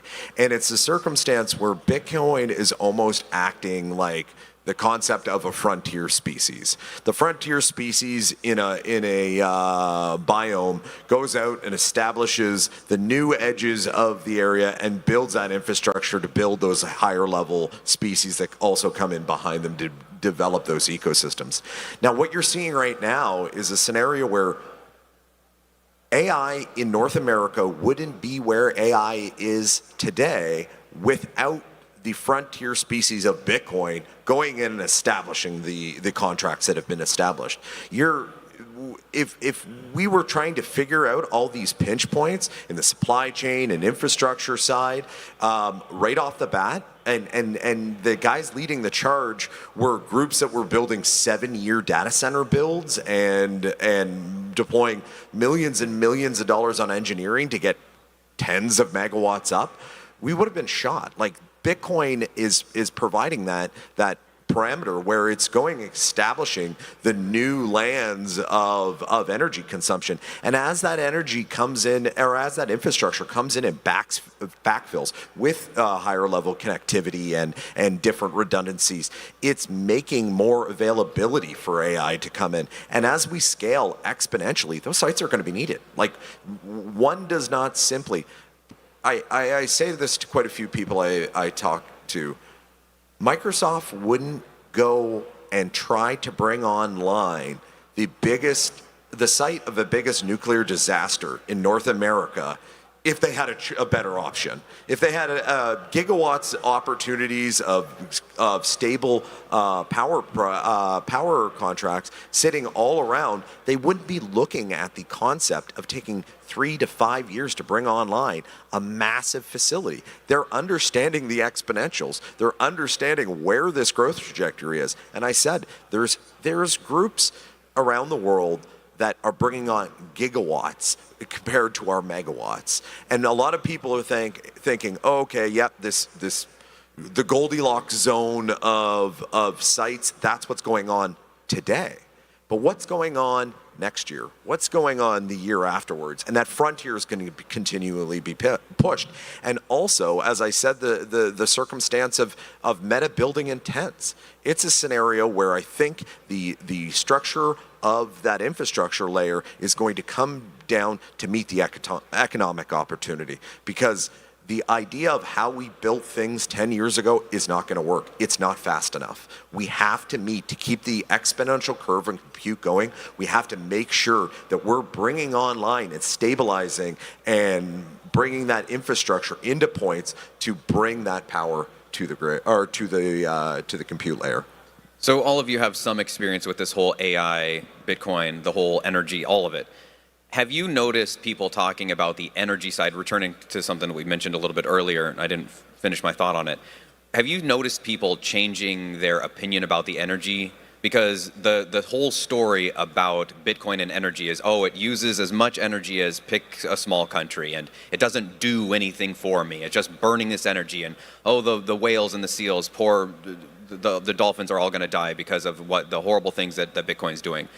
I have not heard that. Maybe there's some people, but I haven't heard that when it comes to the AI and the energy side at all. Is that simply because of people going, well, yeah, I don't really care about the dolphins because that's all nonsense anyways, but because of what AI is doing for me, they can see there's a practical, immediate use? Have you noticed a change in people's tone about the energy side? I mean, Microsoft is going to get into some hot water with somebody going, you're going to do what with nuclear? And they're like, it doesn't matter. Look at what AI is doing for you. So, deal with it.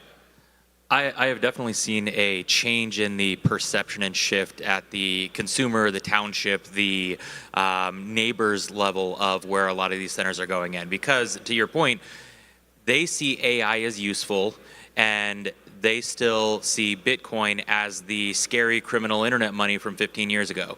They don't understand that Bitcoin coming to Texas is the reason we haven't had another snowpocalypse. They don't understand that the reason in the heat of the day they don't lose power in the summer is because Bitcoin miners are shutting off so that they can run their air conditioners. It's not something that's ever been told to them. It's not something that politicians even really understand effectively enough to communicate out to their base. However, with AI, they can see, I can have my Grok or my GPT or whatever answer my questions. I can have this graphic created. I can do whatever I need to do faster, better, easier on me. It's convenient, and I'm willing to put up the power or to deal with them putting up a data center down the road.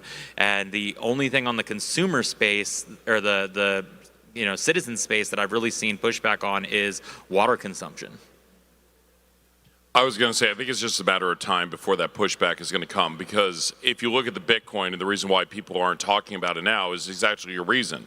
It's saved Texas ratepayers, like the actual residents of the state of Texas, something to the tune of $10 billion, because the renewable platforms that are out there were flushing out a lot of the baseline loads. You have this entire problem with economics. When you have all these renewables come in, they flush out all your baseline load plants. And when you do that, then you have to rely on renewables and you have to rely on peaker plants, because you don't always have sun, you don't always have wind. And so Bitcoin miners really take a lot of unusable energy and they have the ability to flex load.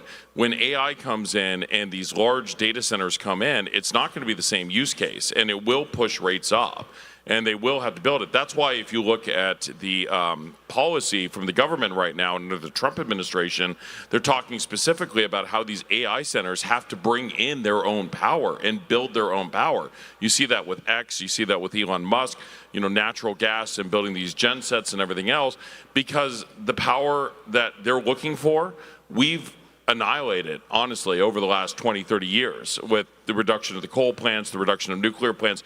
That's what you call baseline loads. And renewables are not a solution for solving that. Bitcoin plus renewables works. It solves a lot of problems, but AI plus renewables, there's an incompatibility there. And so, yeah, I think the vilification has gone away because people have actually realized in ERCOT, in the power grids and everything else, that Bitcoin is actually a very useful tool for these utilities to kind of support power plants in general.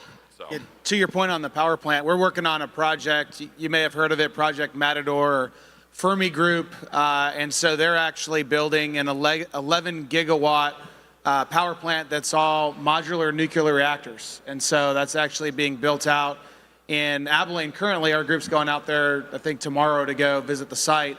But that site is all specifically for AI. And so that's all the off-takers. So they're building an 11 gigawatt nuclear power plant just to support the AI business. When you say modular, do you mean like transportable? You can take a mini nuclear reactor? Just mini or yeah, Westinghouse makes them. And it's portable, so you could drop it somewhere? Like you could ship it somewhere? You could ship it somewhere, yeah. Huh. Okay, that's really It's not going to keep moving around the town. But, no, I didn't mean that. But like if there was say Haiti just got hit by this massive hurricane, could you drop it there? Could you is that feasible? I'm not the expert on, them. Okay. Let's move on here. Miners hate downtime. What's the simplest way that you've seen a farm keep earning Bitcoin while simultaneously renting spare GPUs for AI work? And how much of that, how many of these data centers are dual, like a hybrid? Because it seems like, like you've mentioned multiple times, multiple people have, the demands for the AI is so much higher. You can be kind of quick and dirty with the Bitcoin. You cannot be with the AI. So once you're up and going with the AI and you're all hunky-dory, you've been doing this for a few months, why keep on doing the Bitcoin? It's an either or. I think it's a both. So it becomes a profit maximization problem. At certain points in time, you're going to be conducive to shifting the electrons towards hash. At certain points in time, you will be required to ensure that you're shifting the electrons towards AI compute. I think it's a great way to hedge your bet and come up with a unique differentiator that is difficult to compete with. So one of the things that we've talked a little bit about is crypto miners are great at opening doors quickly. So there's a great use case of a well-known crypto mining company in a well-known hyperscaler in Wyoming competing for the same power contract. The well-known crypto miner got that contract because they were able to deploy very quickly. They've also been very vocal that that is not their end game strategy. They're going to also spin up AI. So it's not either or. I think we're evolving to a place where it becomes both, and the winners long term are going to be able to optimize that balance and provide the biggest value added stack. So it's not just going to be inference, it might be a combination of inference and training and applying apps on that in terms of how it's used. So we've heard a lot about getting the foot in the door with the Bitcoin, then moving on to the AI. You just mentioned an example of that. That's their goal. Do you think in the years to come that we're going to see a reverse of that for any reason? I mean, once you've got the AI, it's going, you've got the power for it.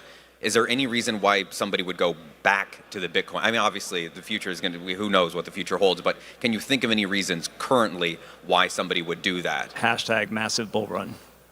I'm sorry, what was that? If there's a major bull run, so there's going to be a lot of people that do shift over to AI and miss a bull run. There's a non-zero chance that happens. So that's a huge opportunity cost, and that needs to be baked into your optimization model. Also, as we look at new developing technologies and more countries, hyperscalers, people around the world coming to this AI compute space, there's going to be a market adoption kind of fit, product market fit for this AI space out there. And there's constantly new coins working, there's new blockchains, there's new smart contracts. We don't know what 10 or 15 years down the line is going to be the human microchip something or other system on blockchain, voting on blockchain that is going to need infrastructure that may be ideal to have ASIC style supercomputers running in a tier 4 data center. And if you've gone and built your gigawatt AI data center and in 10, 15 years, the market needs that kind of uptime and redundancy on an ASIC style infrastructure, you can phase some of that and integrate whatever your cooling mechanisms is and get everything in place there. So I think it's good to have the option to sustain that. AI can easily roll back to a variable load mining. Mining cannot easily roll forward to a constant, high redundancy, high nines AI. Brian, go ahead. I was just going to say, and also, we're not really sure where silicon and everything else is going, right? Efficiencies, there's been looks at, for example, creating AI chips not in a GPU factor, but more in an actual ASIC factor. Not the same as the SHA-256 protocol, but an ASIC for AI, and that's something that's under development. If that occurs, then the total amount of power utilized or needed at these facilities would decrease, which would give you extra available power. We saw that before the Bitcoin boom and kind of the AI boom, where data centers were actually reducing their total overall footprint. Generally, all these small shops and things were shutting down. And so you do see a reduction sometimes in power, in utilization, HPC and AI. We've seen that, historically. So it could be a reverse fact, and you need to figure out what to do with that power in the future on a microgrid you created for this complex. And I'd like to speak to that too. I think on the dynamic sides, the demand sides of AI, one of the interesting magnifiers that a lot of people aren't really thinking about is the parameters, and I'll disagree with you a little bit on the optimization layer for the ASIC. On the GPU side, as we push forward and on just the overall compute layer of AI, very rarely has a powerful transformative technology had an efficiency gain, and then we're like, no, we're good, we've used enough of that, that's good enough. It's usually we end up creating a use model of it that drops down to another tier level of the economy, which then gets overutilized, and that slack in the system is elastic and it snaps right back to a different use case. So at the end of the day, again, I'll go to that gigawatt when electricity just came out. It wasn't a circumstance that all of a sudden we got a certain amount of power and we were like, okay, we're good with power. Now we've built 100 megawatts. That's good for the world now. No, we electrified everything. And we're going to AI everything. Like this integration layer on that demand paradigm is directly proportionate to the capability to do that workload on a different mechanism of economic value. And I will say on that like the concept of that 50 cents of 2 million token basis, and those numbers are all over the place, but if 50 cents is the parameter for 8 hours of intellectual work on a model, what is the cost basis right now of 8 hours of intellectual work? That cost basis is not 50 cents, so it would have been incentivized the living hell out of every group that's doing intellectual work to use more tokens. So on that situation, it's going to come into some really interesting market dynamics where when grandma goes and puts a Keurig cup and uses 1.5 watts to make her coffee in the morning, well, is that worth 8 hours of human labor? What's the cost benefit analysis in this? And this is as to your point on the parameters for the energy use. If all of a sudden regular activities in your life are being put in a market dynamic against 8 hours of amazing PhD level human intelligence, like we're going to create a very interesting market signal, which will then say, okay, well, maybe that energy is a higher value. And when we come to do that, that's going to create the magnifier effect as we're going exponential, that it will create all of that other power to come up in demand cost. So it's a circumstance where I might be a little bit scale-pilled more than the rest of everybody else. But as we look forward to it, in an open market scenario, when you're fighting against a PhD level, smartest scientist in the world level intelligence that can run for 50 cents, what is your cup of coffee worth?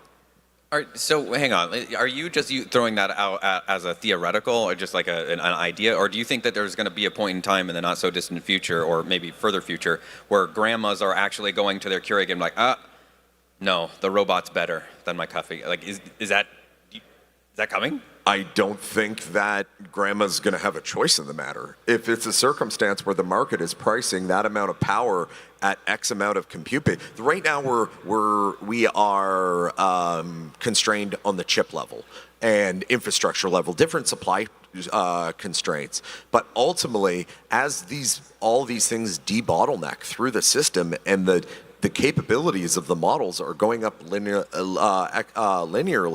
it's a circumstance where that exponential need for more compute, bar crazy DeepSeek events or efficiency gains and all of these different parameters, are going to create market signals that we're not comprehending on this level. Like the amount of energy required, and even if we say, okay, the amount of energy might plateau on certain use cases, overall, like the genie's out of the bottle. Well, I guess I'm just not really fully understanding what this is going to look like practically. Is grandma going to have an Optimus over there and she's literally walking up to have her morning coffee and she's going, well, no, Optimus, you won't get to live a few hours today because grandma needs her coffee. Or, no, I won't have my coffee so that you can help me do my laundry. Like, what does this look like practically? I don't fully understand. That's a great question. If I had that crystal ball, we'd be having this from a yacht. I think what he's getting at is that grandma won't be able to afford to run the Keurig coffee because the energy is going to be going into the AI and the compute. But if you look at economics, I don't think it's going to flow like that, right? I mean, you still have consumption in different areas and the way capital is called. You know, I guess you're talking about more if Skynet evolves and everything else, and Skynet's judging the utility of human beings and our activities and is like, I only need certain humans to do certain tasks and the rest can go away. Like maybe that would be the scenario. But I generally don't think that the economics is going to be impacted all the way down to that level, that there's not this intrinsic interest in 8 hours of a professor and a PhD and a workload is going to impact that. It's more going to be utilization than an individual working with AI, in tune with AI is going to be able to accomplish a lot more. Your healthcare is going to be a lot better because your doctor who only gets 10 minutes with you can now study 40,000 hours and analyze all these different data points within you, and you'll be able to get a better medical exam. I think the overall offset, there's a lot of nihilism right now around AI, and there's definitely a threat vector, I would say, from a Skynet advice. But again, we've seen this when it comes to agriculture and farming, way back in the 1900s. It's like 50% of people were farmers. What are they going to do for jobs? We've seen that with mass production and cars. Now we're mass production. What are they going to do for jobs?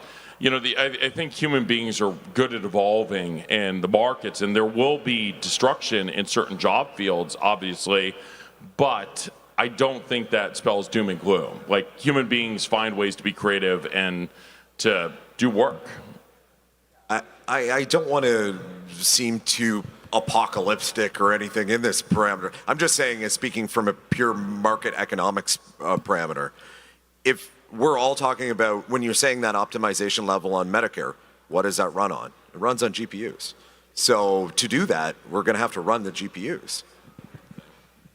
Yeah, absolutely. But you still are going to have a human being in there drawing the blood and everything else. Maybe robots will do that eventually, but we're still a long ways off from robotics coming in. It's going to be more of a supplemental. And the economy and the market is going to change as we know it now. Absolutely. I'm not denying that. But I think it's very difficult to see exactly what that's going to be. We're just going to go through that change together. So this all has to do with energy. You're talking about grandma. We're talking about energy here. But you mentioned, I think it was Brian, you said that these massive, is it all AI? If you're looking to implement AI, you have to provide your own energy? Not necessarily, right? There's training for the models that takes a tremendous amount of energy, making the model smarter, ChatGPT 2, 3, 4, 5, 6, 7, 10, 20, whatever it is in the future. That takes a lot of energy. Once it's kind of evolved to a certain state, and like what they were saying earlier, then it turns into the application layer. You basically have agents and AI that knows you as a person or me and knows all my medical history and files and can interface with the doctor who can then help that other AI diagnose and figure out what's wrong and the best treatment plan and everything else. That'll be the realization. Yes, it does need power to run on, but the interesting fact is the machine learning aspect actually takes more energy generations than the inference. Once the neural network is actually created. So once you have a higher LLM, the actual energy used to interface with the LLM is actually substantially less. So the amount of tokenizations increases for even far less power consumption. The more sophisticated the model gets, and the more sophisticated, for example, the hardware gets, and NVIDIA's roadmap for making these kind of integrated GPUs, inference, compute that will eventually govern potentially what we would call, artificial general intelligence, AGI. So that's kind of the roadmap we're on. Yeah, I agree. I do think those models will inherently get better and better, which will create more induced demand. All right, in our final 6 odd minutes here, let's wrap up with some ideas for what the future might look like, and then specifically why a person, let's assume that they're interested in Bitcoin, and now they've heard about AI, because the whole AI merger with Bitcoin and that partnership, that relationship is relatively new in the grand scheme of things. I mean, AI is relatively new in the grand scheme of things. So let's start here, Dan. Why would somebody that's interested in Bitcoin, why should they take interest also, aside from obviously the ROI, any other reasons why they should take interest in the AI side of things and integrating that into their forecast and their plans? Yeah, absolutely. So a lot of that's going to depend on their strategic plans for their mining operation, their business, their company as a whole. Are they looking to go into the pubco space where they want to have diversified revenue channels and respond to shareholders and continue to grow that way? Or are they Bitcoin maxis where they just want to set up their mine that they self-mine and run and maybe don't want to have to deal with multiple hardware sets, train operators on doing graphics cards and have infrastructure for that versus just your ASICs or off-the-shelf equipment you can get. So the why really depends on what that person's or entity's end goals are going to be. The how is going to be find what kind of redundancies you have, manage your power contracts, and I think there is a substantial use case for mixed load where you can curtail your Bitcoin miners while still maintaining a small amount of your AI fleet as needed at that higher source power cost and hedge your bets. Moving on down the line. Anybody else? Yeah, so, I mean, he said it very well there.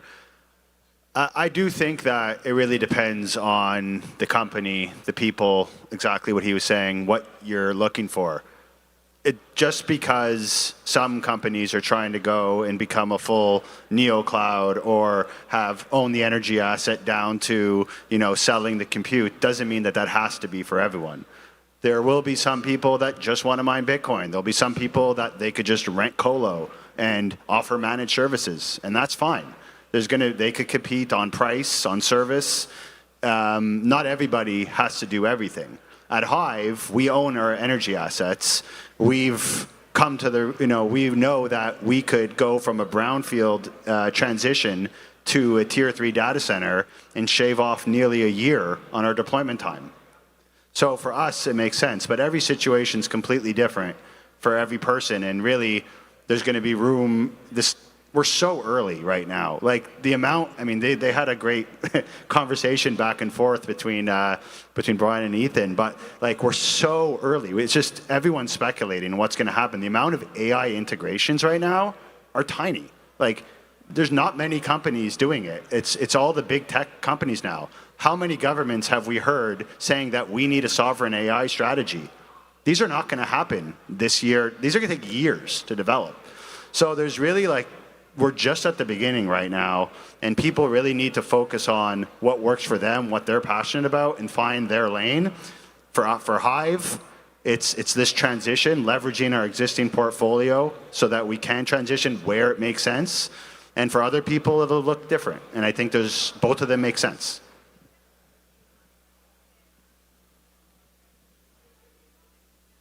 I love the back and forth between Brian and Ethan, and I think it highlights right now there's a lot of bottlenecks. We live in a finite world, but within our lifetimes, we could move to a post-abundant world.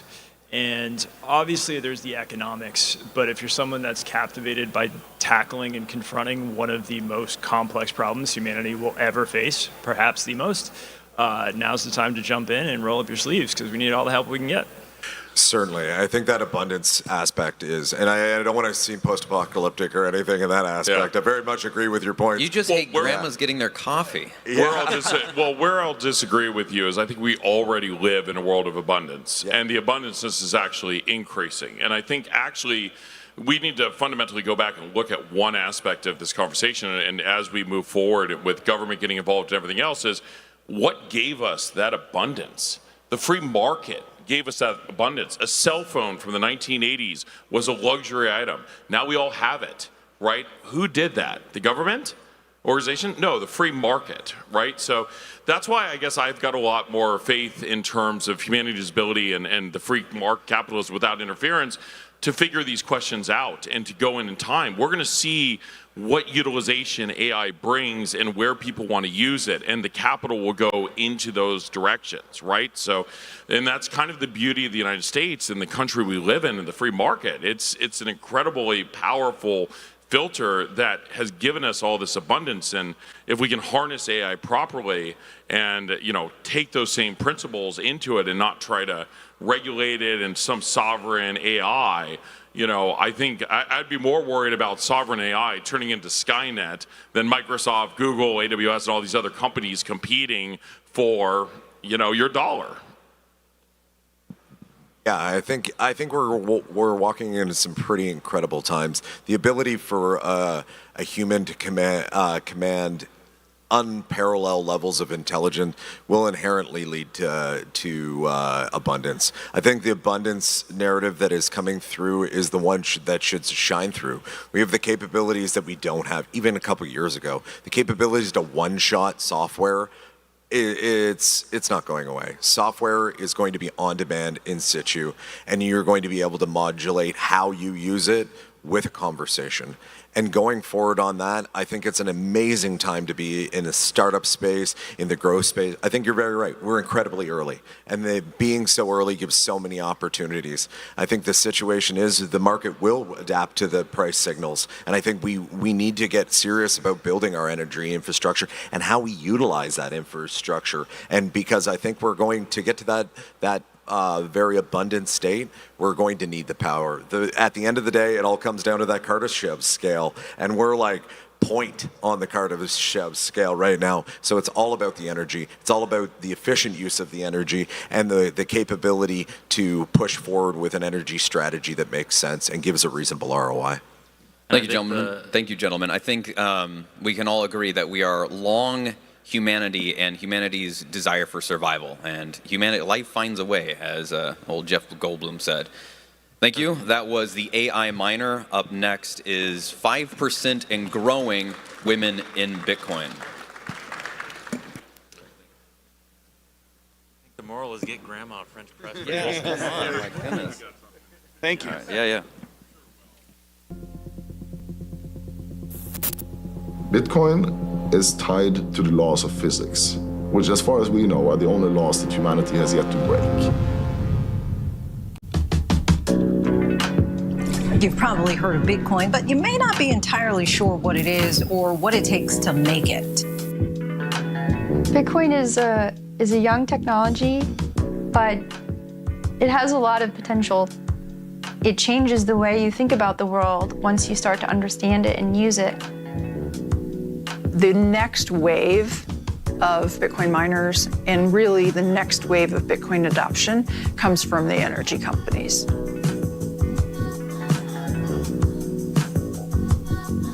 It's a multidimensional problem.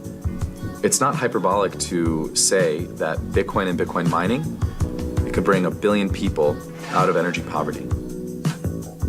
It's really important to continue to develop the electricity in Africa, and the Bitcoin mining gives money to the new plants.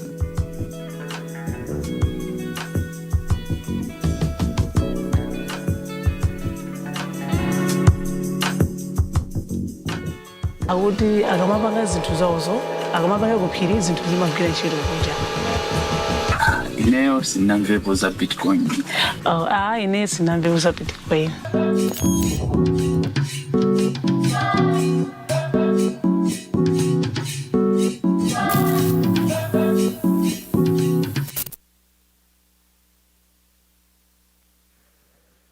That's a trailer for Dirty Coin. That's going to be playing in a little bit. We've got a panel up next, and that's going to be playing at 3:45, maybe a little bit after. Now, remember, we're going to turn this into a bit of a movie theater. We're going to dim the lights. We're going to have popcorn. We're going to have some candy. Seating is a little bit limited, so make sure that you don't go too far if you want to watch this. There is no recording allowed, so make sure you keep just like if you're at a movie theater. You can't record it. So sit down, enjoy. Yeah, Murphy, well, okay, Murphy gets a pass. But no cell phone recording. We've got a panel here.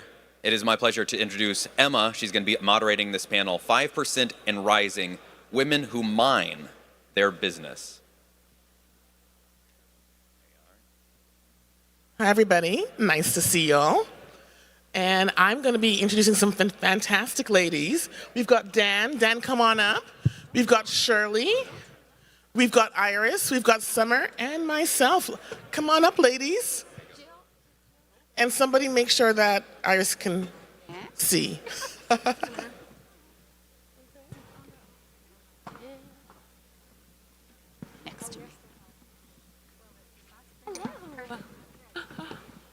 Excellent.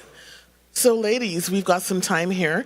We will start with Jill. Jill, could you do an introduction? And then we'll work our way down to Summer. Thank you. Yeah. Well, my name is Jill Ford, and I'm the co-founder and CEO of Bitford Digital.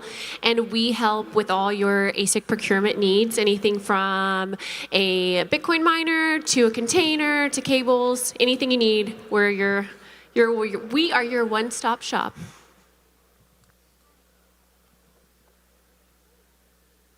Hi, I'm Dan. Thanks for having me here today. I'm from Hessian. we are focused on high-performance cooling solutions for both crypto mining and AI computing, helping operators achieve a better efficiency and sustainability and scalability. Hi, everybody. I'm Shirley. I head the marketing at Chain Reaction. We're a semiconductor company. We're developing our very own chips, hashboards, and systems for Bitcoin mining. And we also have our own AI ASIC for encrypted AI computing. Hi, I'm Iris with Gecko Science. I'm the CEO, so I work with the owner. He does the technical and engineering side. I do the business side. So when someone wants a custom miner or things like that, I'm the person you're talking to, custom projects, things like that. Hello, everyone. I'm Summer from BMAS. We are one of the largest miners hardware supplier from China. Since 2017, we are already in the space. So basically, we provide everything that you need for mining, from mining machines to logistics to cooling solutions. And we work with clients from all over the world. Hey everybody, I am Emma Todd. I have been in the space, the mining space, since 2018. And my company, we do AI data centers, we find site selections for them, and we also do operations, and we also do that for Bitcoin mining, which is where everything originated. So I'm happy to be here. And with these lovely people beside me, the one question I have for you guys is, and you all know, crypto mining, it's like 95% men at this point. I'm curious, what drew you all to that? We'll start with you, Summer. What drew you to Bitcoin mining? And the fact, despite the fact that there weren't that many women in it. So actually, I never really look at it as like men as a woman when I just enter into this industry. I joined this industry completely by accident. So yeah, because I got a friend who worked into this industry. So one day she asked me if I'm interested to have an interview. So I say, why not? Yeah, that's how I started. But what really got me into this industry is about people. I really love about the people I have met in this industry.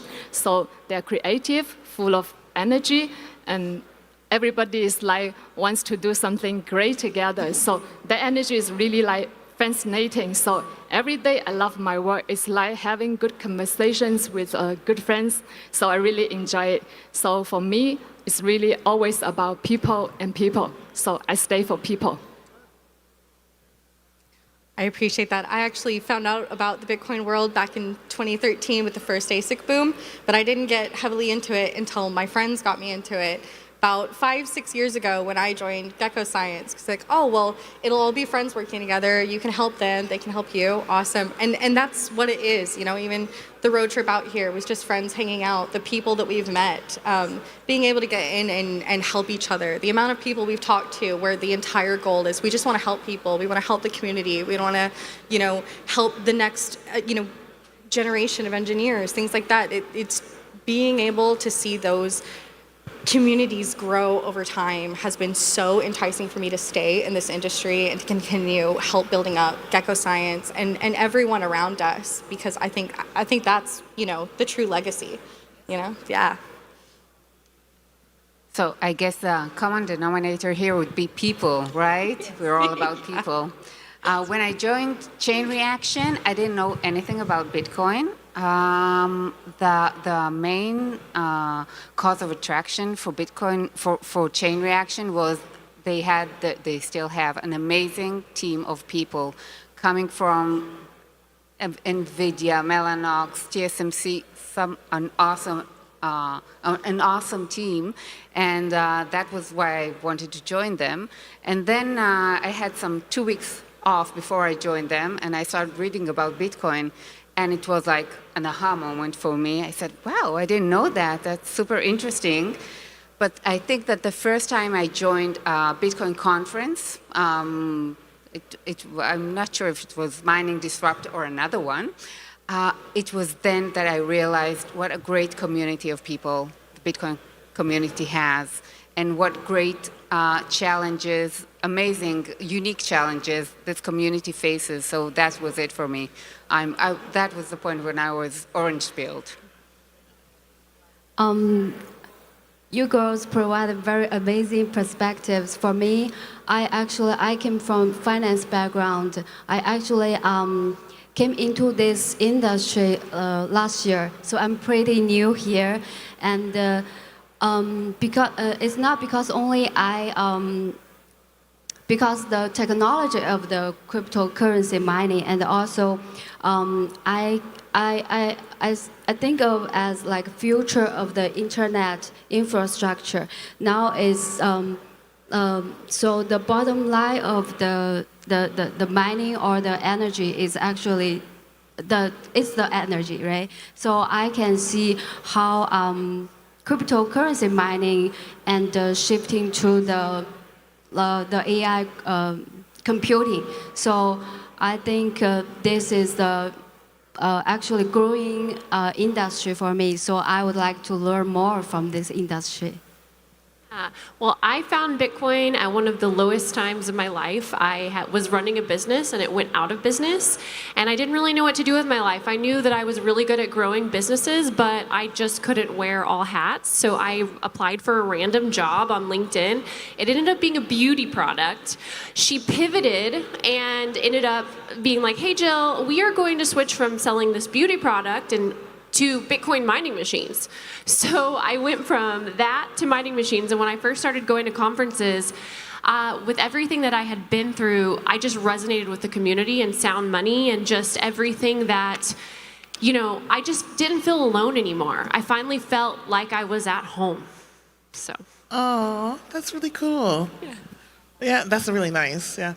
For me, what happened was I was in banking, and it was 2016, and my friend said, why don't you come to this Bitcoin conference that we're having? And I went, and everybody was so smart. And Andreas Antonopoulos was speaking, and I didn't know who he was, but I was like, I can really resonate with this guy. And back then, like everybody kind of gave you their numbers. They don't do that today, but I was like, I have some questions, and he just gave me his number and said, give me a call, and I did that, and then I walked away going, everyone is so smart. I really need to join this industry, and I did, and it wasn't until like 3 or 4 months later that I realized just how big all those names were that I heard talk and that were like giving me advice and things like that. And it really is the community. Like, I love that they don't care who you are as long as you're smart and you come with ideas and you can really help. And that's what I really love about everything that I do. And it makes me very happy to be a part of the community. So my question for you ladies is, we're sitting here, as you can see, I named it like the 5% and rising. What do you think it's going to take to get more women in this profession? And anyone can start answering this one. I'll answer it. I think honestly it just takes inviting more women. So as women, we should invite women. So one thing I did was at a previous Bitcoin conference, I invited my best friend. I started with family and friends and orange pilling them and bringing them into the industry. And they realized that they could resonate with the mindset and the atmosphere, and that's what brings women into Bitcoin mining is community. Yeah, so I think you can be what you can see, right? So I think women should be more visibility. So for going to the industry convention, Mining Disrupt with this women panel, so more and more women seeing us on the stage, on the spotlight. And if they see more and more people in the mining operations, or maybe raise a capital for a mining project, and there will be more, they will encourage them to walk into the room. I highly resonate with what you just said. It's about us, actually. If we want to have more women in, it's on us. That challenge is on us. And when I was asked if I'd like to join the panel, my automatic answer went no. I'm not joining panels in English. No. And then I said, if I want to say no, then I should really say yes. And that's very important because, we're promoting it on LinkedIn. My colleagues are seeing that. Suddenly questions are arising about Bitcoin mining. That's the way to go. It's just about being us, giving it, advertising it. That's the way to bring more women in our industry. It's funny you say that. I felt the exact same way when they first asked me. I was like, no way. Oh my gosh, I'm not going back up there on a panel speaking in front of everybody. Crazy. And then I thought about it and I was like, how many times have I seen women come up here and speak? How many times have I been at a convention and I got assumed that I was just somebody's wife, just somebody's, extra they brought, and I wasn't a professional in this industry. It's like the assumption that I couldn't be a professional in this industry that really fueled my fire and made me want to, I want to show people, like, we know what we're doing. We care about what we're doing. And other women, I'm sure, care just as much. I think some of the language surrounding this industry is so, it becomes more male-centered. This is the tech guys. This is what they do. This is what they know. And I've seen so many women come in with their perspective and looking at the stability, looking at the community, We're the people who I feel like end up building up people the most, who end up talking between different communities of like, how can we collaborate? How can we help each other? And that made me feel like, yes, let's go show them what we do and how much we love what we do. So, yeah. Yes, education, I think education is very important. So I can't really emphasize enough on education. I think we need more education in our industry, no matter from podcast or influencer. It's just we really need to have more education.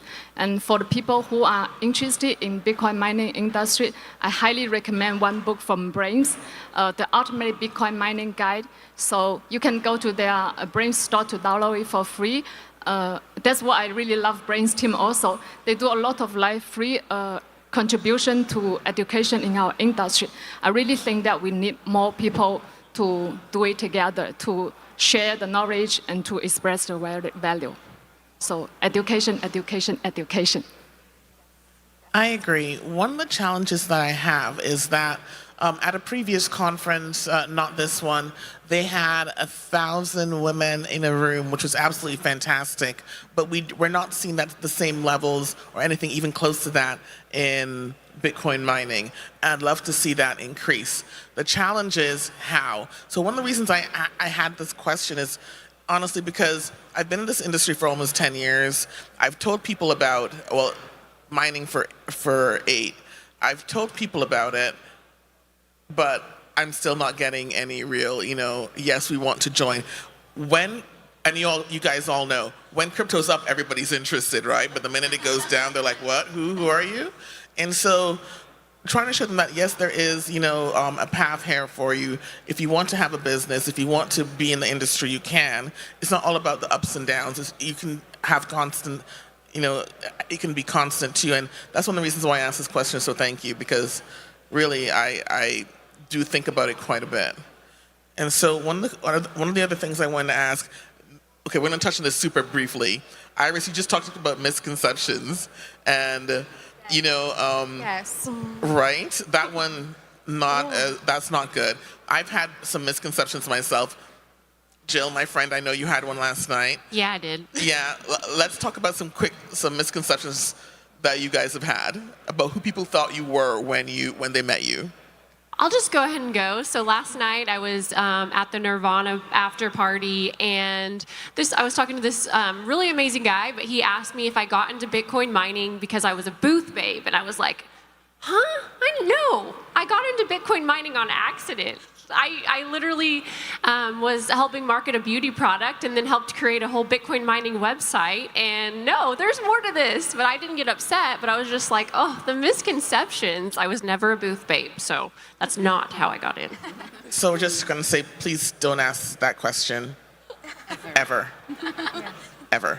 It's kind of like asking a woman if she's pregnant and she's not. Just don't do it, guys. It's not going to be good for you, okay?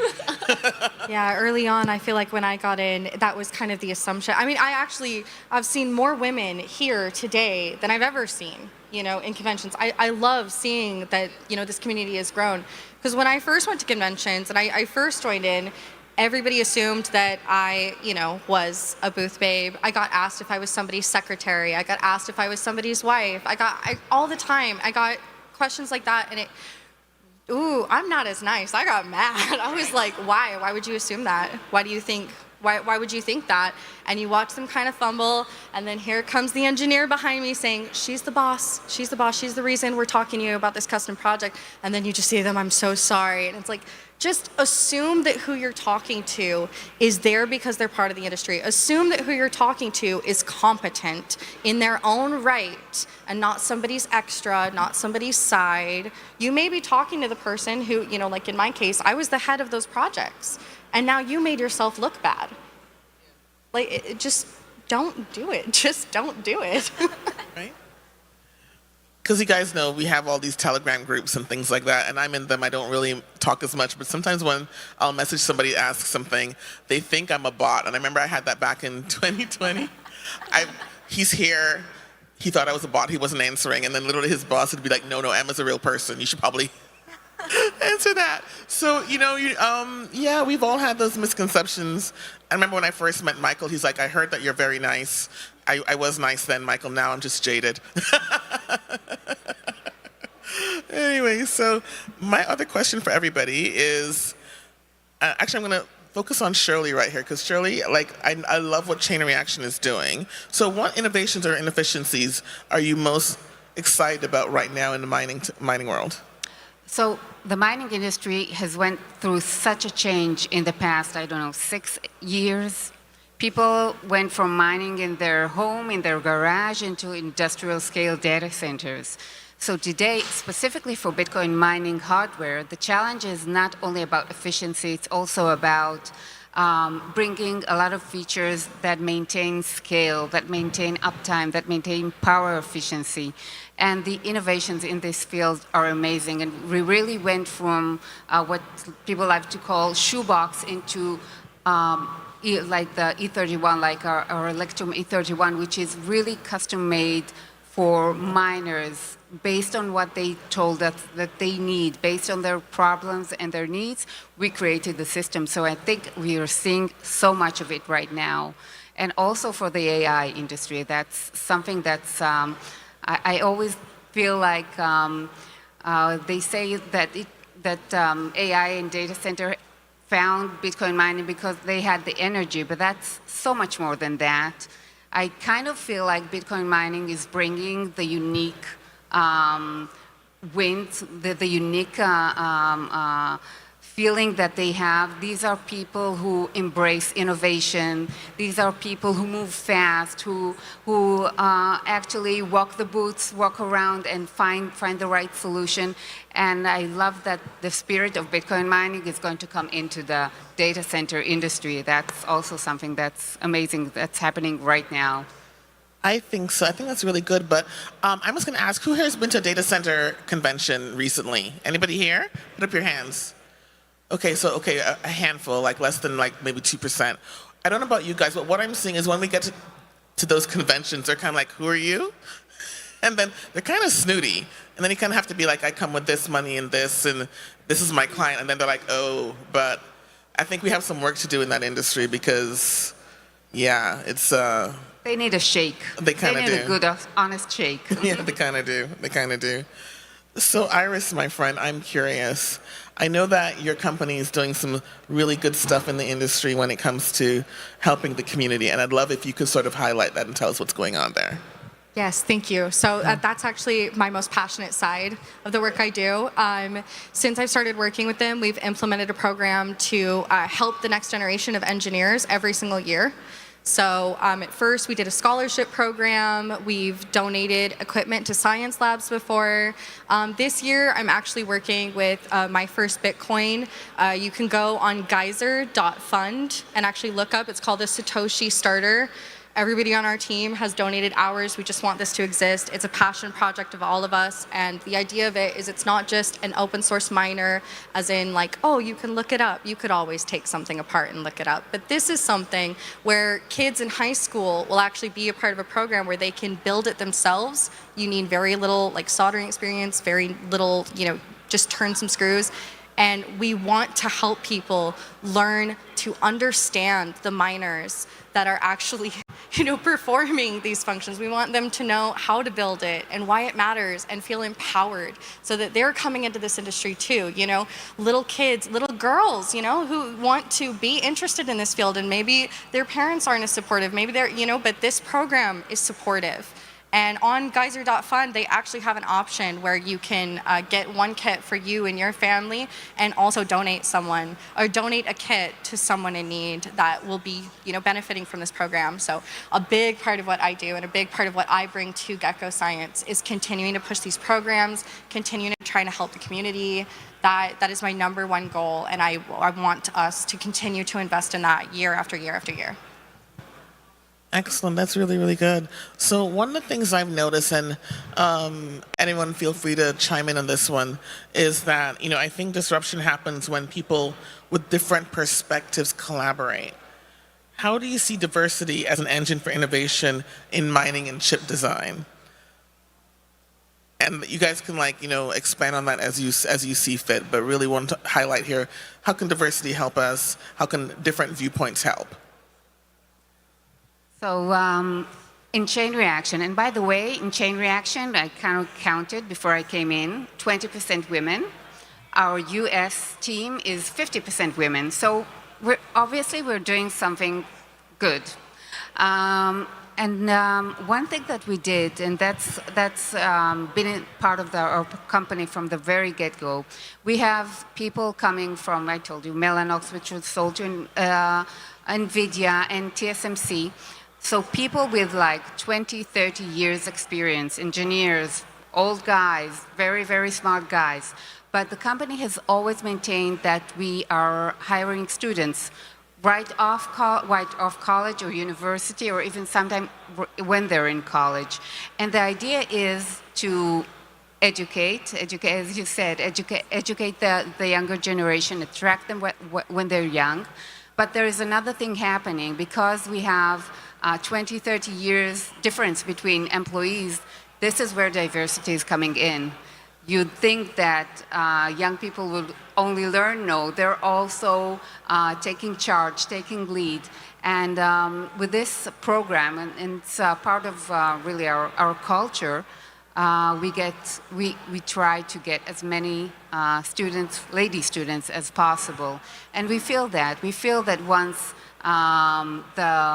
we have more employees coming from women employees, there is more, the discussion is being more fruitful and changes, and really I can just say that it's also a company that's US, Taiwan, Israeli, so there are multiple discussions already, and we know how much that is hugely fruitful and really helps us get to our goals better. So I have a question, because I think this, and then I'm going to target Jill on this one. All right. Uh-oh. Because this is actually a question I think you and I have talked about along with some other people. How do you see the intersection of AI, HPC, and Bitcoin mining evolving? And where do women fit into that future? Well, I think, we fit in every single area. I've seen women work in warehouses and in Bitcoin mining. I've seen them do customer service. I've seen them at conferences. I've seen them in all roles. So there's no limit to what a woman can do. We see the world in a different color, and I think that's what brings life to anyone's business, is our perspectives. So that's why I think it's a great idea to hire women. We bring community. So. And Summer, is there anything you want to add to that? No? She's like, I'm good. I love that. Does anybody else want to add to that, or are we? I'll move on to the next question if you want. I think that different perspective, I think, what we were talking about, we belong in every role. We can do, anything that anybody else can do it, and we can do it just as good or maybe better. Maybe our different perspective coming in is what the team needs. I know that for us, again, I can only speak for Gecko Science. I've only worked with Gecko Science in this industry, but coming in and having like more female perspective on like what to do with the business has shifted the entire business. I've seen other women, come into, different spaces in more CEO work, more decision-making roles in this industry, and they're shifting everything from how they make their miners, how they're marketing to people, how they're even, the language that they use when we're talking to people at conventions, when we're talking to people in person. It's gone from, trust me, bro, oh, this is so great, to the moon, which is fine, but adding in that aspect of, but this is your children's security. I've talked to so many people who got into Bitcoin, women who got into Bitcoin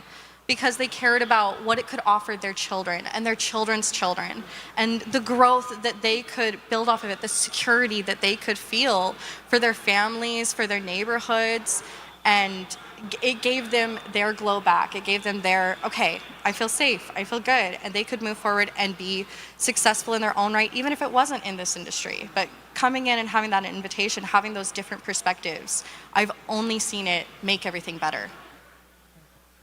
So I agree with that, but I have a somewhat unique perspective. My team, I have more women than men, actually. I have 3 men and the rest are women.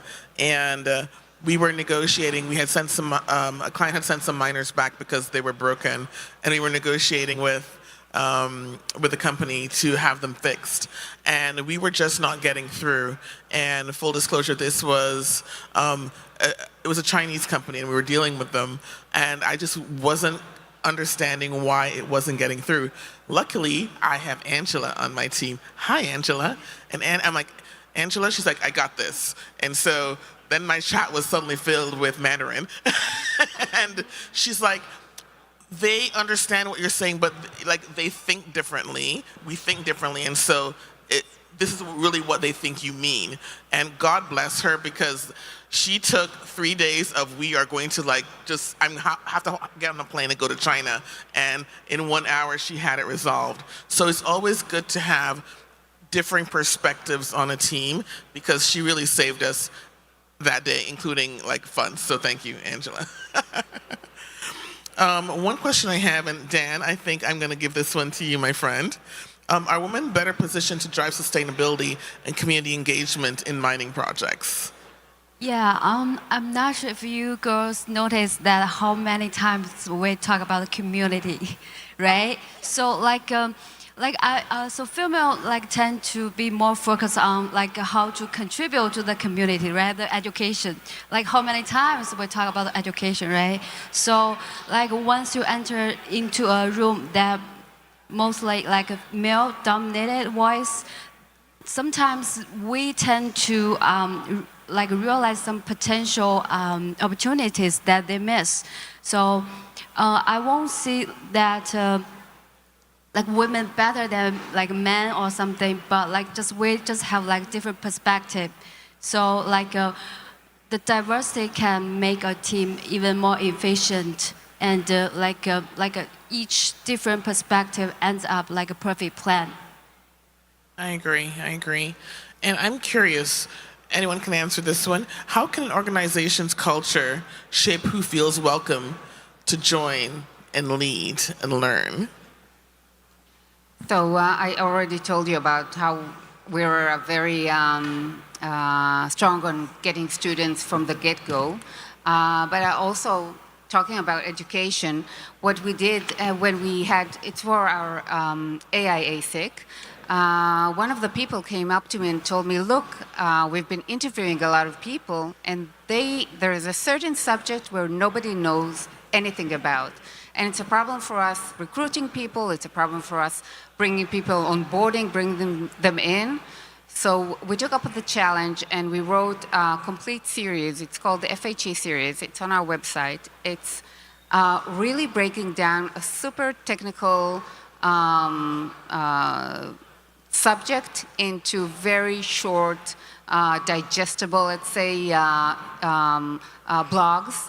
And this is something that we're very strong on doing, because we know that it would not only serve us as Change Reaction, it would serve the community, it would bring the knowledge that we have within the company. We want to bring it as much outside. So again, that's about how we're embracing diversification, how we're embracing new people in. So I'm going to ask this question because I always wondered, and I always ask this when I meet people. What drives you? Let's face this is not the easiest of industries. I have gray hair that I cover every day now. I'm not happy about that. But yet I keep coming back because I love it. And I love the people, I love the community. And you know, when we're having a good year, I love it too. So I'm curious, we'll start with you, Summer. What keeps you coming back to this industry? People, like I mentioned, really it's always about people.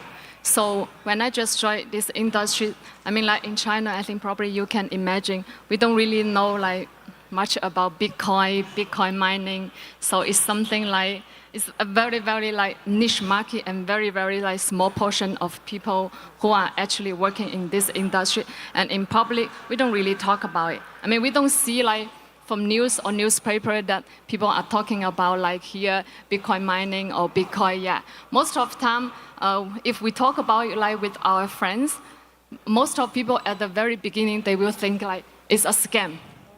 Yeah, so that's the impression that we have about like Bitcoin mining. So yeah, what got me really like into this is about like people. So when I just started, I talked to like people who have different background, you know, they come from different countries, but they are all really like very helpful. So they are those like who guide me through this journey. So it's people, yeah. What about you, Iris? What keeps you coming back? I'm trying not to cry. I'm in it 100% for my family.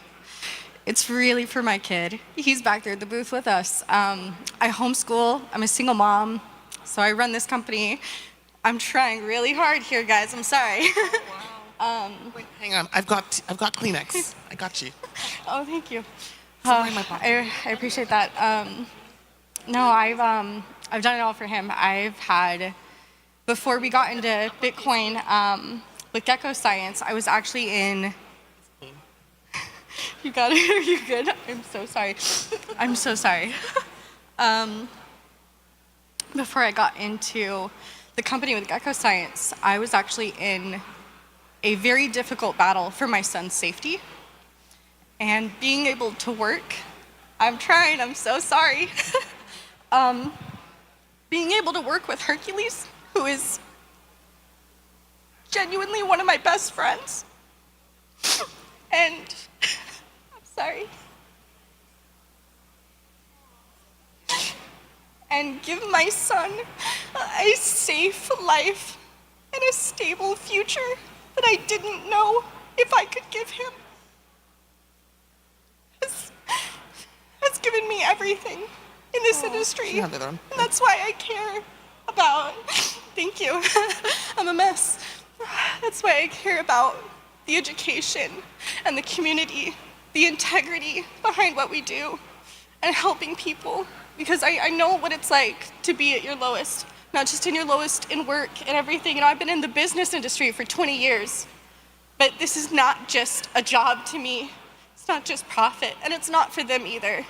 We're in this, and the reason our company is so strong, our community is so strong, is because we genuinely care about every person we work with, every person we help, and at the end of the day, we are so driven to make it work for everyone because of who we're doing it for. I'm doing it for my kid, and you know, I brought up the geyser fund, the Satoshi started. The reason I care so much about we need to give back and we need to do these things is because what if it was my kid, you know?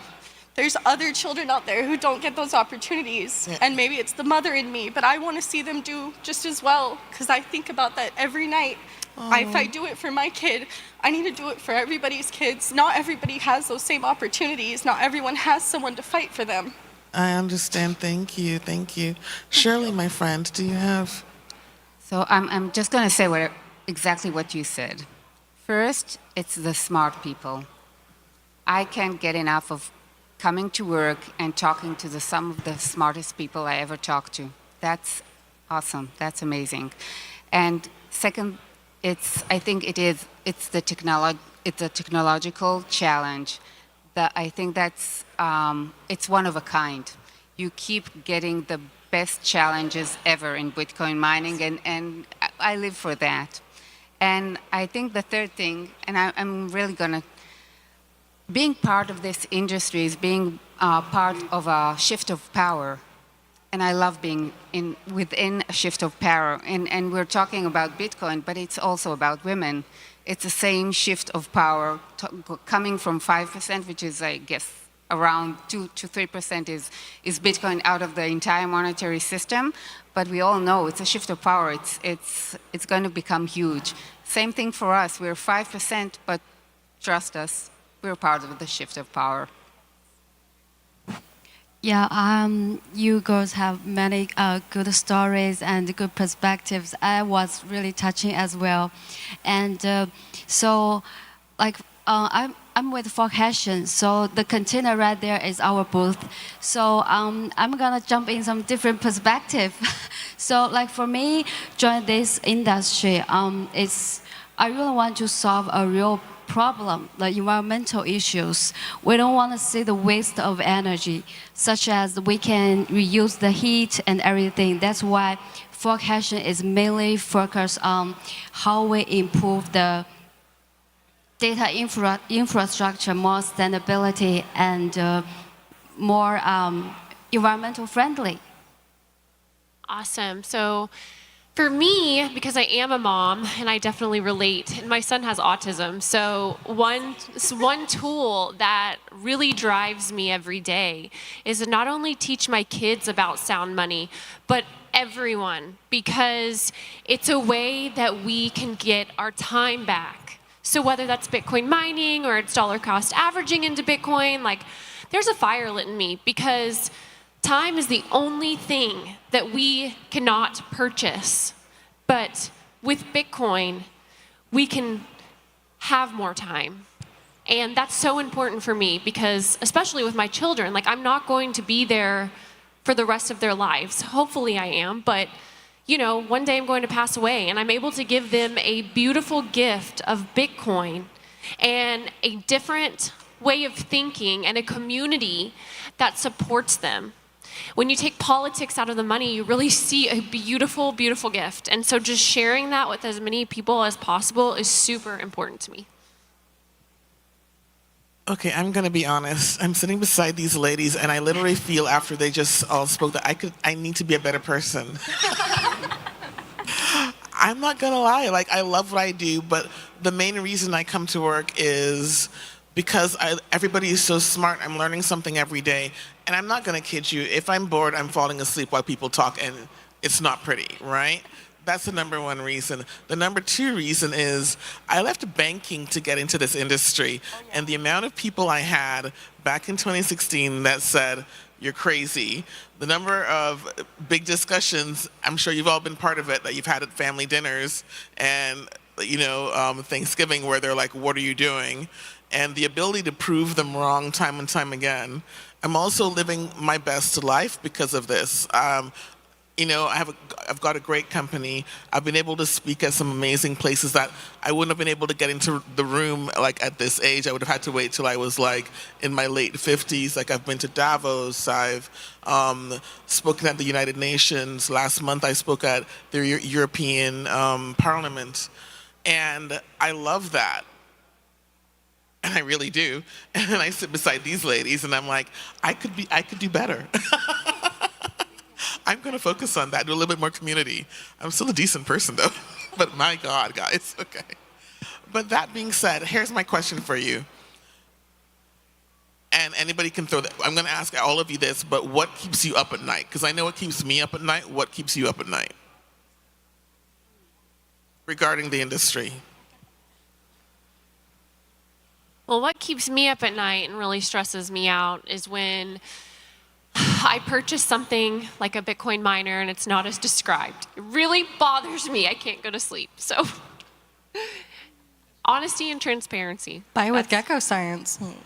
When you buy a Just brand throwing new that out miner from Bitmain and it looks used. Oh yeah, that's happened. Yeah. Was that my outside voice? Oops, sorry.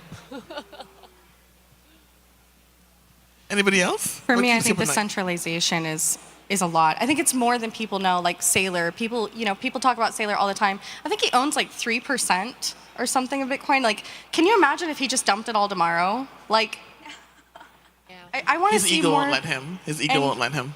His ego wouldn't, no. But I'd love to see just more, normal families joining in, things like that. I'm constantly thinking about all the time, like, how can we keep this in real people's hands? How can we keep it as decentralized as possible? I do think that's incredibly important for Bitcoin. So the more I see, the suits come in, so to speak, that scares me personally. I think for me, it's like what we can do more for the industry. That's what I'm thinking like every day, because I have a unique boyfriend and he's really like crazy about Bitcoin, about this industry. So every day our conversation is related to Bitcoin and this industry. So it's like that's what keep us like going on every day. Anybody else? Okay, the latest thing that keeps me up at night, and this is just in the last 4 or 5 days, quantum computing. Yeah, we've been talking about this like forever, like since 2015, 2016. I never really cared. And then I read a few days ago that they're actually shipping out quantum computers now. People can actually buy them. I'm now officially worried. So that's, hopefully you guys aren't as worried as I am. And if you are now as worried as I am, I apologize. But that being said, does anybody have anything else that they want to discuss? Well, I have something I want to say. Sure. They sure did save the best panel for last. So let's prioritize women. Yes. And I think, though, this is a good lesson to learn, because if we want to bring more women into the community, then we need to prioritize women, and we can do that by having us on the first day. Hello, Michael. Having us on the first day. How's that? Love it. Thank you. He's the quietest guy. I just love mentioning him. He's like, oh my God, stop that. Anyway, everybody, that's all we have for today. Thank you very much. We will see you again. Thanks, guys. Thank you. Thank you.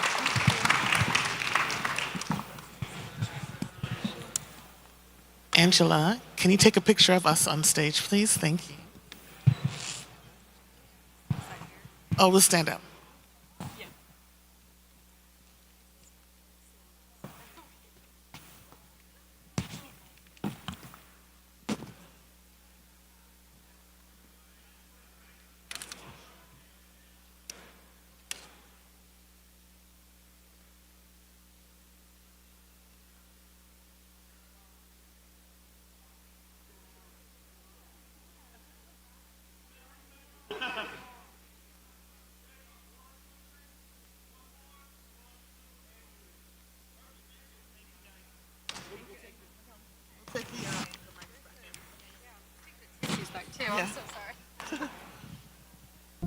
That was a clap. Come on, guys. Give us a little bit more. Bitcoin is Thank you. tied to the laws of Thank physics, which, as far as we know, are the only laws that humanity has yet to break. You've probably heard of Bitcoin, but you may not be entirely sure what it is or what it takes to make it. Bitcoin is a young technology, but it has a lot of potential. It changes the way you think about the world once you start to understand it and use it. The next wave of Bitcoin miners and really the next wave of Bitcoin adoption comes from the energy companies.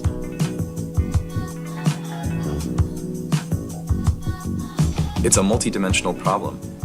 It's not hyperbolic to say that Bitcoin and Bitcoin mining, it could bring 1 billion people out of energy poverty.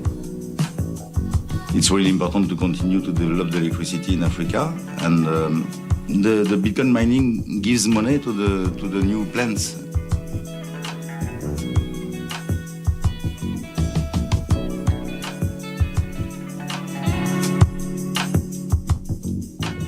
akuti akamapanga zinthu zawozo akamapanga kuphiri zinthu zimagwira ntchito kunja. Ineyo sinamvepo za Bitcoin. Ine sinamvepo za Bitcoin.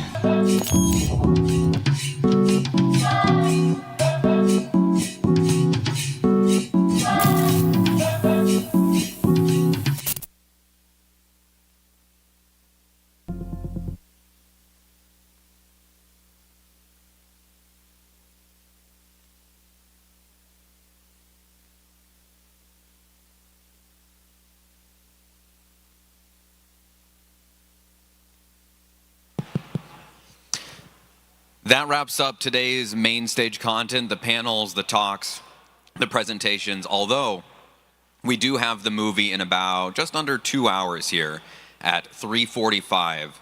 Remember, we have limited seating. There's going to be popcorn. There's going to be candy. There is no filming of the movie. You're going to have to sit down and watch it. But don't go too far. Mingle, hang out, get your questions answered out there on the floor.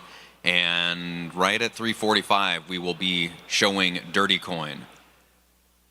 I think this might be one of the first times that it's been shown in public. Again, remember that we are going to be back in Miami, Florida in about 8-ish months, July 21st through the 23rd, and we will see you there.